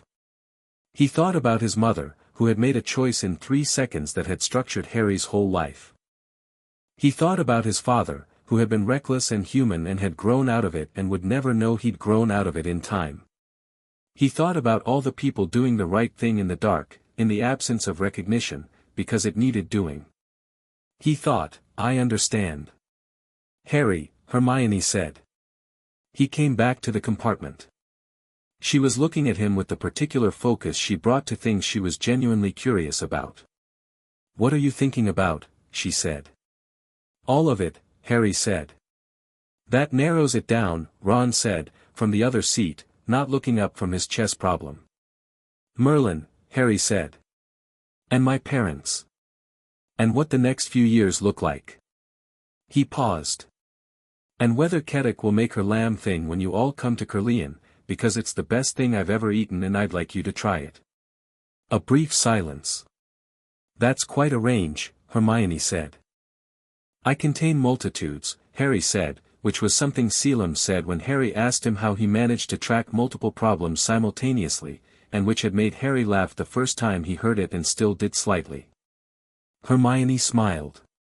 Ron shook his head without looking up. Neville looked between them with the expression of someone who has landed in a group of people he is glad to know. The train moved on through the long golden evening, and the compartment was warm with the particular warmth of people who have been through something together and come out the other side, and Harry sat in the middle of it and felt something he recognized, the thing he'd felt arriving at Caerleon for the first time in the cold October dark, a rightness, a settling, the sense of being exactly where he should be. He picked up his book. He thought, there is a great deal still to do. And, good. When King's Cross resolved itself through the steam and the crowd of the platform, Selim was waiting. He stood at the edge of the crowd with the quiet self-possession that had always been his particular quality, in his good suit that looked like robes from the right angle and like a suit from any other angle, and when Harry came through the steam and found him there he felt the specific warmth of a person who knows someone is going to be where they said they'd be and finds them there. Selim looked at him. He did the assessment he'd been doing since Harry was 4 years old, not hovering, not anxious, just looking, checking the calibration of what stood in front of him against the measure he'd been building for 7 years. Well? Selim said. Well, Harry said. A pause. The stone. With Flammel. Dumbledore's coordinating. The possession. Resolved. Quarrels in the hospital wing. Voldemort is displaced. Selim absorbed this with the stillness of a man receiving significant news in a public place and choosing not to make it public. The petition. Dropped in December. Malfoy's planning something else. Serious. Moving. I'll fill you in on the February development on the way home. Harry paused. Also, I've invited Ron and Hermione to Caerleon for part of the summer. And Neville Longbottom, potentially, if you don't mind. Selim looked at the 3 people standing slightly behind Harry, who were being very politely not obvious about watching this reunion. He looked at them for a moment with the same careful attention he brought to most things. The one on the left, he said quietly, to Harry only, plays chess the way your father played chess. The one on the right reads the way your mother read. Harry looked at his friends and felt the thing in his chest that lived where the hot coal of grief was, not replacing it, never replacing it, but the way warmth fills a space around a cold point, gradually, over time. I know, he said. Selim's hand came down on his shoulder briefly, in the way it had since Harry was 4 years old, not a hug, never a hug, but present, and solid, and real. Kedek, Selim said, already turning toward the exit, has made the lamb. Harry picked up his trunk. Ron, he said, over his shoulder. Hermione. Neville. Come on. There's somewhere I want you to see. He walked through the crowd, and they followed, and the summer was ahead of them like a problem worth solving, like a book worth reading, like a road that goes somewhere good. Chapter 7. The weight of old names. Summer at Caerleon arrived in layers. The first layer was light, the particular Welsh light of late June, soft and green-edged, coming through windows that were older than most countries and falling on stone floors worn smooth by centuries of feet. The second layer was sound, birdsong from the grounds, the distant conversation of the kitchen garden's growing things, Keddick singing something tuneless and cheerful from somewhere below, and underneath all of it the slow, breathing presence of the wards, that feeling Harry had grown up with of being inside something that knew him. The third layer was his friends, and it changed everything. Ron arrived on a Wednesday with a trunk and a chess set and a letter from his mother that contained, as far as Harry could tell from the 3 pages visible when Ron pulled it out to check something, approximately 47 individual instructions covering food allergies Ron didn't have, sleep schedules Ron wouldn't follow, and a series of emotional check-ins that Ron received with the practiced tolerance of someone who has grown up loved loudly. "She worries," Ron said, folding the letter back up.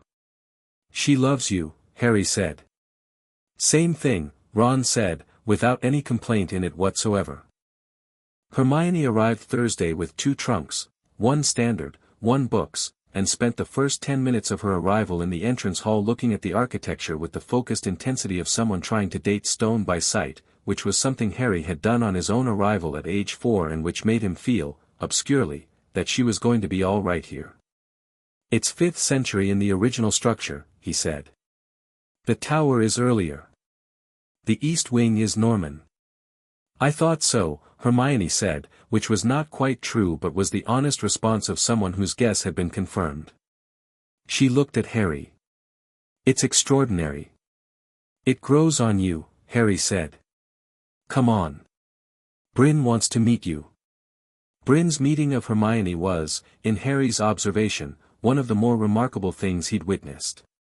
Bryn was in the library when they found her, as usual, in her chair by the window, with a book that appeared to be written in something that predated Latin. She looked up when they entered and she looked at Hermione with the patient, deep attention of someone who has seen many things and is checking this against her catalogue. "You're Granger," Bryn said. "Hermione Granger," Hermione said. "Yes." She looked at Bryn, at her age, at the quality of her presence, and did the thing Harry had noticed she did when encountering something significant. She went slightly still and very focused. "You knew Merlin." "Knew his grandmother first," Bryn said. "Long time ago." "How long?" Hermione said, which was exactly the right question and which Bryn registered with a slight shifting of her ancient face that was the closest she came to a smile. "Long enough," Bryn said. She looked at Harry. "She'll do," she said, which from Bryn was a considerable endorsement, and went back to her book. Hermione looked at Harry with an expression between overwhelmed and delighted. "She said that about me too," Harry said. "First week. I was very pleased." Neville arrived on Saturday, delivered by his grandmother Augusta, who was a tall, formidable witch in a magnificent hat who shook Selim's hand with the grip of someone who respects competence and looked at Caerleon with the expression of someone encountering something that exceeds its reputation. "Merlin's estate," she said, not quite to anyone. "I always thought it was a legend." "Most legends are simplified facts," Selim said. Augusta Longbottom looked at him sharply. Then she looked at Neville, who was watching the exchange with the nervous attention of someone waiting to see if an important thing goes well. Then she looked at the castle again. "Take care of him," she said, to Selim, and then to Harry, which was a distinction Harry noticed. "Yes," Harry said. "We will." She left, and Neville stood in the entrance hall with his trunk and his toad Trevor, who had made another inexplicable escape and been recaptured twice on the train, establishing a pattern, and looked around with the expression he sometimes wore in Hogwarts corridors when he thought no one was watching, a kind of wondering, tentative hope. "It's brilliant," Neville said. "Come on," Ron said, appearing at the top of the stairs with the ease of someone who had already found and claimed a specific bedroom. "I've found a room with a view of the chess garden." "Yes, there's a chess garden." "Harry, why is there a chess garden?" The 13th century executor was apparently very keen on chess, Harry said. I love this house, Ron said, and disappeared back up the stairs. The summer found its rhythm inside a week. Mornings were Selim's, when he had something to teach, and Harry had told his friends, clearly, that Selim's sessions were not mandatory but were open, and all three of them came to all of them with varying levels of prior exposure and uniformly serious engagement. Selim adapted without making an event of it, which was one of his best qualities. He simply registered the expanded audience and adjusted the material, asking different questions of different people, pulling the thread of Hermione's theoretical precision and Ron's spatial intuition and Neville's detailed observational patience with equal and specific interest. After the first week's morning session, which had been on ward theory, specifically the mathematical underpinning of layered protective enchantments, Hermione stayed behind while the others went to the kitchen garden with Neville, who had discovered Kedek was willing to explain the magical properties of every plant therein and was treating this as an extended practical lesson. Harry stayed too, partly because he wanted to and partly because he'd seen the look on Hermione's face that meant she had a question she'd been working on for a while. The interaction between intent-based and blood-coded wards, she said, before she'd entirely sat down again. Selim's explanation of the recursion, it doesn't account for the temporal element. Selim looked at her over the table. Doesn't it? If the ward is keyed to blood, Hermione said, then it responds to the heir at the moment of recognition. But you said the estate wards recognized Harry at Hogwarts, through the third-floor protections, across what must have been a significant distance from the primary estate anchor. That's not a contact recognition, that's ambient, continuous monitoring. Which requires a temporal component in the recursion structure that you didn't mention. A small silence. She's right, Harry said. She is, Selim said. He looked at Hermione with the specific expression Harry associated with his assessment face. I omitted the temporal element because it requires a separate mathematical framework. The recursion arithmancy for ambient ward monitoring is graduate-level material, and I was building from the base. I've done the base, Hermione said. I worked through the standard arithmancy text in May. All of it? Selim said. The relevant sections thoroughly, Hermione said, with the precision of someone who draws accurate distinctions. Not the historical appendices. Selim looked at Harry. I told you, Harry said. You did, Selim said. He turned back to Hermione. Come back after lunch. I'll walk you through the temporal framework.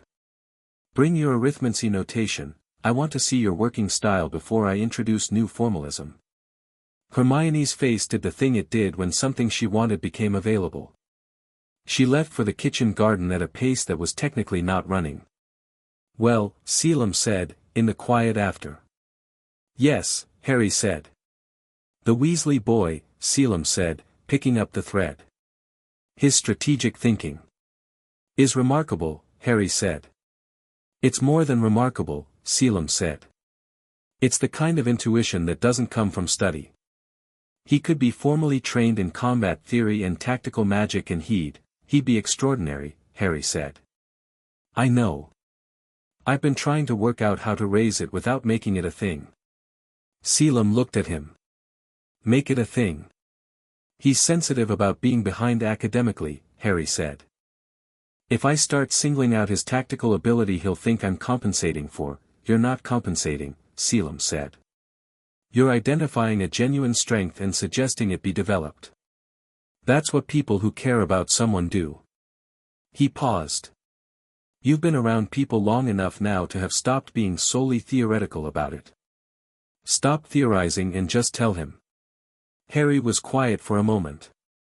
You think I overplan human interactions, he said. I think, Selim said, that you grew up very good at understanding people from a distance and are still learning how to be close enough for it to be messier. He said this without criticism. It's normal. It takes time. Harry thought about this with the honesty he tried to apply to himself as consistently as he applied it to external problems, which was sometimes harder. All right, he said. Now go to the garden, Selim said. Kedek will be deeply offended if the tomatoes aren't appreciated. The letter arrived on a Tuesday in the second week of July, and it changed the shape of everything that came after. Harry was in the library, alone in the early morning, which was still his preferred time, before the house found its rhythm, when the light came through the east windows at an angle that made the old books glow and the room smelled of paper and possibility. He was working through a section of Merlin's notes that he'd been circling for weeks, a set of observations written in cramped old Welsh about the nature of magical connection, the way ancient magical bloodlines developed a sympathetic attunement to large-scale magical events, a kind of resonance that was distinct from legilimency or active sensing, more like a tuning fork that vibrated when something nearby struck the same frequency. He was reading about this when the estate owl arrived with a letter from Brocklehurst and Flo, and he set down the notes and read it, and sat for a moment in the early quiet with the letter in his hands. Then he got up and went to find Selim. He found him in his study, already awake, already working. Selim's schedule was precise and consistent in ways Harry had given up being surprised by, and he set the letter on the desk and stood back. Selim read it. He read it twice. He set it down. "The hearing's been scheduled," Harry said. "September 14th, Selim said. "They're bringing the Pettigrew evidence," Harry said. "The transformation analysis. And the ink discrepancy in the arrest report." He paused. "And they're going to subpoena the original Auror who processed the arrest." "Yes," Selim said. "Selim." Harry was careful about his voice, keeping it even not because he was suppressing anything but because some things came out better measured.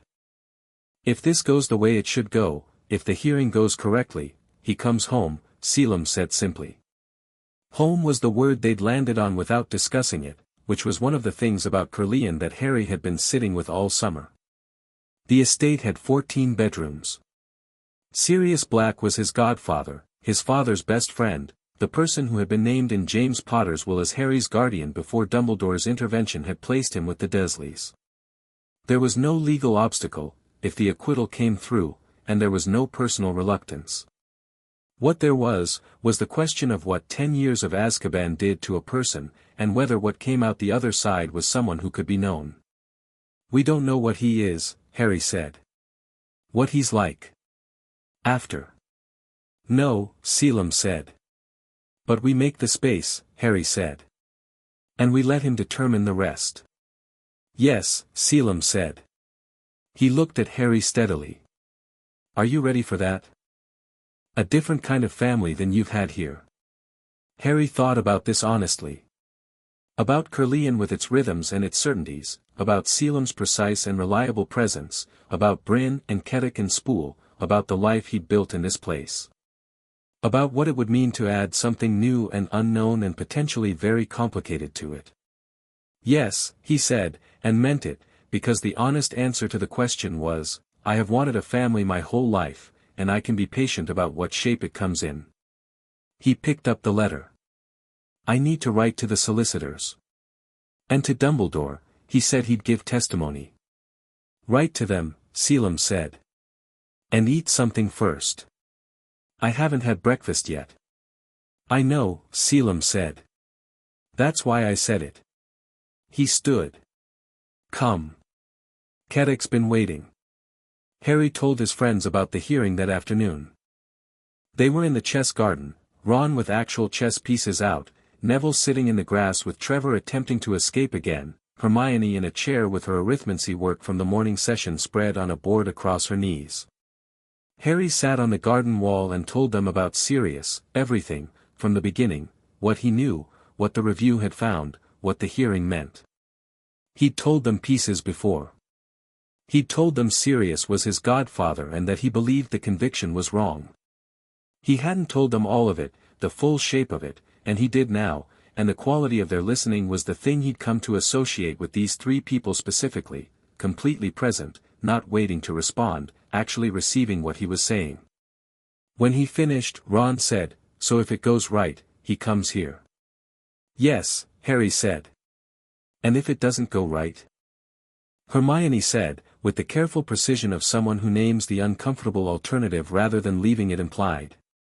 "Then we find another route," Harry said. "The hearing is the fastest one." If the evidence is what the solicitors believe it is, it should be sufficient. But. He paused. If the DMLE digs in, if the ministry decides that an acquittal is more politically inconvenient than the truth, then the estate's Wisengamot seats, Hermione said. Then the seats, Harry confirmed. It's slower. But it's there. What do you need from us? Neville said. The question landed with the weight of something simple and true. Harry looked at him, at Neville, who had been growing this summer in a way that was partly the kitchen garden's teaching and Sprout's endorsement and Harry's offhand observation about his potion work, all of it adding up to someone who asked useful questions instead of managing his own uncertainty. Nothing right now, Harry said. I just wanted you to know. He paused. He's going to be, I don't know what he's going to be like. Azkaban for 10 years. I've read about what it does. He looked at his hands, briefly. He might be difficult.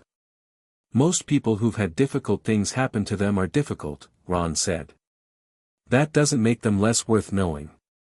He said this with the flat certainty of someone who grew up in a large family and understands the mechanics of complicated people sharing space. Harry looked at him. Your family, he said.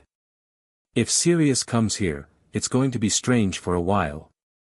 I'm not sure what, Harry, Ron said, with the directness that was one of his best qualities.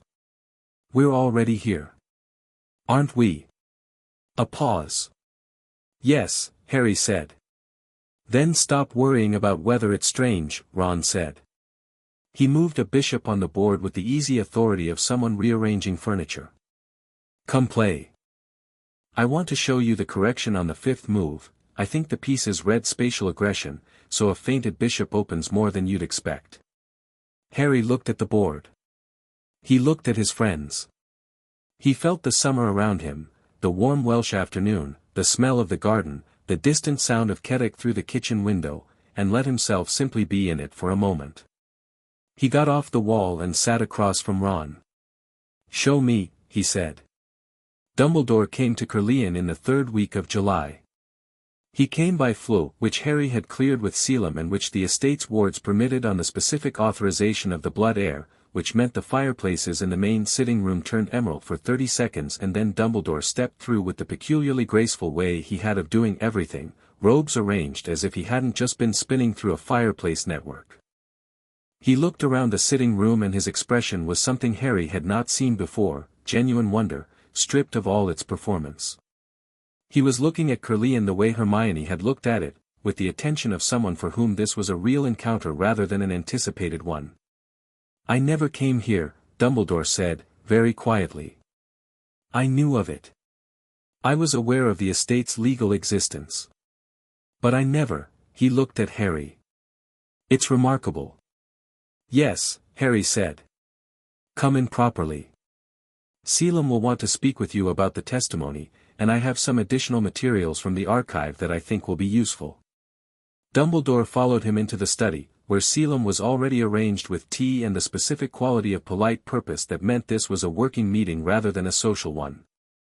Dumbledore and Selim acknowledged each other with the mutual assessment of two very capable people encountering each other for the first time, which resolved quickly into a workable mutual respect.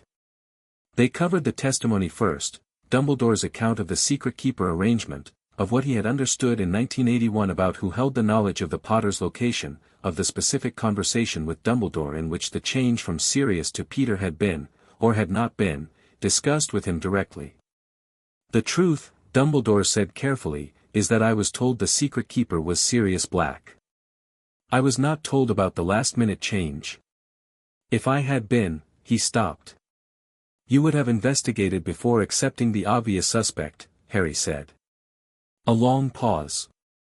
I would have, Dumbledore said, and the weight of it was there, the weight of 10 years and a man in Azkaban and a choice that could have gone differently.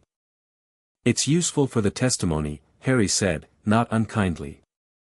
The fact that you weren't told, that Pettigrew's role as actual secret keeper was concealed even from you, speaks to premeditation.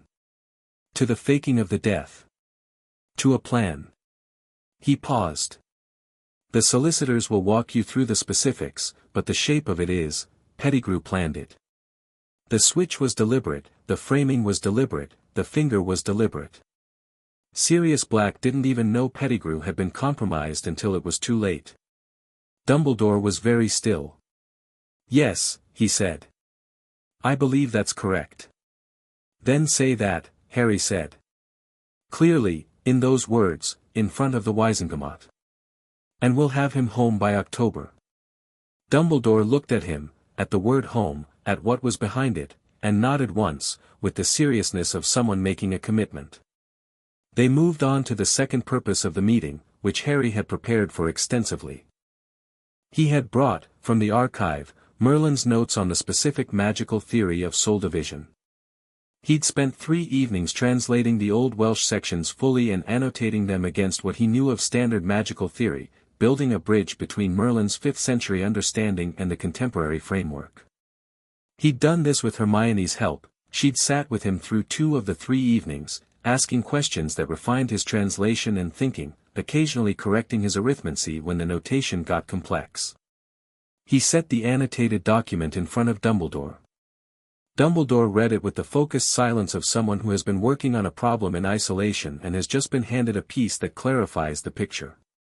He read slowly, which meant he was taking it seriously rather than skimming.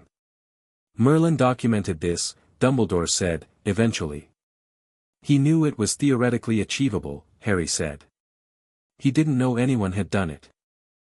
He was documenting it as a warning, essentially, a description of what someone might attempt and why it was a corruption rather than simply a dark path."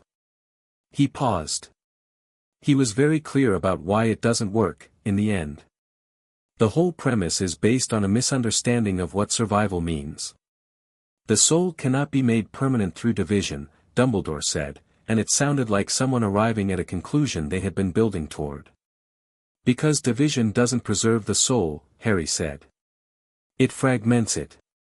What's left in the fragment isn't the person, it's the drive, the will to continue, disconnected from the capacity to be a person. That's what Voldemort is. Not surviving. Persisting. There's a difference."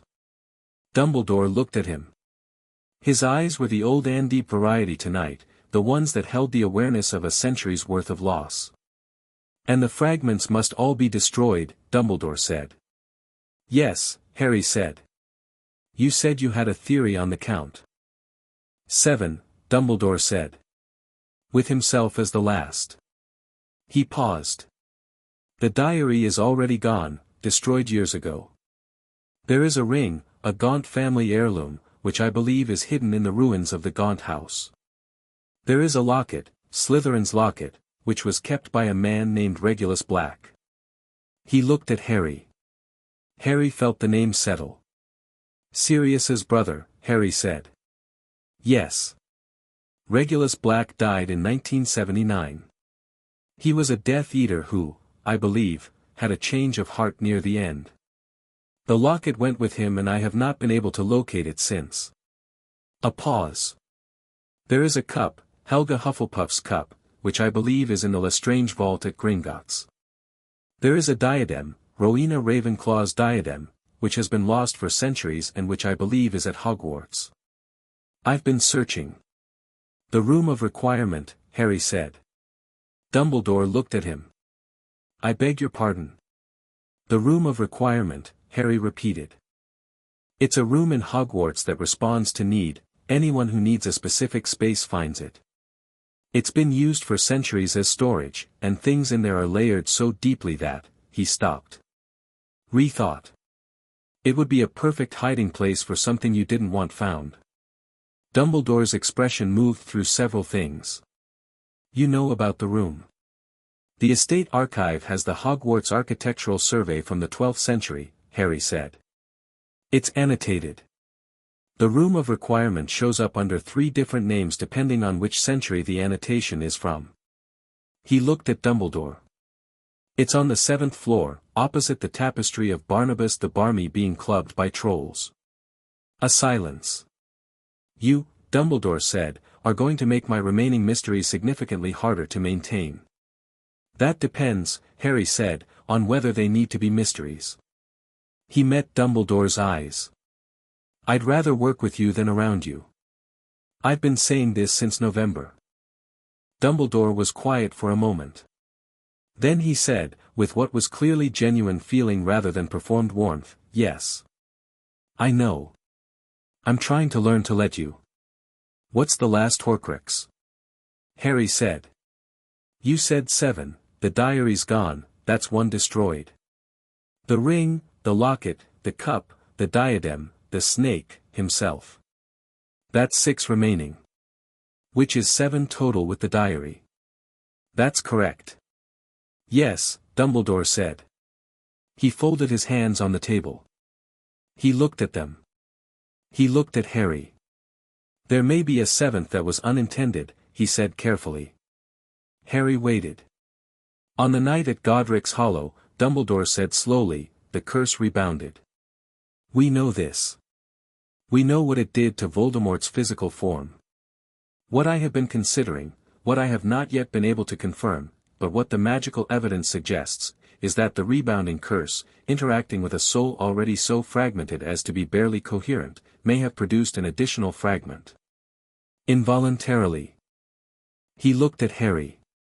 Attached, by the nature of the rebounding event, to the only other living thing in the room. The sitting room was very quiet. Harry looked at Dumbledore. He looked at the notes on the table, at Merlin's observations about soul division and its costs, at the annotated arithmancy that he and Hermione had worked through. He ran the logic of what Dumbledore was saying through what he knew. He said, You think there's a fragment in me? I think, Dumbledore said, very carefully, there may be a fragment attached to you. In you, at or near the scar. He met Harry's eyes and his own eyes were tired in a way that went beyond the tired of a long day. I have been trying to determine how to tell you this. You're telling me now, Harry said. Yes. A pause. I'm sorry. Harry sat with the information the way he sat with difficult information, he let it be fully present without reacting to it immediately, turned it over, looked at it from the angles available. A fragment of Voldemort's soul, attached to him since infancy. The warmth in his blood that had burned at contact with Quirrell, the love magic protection, would that interact with an additional presence, or, if there's a fragment in me, Harry said, it doesn't interfere with the protection. No, Dumbledore said. The nature of your mother's sacrifice and the nature of the fragment are, they seem to coexist without cancelling each other. Your mother's protection is woven into your blood, structural. The fragment, if it's there, seems to be, passive. Latent. The protection may be what's kept it latent. What happens if it's not latent? Harry said. Theoretically, Dumbledore started. Practically, Harry said. Dumbledore was quiet. Practically, Harry said again, steady.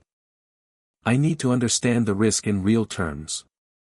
If Voldemort regains a body and full power, Dumbledore said, the fragment may become more active. You might experience connection. Flashes of his emotional state.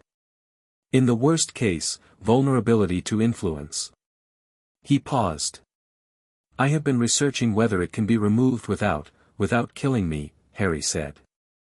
The silence was very complete. That's what you were afraid to say, Harry said. Not as accusation. As observation. Yes, Dumbledore said. In the original, in what I had believed was the prophecy's shape, there was a scenario in which, he stopped. He started differently. Harry. I want you to know that I have no intention of, I know, Harry said. And then, because Dumbledore needed to hear it, Selim and I have been through Merlin's archive thoroughly. The properties of involuntary Horcrux creation are substantially different from intentional creation, and the removal mechanisms are different too. He picked up the annotated document and turned to a page toward the back. Merlin documented a case, theoretical, he believed, but documented, in which a soul fragment attached to a living host could be expelled without harm to the host through a sufficiently powerful counterworking of the same fundamental magic that created it. Dumbledore looked at the page. Love magic, Harry said. Which is what created the situation in the first place, and which, applied in the right way, should be able to reverse the fragment's grip on the host without the host needing to die. He looked at Dumbledore. It's not proven. It's not tested. But it's there, in the theory. And it's something to work from. Dumbledore stared at the page for a long time. When he looked up, his eyes were wet, which was something Harry had not expected and which he filed with the same careful attention he gave everything. You found this, Dumbledore said. You found this and your immediate response was to bring it to the problem rather than what? Harry said. Being afraid. He looked at his hands. I'm not particularly afraid. If there's a fragment in me, I've been living with it for 11 years and apparently fine. The question is what we do about it, and the answer is we work the problem. That's what Merlin's library is for. That's what you're here for. He met Dumbledore's eyes. That's what I'm for. The old man looked at him. James would have been afraid, Dumbledore said, very quietly. I know, Harry said. He would have been afraid and he would have charged at it anyway. He felt the coal in his chest, steady and permanent. I don't have to be afraid first. That doesn't mean I'm not his son. No, Dumbledore said. It doesn't. He straightened in his chair. He picked up his tea, which had gone cold. Let me read the full notation, he said, pulling the document toward him. Tell me where you want to begin. 2 things happened in August. The first was that the serious hearing was confirmed for September 14th. The DMLE had accepted the procedural framework, the evidence had been admitted, and the witness list had been finalized. Dumbledore's testimony was on the schedule. The transformation analyst's report was entered as primary evidence. The ink discrepancy in the original arrest document had been examined by 3 independent forensic specialists whose reports all agreed. Harry read the confirmation letter at breakfast and handed it to Selim and went back to his toast. You're not celebrating, Ron observed. Not until it's done, Harry said. Fair, Ron said. Though I am, on your behalf. Internally. He picked up his own letter, from home, which arrived most mornings and which he read with the particular mix of affection and mild exasperation that characterized his relationship with his family's communication style. Mum's invited you all for the last week of August, he said. The Burrow. She wants to, I'm quoting, make sure Harry is being properly fed before the school year. Hermione, across the table, made a sound of amusement. Keddick will be deeply offended, Harry said, which was true. I'll have Selim smooth it over. He paused. I'd like to go. He said this simply and meant it simply. The Weasley family was the kind of thing he'd read about in books and understood as concept, and the reality of it was something he found he wanted to encounter rather than just know theoretically. She'll feed you constantly, Ron warned.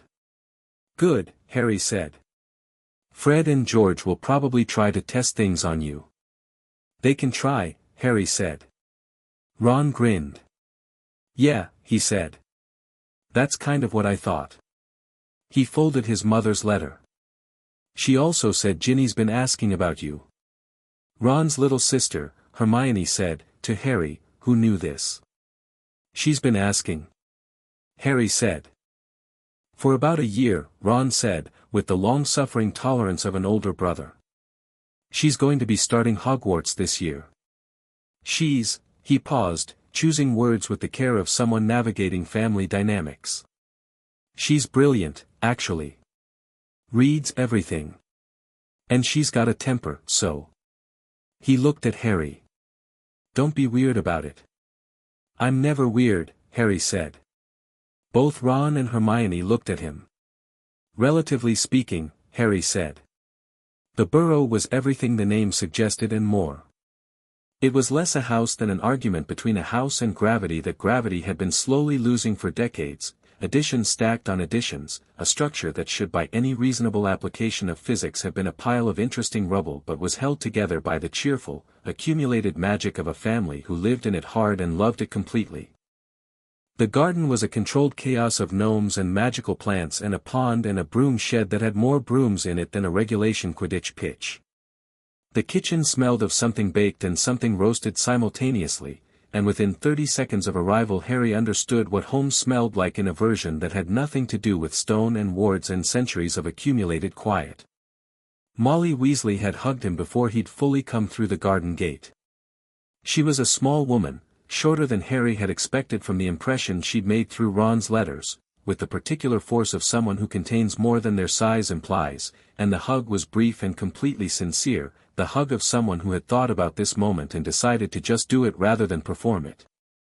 "You're too thin," she said, which was statistically inaccurate. Kedic summer cooking had been thorough, but which Harry understood as an expression of feeling rather than observation. "Thank you for having me," Harry said.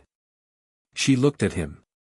She looked at his face the way adults sometimes did, with the looking for something quality, and Harry held still and let her look. Whatever she found seemed to resolve something, because her expression settled.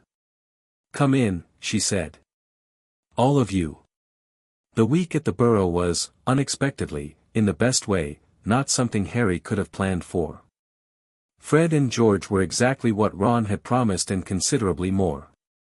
They were working on something in their shared bedroom that they were careful not to describe in specific terms but which involved enough test explosions in the garden to give Mrs. Weasley a specific expression that was at least one layer of resignation deep. They found Harry's reactions interesting, which is to say, they found his lack of startlement when a garden gnome went briefly purple and his immediately accurate assessment of what the canary cream they'd given him would do interesting, and recalibrated accordingly. And the three of them ended up in a conversation about magical theory and product design that lasted 4 hours and ended with Harry having 15 pages of notes and Fred and George looking at him with the expression of people who have found a useful and equal mind. "You could consult," George said. "Theoretically," Fred said. "When we set up properly," George said. "Which is happening," Fred said. "Definitely happening," George said. "What kind of timeline are you working with?" Harry said. "Whenever we can get the capital together," Fred said, and he said it with the specific flat practicality of someone who is not comfortable with the limitation but is honest about it. Harry said nothing for a moment, because he was doing a calculation. "I'll think about it," he said, which meant, "I've already thought about it and I'm going to do something about it and I want to make sure I do it right." They looked at each other. "He's going to do something," George said. "Something useful," Fred said. "We're not going to ask what," George said. "Because then we'd owe him," Fred said. "And then it becomes complicated," George said. "Better not to know," Fred said. "Until we do," George said. "Yeah," Fred said. Harry found this exchange deeply satisfying for reasons he didn't fully articulate. Ginny Weasley was 11 and furious about it in the specific way of someone who knows they are capable of more than their current situation allows for, which Harry recognized with great and immediate clarity. She had red hair and brown eyes and the Weasley directness without Ron's particular brand of it. Where Ron was steady, Ginny was sharp. Where Ron moved like a river, she moved like weather. She looked at Harry across the kitchen table on the first morning and said, without preamble, "You went through the third-floor corridor." Harry looked at her. "Who told you?" "Ron's letters are not as careful as he thinks," Ginny said. "Also Hermione mentioned it once when she was tired." Hermione, across the table, looked genuinely startled and then chagrined. "I did," Ginny said, to Hermione. "It's fine. I'm not going to, I just want to know what actually happened, because what Ron's letters implied versus what he said are two different things." "They usually are," Harry said. Ginny looked at him with the specific attention of someone deciding whether to find something funny. "Yes," she said. "He does that." "What do you want to know?" Harry said. "All of it," Ginny said, which was the right answer and the one Harry expected from someone who had been orbiting the information and not getting to the center of it. He told her. Not quite everything, the Horcrux information stayed out of it, because that was not something to introduce to an 11-year-old at a kitchen table on a Tuesday morning in August. But the shape of what had happened in the corridor, the possession, what Harry had done about it, the stone, he told it straight, the way he always did, and she listened the way good listeners do, without interrupting, with her eyes very still and bright. When he finished she said, "You held on to him." "Yes," Harry said. "Even though yes." She looked at him for a moment. "I'm going to be in Gryffindor," she said. It wasn't quite a statement, more like something she'd decided and was saying aloud for the first time. "I expect you will," Harry said. "I want to know," she said, echoing what Neville had said in the library, with a different quality, where Neville's was tentative, Ginny's was declarative. "Next year, when things happen. I want to know." Harry looked at this girl who was going to be extraordinary in ways she probably already suspected and was being patient about. "You'll know," he said. She nodded, satisfied, and reached for the toast, and that was that. The September 14th hearing happened without Harry. He was on the Hogwarts Express, the return to second year, the platform with its steam and noise, his friends around him, the familiar weight of the satchel and Luma in her cage and the beginning of something, and the hearing was happening simultaneously in the Wisengamot chambers in the Ministry, and there was nothing he could do in the chambers that Selim and Brocklehurst and Fleur and Dumbledore were not already doing more effectively than he could. He knew this. He'd chosen it deliberately, Selim had asked, and Harry had said, "I should be on the train. The hearing doesn't need me there. It needs the evidence and the testimony and the legal machinery, and those are all in place." But knowing the right choice and being comfortable with it were different experiences, and he sat by the window of the compartment and watched England pass and thought about the chambers in the Ministry and the 12 people who would be voting and what it meant. "Harry," Hermione said, quietly. "I know," he said. "I'm fine." "You're allowed to not be fine," she said. "They're not the same thing." He looked at her. She was sitting across from him in the same arrangement as first year, which had become the default and comfortable arrangement of their friendship, him by the window, her across, Ron beside her with something that was usually chess, the space between them full of whatever they were all working on. "I know they're not," he said. "But I've done everything I can do, and now someone else is doing the rest of it, and I need to let them." He paused. "I'm not good at letting things be in other people's hands." "No," Hermione said. "You're not." She said it without judgment, as observation. "You should work on that." "I know," Harry said. "I can help," she said. "With the working on it. I have the same problem, actually." She looked out the window briefly. "I struggle very much with trusting that other people will get something right without me." "I've noticed," Harry said. "And yet here we are," she said. "Getting things right without each other managing it." He thought about this. About Dumbledore in the chambers, giving testimony. About Selim at the solicitor's table, with 17 legal arguments organized and ready. About the evidence, sitting in its sealed documentation, making its own case. About how much of what he'd built over the past year was now operating on its own momentum, which was what it meant to have built something rather than just to be doing something. "Yes," he said. "Here we are." Selim's owl found the train somewhere north of Peterborough. It came through the window that Harry cracked at an angle specifically because he'd known the owl would come today and had wanted it to be able to reach him, and it landed on his knee with the pleased efficiency of an owl that has completed a mission, and Harry took the letter, and Hermione and Ron both went very still. He read it. He read it twice. He looked up. "Well?" Ron said. "Acquitted," Harry said. "Unanimous." The silence in the compartment lasted exactly 1 second. Then Hermione made a sound that was not her usual register, pure, startled feeling before she organized it, and Ron said something emphatic that was technically a Quidditch term but worked in this context, and Neville, who had been briefed over the summer and understood the full weight of it, just said, "Oh, good," in a quiet, genuine voice that was somehow the most perfectly placed response of the three. Harry held the letter and felt the coal in his chest, the permanent, banked grief that had always lived there, shift, very slightly, not diminishing but something adjacent to it warming, the way a cold room begins to warm when someone opens a door to somewhere the fire has been burning. Sirius was coming home. He looked out the window at England going past, the fields, the trees, the slow movement of late afternoon light across everything, and thought, there is a great deal still to do. And then, underneath it, like the ground under the grass, but this. This first. He folded the letter carefully and put it in his chest pocket, next to where the other letter had been, the one from the estate solicitors in July that had started this particular sequence of the board.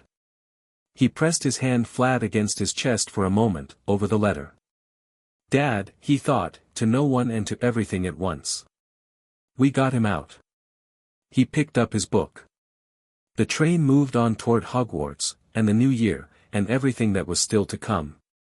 Chapter 8, The Things We Carry. Sirius Black arrived at Caerleon on a Friday in October. Harry knew he was coming before the wards announced it, not through magic, exactly, but through the sequence of letters that had built toward it over 3 weeks, each one shorter than the last, as if the person writing them was approaching something too large to describe at length.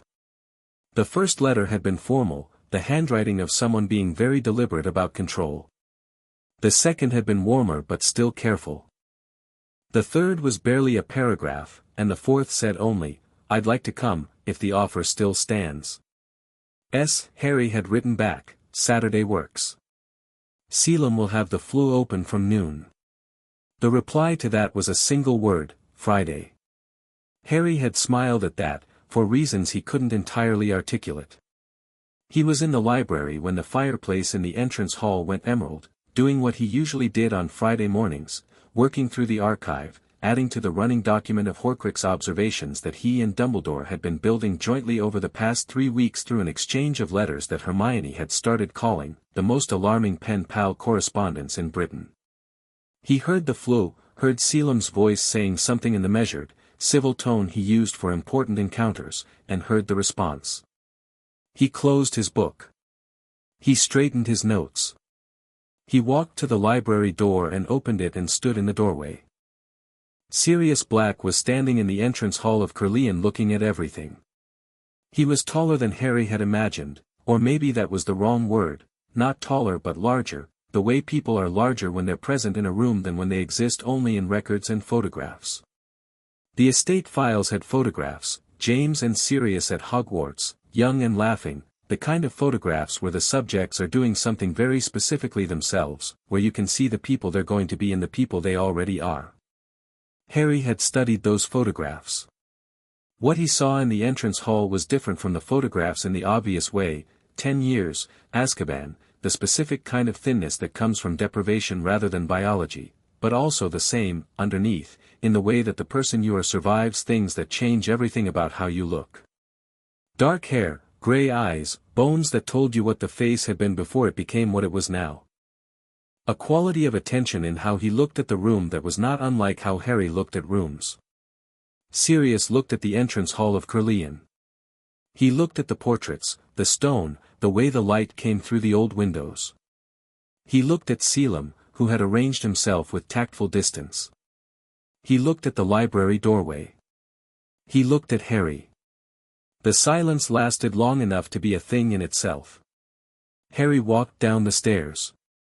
He was 11, nearly 12, and Sirius was 33 and had just come through something that would have destroyed most people, and there was no protocol for this, no right sequence of words, no map.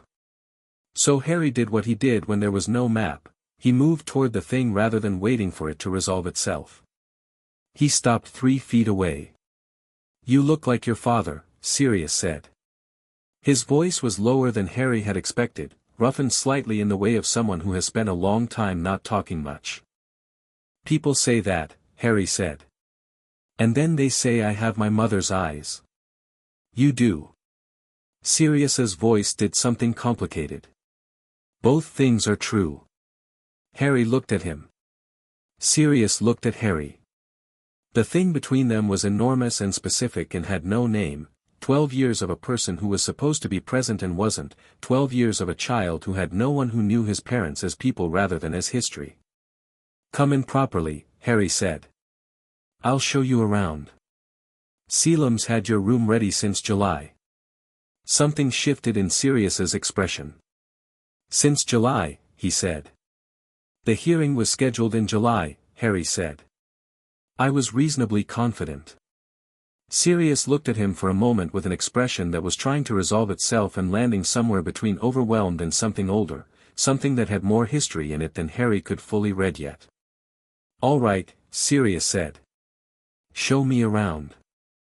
Harry showed him Merlin the way he'd shown his friends, not a tour with explanations but a moving encounter, going from room to room and letting the place speak for itself, which it did, because Merlin was the kind of place that spoke for itself without requiring a presenter. They went through the main rooms, and Sirius was quiet, mostly, with the quality of someone receiving information about something they didn't know they'd been hoping for. He touched the walls twice, once at the library door, once in the corridor near the kitchen, where the stone was warmest, with the flat of his hand, a gesture that was too natural to be deliberate, the gesture of someone checking that something real is real. "You grew up here," Sirius said, "in the library." "From age 4, Harry said. "Happy?" Sirius said, and the word was careful, the word of someone who is asking a real question and has some stake in the answer being yes. Harry looked around the library, Bryn's chair, Bryn being absent this morning but her book still open on the side table as if she'd just stepped out, the shelves going up to the vaulted ceiling, the particular quality of morning light in this room. "Yes," he said. "Genuinely." Sirius exhaled. It was a long exhale. "Good," he said, very quietly. "I used to," he stopped. "Started differently. I spent a lot of time, in Azkaban, worrying about you. What had happened to you? Where you were." He looked at the library. "The Dementors take your good memories but they can't take what you know, and what I knew was that I hadn't been there. That I'd failed." He was saying this to the library shelves more than to Harry, which Harry understood as the delivery mechanism for something that needed to be said but was hard to direct at a person. "You didn't fail," Harry said. "You were framed and imprisoned without a trial." He said this simply. "Those are different things." Sirius looked at him. "I spent a lot of time in the records," Harry said. "Of what happened? Of the sequence of events. You weren't the failure point." He paused. Pettigrew was. A silence in which something moved in Sirius's face that Harry couldn't name precisely, it was too raw for naming, the expression of a person for whom a wound has been given words by someone they didn't expect to articulate it. "Harry," Sirius said. "Yes." "I'm going to need a moment," Sirius said, which was the most honest thing anyone had said to Harry in a while, and he respected it completely. "Take the morning," Harry said. "There's a sitting room on the first floor that gets the best afternoon light. I'll be in the library. Kedek will bring you whatever you want, she's already decided you need to eat more and there's nothing I can do about that, she's made up her mind." He turned toward the door. "Sirius." "Yeah." Harry turned back. He looked at the man who was his father's best friend, who had been named his guardian and been unable to be it, who had survived something that shouldn't have been survived and come here anyway. "I'm glad you're here," Harry said.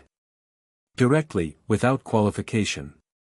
Sirius Black looked at him with his father's friend's eyes in the morning light of Merlin's library, and something in him that had been held very tight loosened, visibly, the way wood does in warmth after a long frost. "Me too," he said. "Me too, kid." The first week was careful. Not uncomfortable, careful, which is different. Both of them were people who moved through the world with a lot of attention, and both of them were navigating something that had no established form, and the carefulness was the natural result of people doing that respectfully.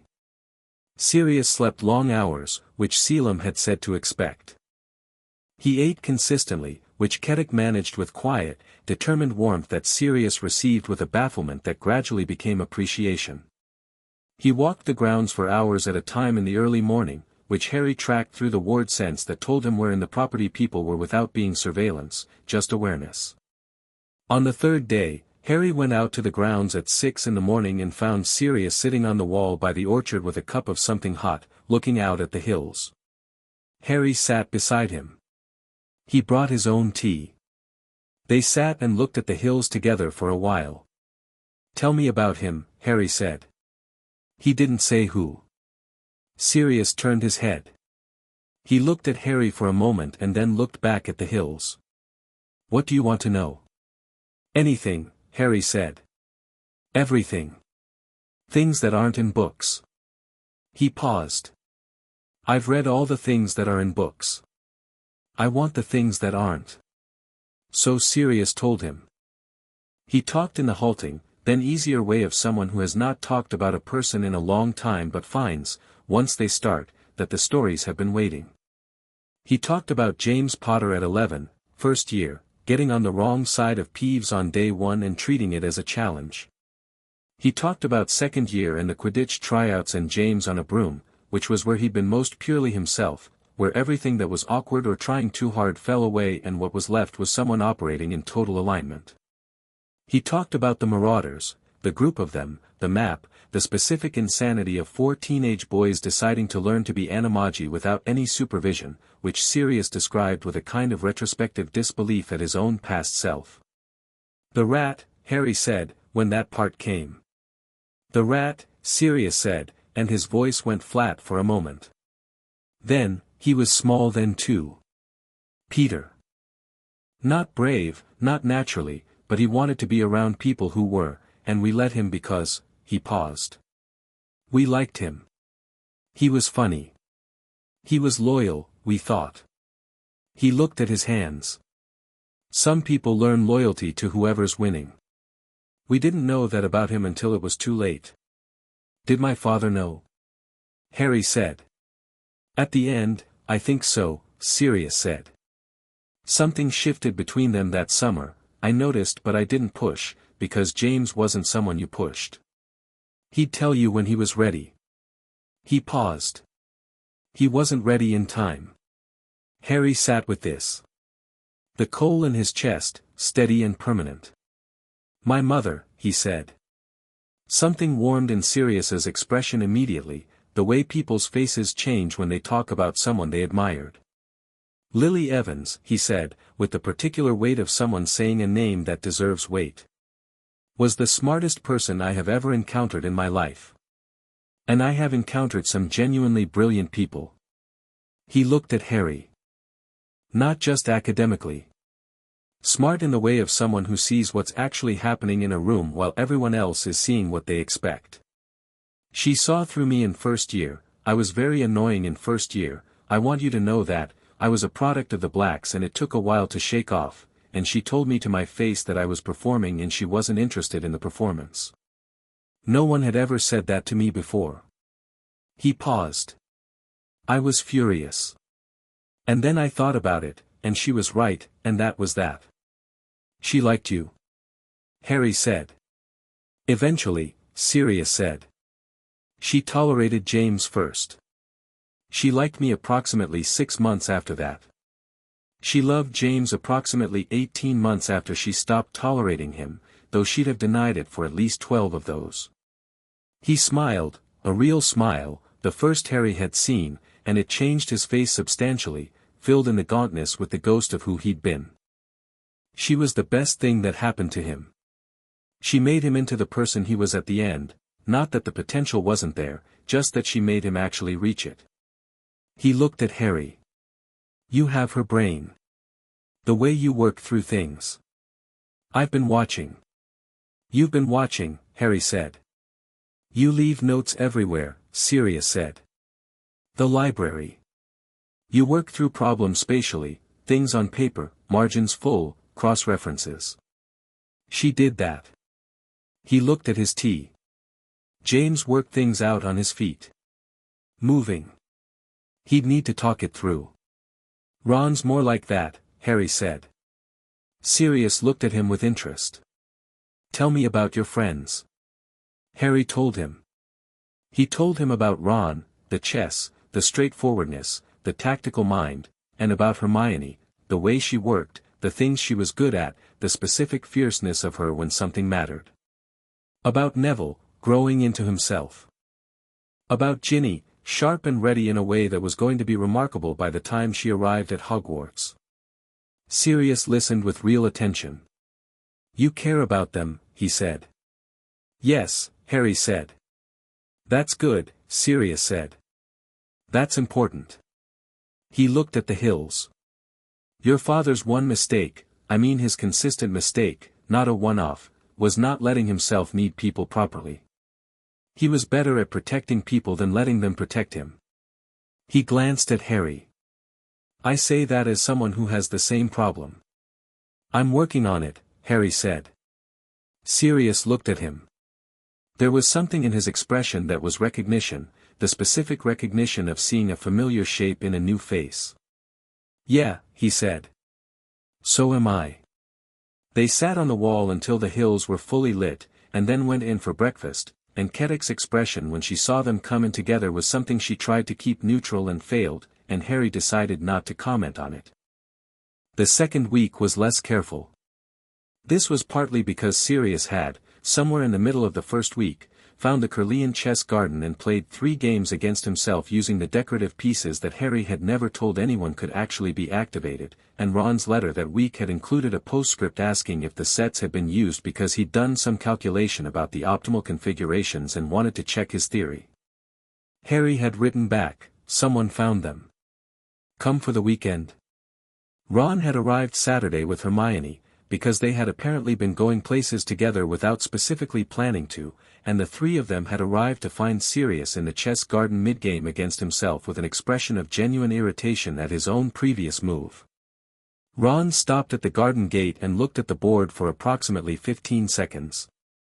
You should have moved the Queen's knight in move 4, Ron said. The bishop looks better but it closes the middle before you're ready. Sirius looked up.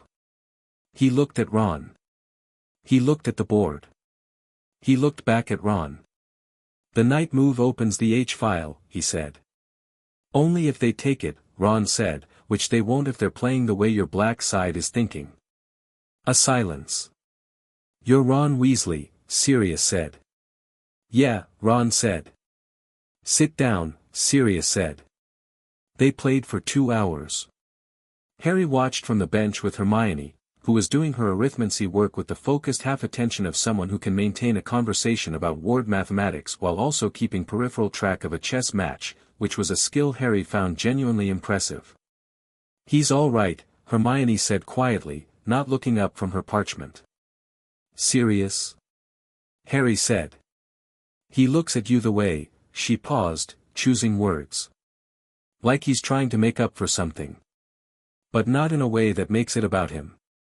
He's trying to make it about you. Harry watched Sirius laugh at something Ron said, a proper laugh, startled out of him by Ron's deadpan correction of his queen positioning. Yes, Harry said. That's hard to do, Hermione said. Most people who feel guilty make the guilt the center of the apology. She looked up briefly. He doesn't. He's learning to, Harry said. So am I. Hermione looked at him with the specific attention she brought to things she wanted to understand fully. What are you learning? Harry thought about Selim's comment in the summer, about theorizing human interactions, about the distance between understanding people and being close enough for it to be messy. That caring about people is louder than caring about problems, he said. In terms of how it takes up space. He paused. I'm used to problems. They stay where you put them. People don't stay where you put them. No, Hermione said, with what was possibly a smile. They don't. She went back to her arithmancy. Good thing you're adaptable. Is that what I am? Harry said. Among other things, she said. The thing with the diary happened in November. Harry heard about it in stages. The way information moved through Hogwarts was layered, and some of it moved fast and loud through the student population and some of it moved slowly and quietly through the faculty, and the things that moved slowly and quietly were usually the more important ones. The first stage was Hermione, who came to him on a Tuesday with an expression that meant she'd found something in her reading that was significant. The Muggleborn registry proposal, she said, pulling a copy of the Prophet from her bag and setting it on the table between them. This is the 3rd one in 3 months. Harry looked at the article. The proposal was new but the shape of it wasn't, a series of pushes from a block of Wizengamot members toward formal registration of Muggleborn witches and wizards, with each push slightly more procedurally advanced than the last. The most recent one had a listed sponsor. Harry read the name. Lucius Malfoy, he said. Third time, Hermione said. The first two were other names but the same language in the proposal text, same legal framing. He's the architect. She looked at Harry with an expression that was controlled but had something under it that was personal, the specific feeling of someone who is the subject of the policy being discussed. He's building toward something. He's always building toward something, Harry said. He read the full article. The proposal was better constructed than the previous two, it had acquired procedural backing, had a committee review attached, had the kind of patient incrementalism that suggested someone playing a long game who knows they have time. Harry thought about what Dumbledore had said in the summer, about Malfoy's ties to Voldemort. About the Horcruxes and the timeline. About the diary. The diary, he said aloud. Hermione looked at him. What? Harry looked at the Prophet article. He looked at Malfoy's name. He thought about what he knew, that there was a diary Horcrux, that it had once existed, that Dumbledore believed it had been destroyed by Voldemort himself, but Dumbledore had said I believe, not I know, and Dumbledore's knowledge was comprehensive but not complete. He thought about Lucius Malfoy. About the function of the Muggle-born registry. About who it would target and what it would do to the people it targeted, and why someone with Malfoy's history and Malfoy's loyalties would want a ministry registry of people with Muggle blood. He thought about what a functional Horcrux in the hands of someone like Malfoy could do, if it was designed to, open the monster's chamber. The Chamber of Secrets, Harry said. Hermione went very still. That's a real place, Harry said. Not a legend. It's in the original Hogwarts architectural survey, listed under contested historical accounts but present. Salazar Slytherin built a chamber beneath the school containing a creature keyed to Parseltongue. He looked at her. Voldemort was a Parselmouth. His diary, if it's a Horcrux, could potentially carry that ability as a fragment of his 18-year-old self. If the diary still exists, Hermione said. If it still exists, Harry agreed. He was thinking fast, tracking the logic outward. And if Malfoy has it? And if Malfoy, for reasons connected to his current political maneuvering toward the Muggle-born registry, wanted to demonstrate something? Create fear. Create an argument for why Muggle-borns at Hogwarts represent a threat rather than the other way around. Hermione's expression was moving through several things and landing on something cold and clear. He'd use the chamber, she said. To attack Muggle-born students. He'd use the diary, Harry said. To open the chamber. The diary does the work, gives him deniability, and the attacks, he stopped. He looked at Hermione. You'd be at risk. We'd all be at risk, Hermione said, and there was a quality in how she said it, not dismissing the specific risk to herself, but expanding the frame. Anyone it categorizes as impure.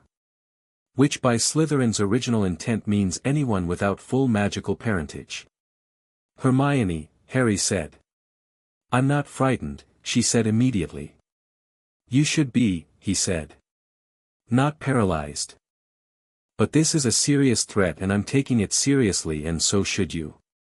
A pause. She looked at him with the expression of someone who is about to say something they've been organizing for a moment. I am taking it seriously, she said quietly. I'm just not going to perform the fear, because the fear isn't useful right now. What's useful is figuring out where the diary is, who has it, and what we do about it. Harry looked at her. He felt the thing he sometimes felt around Hermione, which was the specific respect for a mind that worked differently from his but at the same level, and the specific gratitude for someone who met a serious problem by moving toward it. Yes, he said. Exactly that. He picked up his quill. I'll write to Selim and Dumbledore tonight. But first, the chamber itself. If we know where it is, we know what we're dealing with. I want to find the entrance. We, Hermione said. We, Harry confirmed. Ron too. And Sirius, actually, he knows things about Hogwarts that the standard records don't have. The Marauders mapped it. The Marauders map, Hermione said. Sirius has it, Harry said. Or he knows where it is. I've been meaning to ask. You've been meaning to ask about a comprehensive enchanted map of the entire school since when? Hermione said. Since September, Harry said. I didn't want to bring it up before he was comfortable. He looked at her. He's comfortable now. She looked at him for a moment with the expression that sometimes crossed her face when Harry did something that surprised her by being about people rather than strategy. You waited, she said. He needed time, Harry said. The map would have waited. Yes, Hermione said quietly. It would have. She picked up her own quill. I'll start on the chamber's architectural history. You write your letters. Ron's coming Saturday, we can plan then. Harry nodded. He dipped his quill. Harry, Hermione said. He looked up. The diary, she said, carefully. If it's what you think it is, it's not just a threat to students. Dumbledore said the diary was believed destroyed. If it's not, if Malfoy has it and knows what it is, he knows what it is, Harry said. He's too careful not to know what he's holding. He met her eyes. Which means he knows he's carrying a fragment of Voldemort's soul and he's planning to use it as a weapon, because the political outcome is worth more to him than the risk. He paused. That tells you a lot about what Malfoy actually thinks is coming. A silence. He thinks Voldemort is coming back, Hermione said. He's positioning for it, Harry said. The registry, the political infrastructure, the chamber, he's building something he'll be able to hand over. A world already organized the way Voldemort would want it. He looked at the article with Malfoy's name in it. And he's decided that now is the time to start the building. He wrote the letters. He wrote to Selim first, then to Dumbledore, then, shorter, more direct, to Sirius, who had been at Caerleon through October and was now in London, in the townhouse on Grimmauld Place that he'd returned to with the careful, complicated purpose of someone reclaiming a place that had never been entirely home. He told Sirius what he suspected. He asked about the map. Sirius's reply came the next morning and was 3 paragraphs long. The first 2 were his assessment of Harry's logic, which was useful and specific and showed the kind of thinking Harry had been hearing about secondhand for years and was glad to encounter directly. The 3rd paragraph said, the map's in Filch's confiscated items cabinet, 3rd drawer, under a puking pastille from 1978 that I'd rather not think about. The activation phrase is, I solemnly swear that I am up to no good. The deactivation is, mischief managed. Tell the map Moony says hello. It'll behave better. Harry read this and felt the warmth of knowing someone who had known his father, and the specific pleasure of someone who has been given a useful thing. He went to Filch's cabinet that afternoon. The map was extraordinary. Harry had read about it, Sirius had described it in broad terms during one of their orchard mornings, but reading about a thing and holding it were always different, and what he held was a piece of parchment that was, when activated, a complete living diagram of Hogwarts and everyone in it, names moving through corridors in real time, rooms labeled in a cramped, slightly chaotic handwriting of 4 teenage boys who had mapped an entire castle for the love of it. He stood in an empty classroom and watched it and felt what it was, an act of extraordinary affection for a place. You didn't make something like this out of ambition or calculation. You made it because you loved the castle and wanted to know every inch of it, and because you were 17 and capable of this, and why wouldn't you?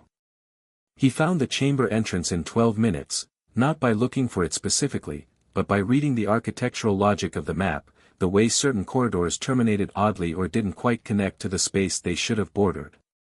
There was a bathroom on the 2nd floor, marked as out of order, and the notation in the map's margin was in different handwriting from the rest, cramped and separate, as if added reluctantly, don't go in here. Seriously. We mean it. Prongs, Harry understood. His father. Who had written a warning on his own map. There was a dot in the out-of-order bathroom, labeled with a name Harry recognized, Moaning Myrtle. He looked at the dot for a moment. He looked at the bathroom.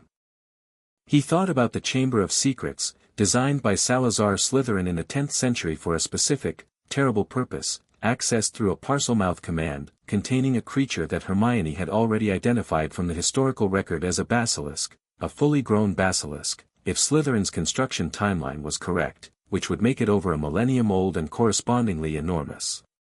He thought about Lucius Malfoy with a diary that contained a fragment of the only known natural Parselmouth of the past century. He thought about Hermione's face when she'd said anyone it categorizes as impure. He closed the map, mischief managed, and went to find his friends. Ron's response to the diary theory was immediate and practical. If he's going to plant it somewhere, Ron said, sitting on Harry's bed in the dormitory on Saturday evening with the map spread between them, he needs access. He's on the board of governors, so he has school access, but he can't just walk into a student's bag. He'd use someone else, Hermione said. She was cross-legged on the floor with her own notes, building a timeline of Malfoy's Wizengamot moves alongside the registry proposals alongside every visit the Board of Governors had made to the school so far this year. Someone who'd carry it without knowing what it was. Or someone who would use it. She looked up. His son. Draco wouldn't, Harry said. He said it with certainty that was not blind, it was based on observation. Draco Malfoy in second year was sharper and more complicated than Draco Malfoy in first year, as if the year at Hogwarts had added information he hadn't anticipated and was still processing. He was not his father. He was trying, Harry thought, not to be his father, which was a different and harder thing. Draco doesn't know what the diary is. You're sure? Ron said. I've been watching him, Harry said. He's been off this year. Not performing the right script. He's noticing things he wasn't supposed to notice. He paused. He came to me in October. Both of them looked at him. He found me in the library, Harry said. It took him a while to say it. He wanted to know if I thought his father was going to do something. He let the weight of this land. He didn't know what, specifically. He just knew something was moving and he was scared. What did you tell him? Hermione said.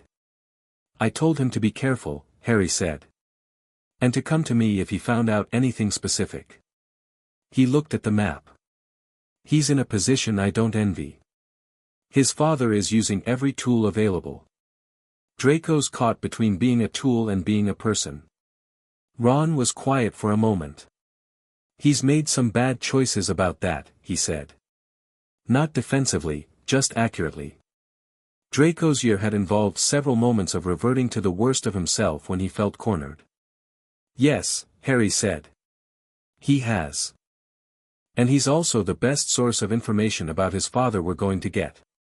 He looked at Ron. That's a useful thing to be able to hold at the same time. You're not, what are you going to do with him? Ron said. Give him the chance to make a different choice than his father made, Harry said. If he wants it. He paused. I'm not going to force it.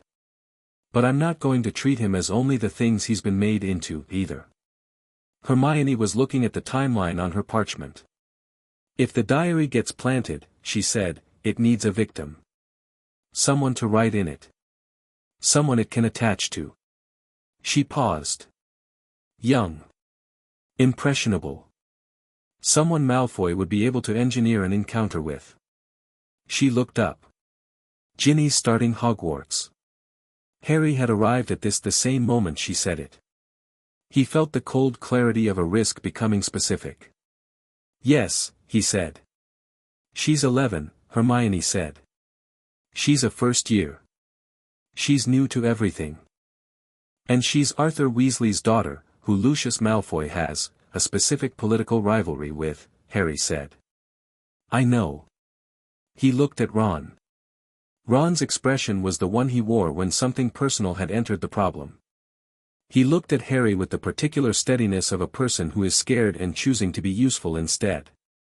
She's not stupid, he said. She's smart. She is, Harry said. But a diary that contains a Horcrux isn't attacking her intelligence. It's attacking her trust. He looked at the map. I need to talk to her. She's not going to, Ron started.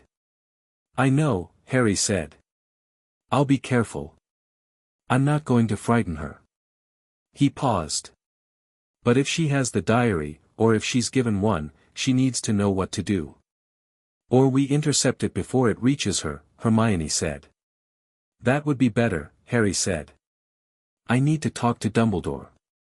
He stood up. He looked at the map, at the dot labeled Moaning Myrtle in the out-of-order bathroom. And I need to talk to Myrtle. To the ghost? Ron said. She's been there since the chamber was last opened, Harry said. 50 years ago. She died in that bathroom. If the chamber entrance is in there, she has more information about the last time it was used than anyone else in the school. He looked at Ron. She probably doesn't know she knows it. You're going to talk to the ghost, Ron said. Yes, Harry said. Will she? She's supposed to be quite sad, Hermione said. She's a person who died and didn't move on. She's sad. She looked at Harry. Be kind to her. I was planning to, Harry said. Myrtle was, as described, sad in the specific way of someone who has been sad for so long it has become their primary identity, which was a kind of tragedy that Harry found he genuinely felt, not as pity but as the recognition of something that deserved better than what it got. He sat on the floor of the out-of-order bathroom, tiled, cold, the taps above the sinks green with age and the mirrors clouded, and talked to her. Not about the chamber immediately. About her. About what it was like. She told him. She told him in the way of someone who has not been asked and has therefore never been given the opportunity not to answer, and what she said was specific and real. She'd been a student, she'd been unhappy, she'd been bullied, she'd been crying in the bathroom when it happened. When the chamber opened. When the voice came from the sink. What kind of voice? Harry asked. Cold, Myrtle said. And hissing. Like a snake but like a person. And then, she shuddered, which was a strange effect in a translucent ghost, a shimmer of non-presence. And then I died. You didn't see anything? Harry said. I saw eyes, Myrtle said. That's all. Just eyes. And then nothing. She looked at him with the watery gaze she always had. Why do you want to know? Nobody ever wants to know. Nobody ever comes in here. I'm trying to make sure it doesn't happen again, Harry said. Myrtle looked at him. She had the quality, which he hadn't expected, of someone quite sharp beneath the layers of grief. She'd been a person, after all, and the intelligence didn't stop with the death. You mean it, she said. Yes, Harry said. She showed him the sink. The tap with the snake engraved on it was cold to the touch and slightly different from the others in a way that Harry only noticed when he was looking for it, a quality of magic in the metal that was older than the plumbing it was part of. He looked at it for a long time. He could feel the mechanism of it, faintly, through the magic in his blood that responded to old workings. Something here that was keyed to a specific language, a specific command. Something that had been waiting for 50 years. He didn't open it. Not yet. He knew it was here now, and knowing was what he'd come for. He stood. He looked at Myrtle. Thank you, he said. She looked at him with her watery eyes. Nobody says thank you, she said. They should, Harry said. She flushed slightly, which on a ghost was a strange iridescent effect. Come back, she said. If you need to know anything else. I will, Harry said, and meant it, and left. The letter to Dumbledore that night was the most carefully constructed letter Harry had written since the serious correspondence in first year. He laid out the diary theory fully, the Malfoy connection, the registry pattern, the chamber entrance, what Myrtle had told him. He included his assessment of the timeline and his concern about Ginny Weasley. He included the map information about the bathroom and the entrance. He said, at the end, I'm not going to open the chamber. I could, and it would solve part of the problem, but an 11-year-old in a basilisk's chamber isn't a good plan regardless of what the 11-year-old is capable of. I want to work this through your channels and mine simultaneously. But I need you to move quickly. Lucius Malfoy has the diary and he's going to plant it. I don't know the target for certain, but my best assessment is a first-year Weasley. If I'm right, we have very little time. Dumbledore's reply came in less than 4 hours, which was the fastest Harry had ever received one. It said, "You are right. I believe you are right on all counts. I am moving. Please, Harry, let me handle Malfoy. I understand the impulse and I know your resources, but if you move against him directly it will expose the diary's nature, which I would rather handle in a controlled setting. Give me 3 days." Harry read this. He read it again. He wrote back, 3 days. But Dumbledore, if anything happens to Ginny Weasley in those 3 days, we revisit whether I let you handle things.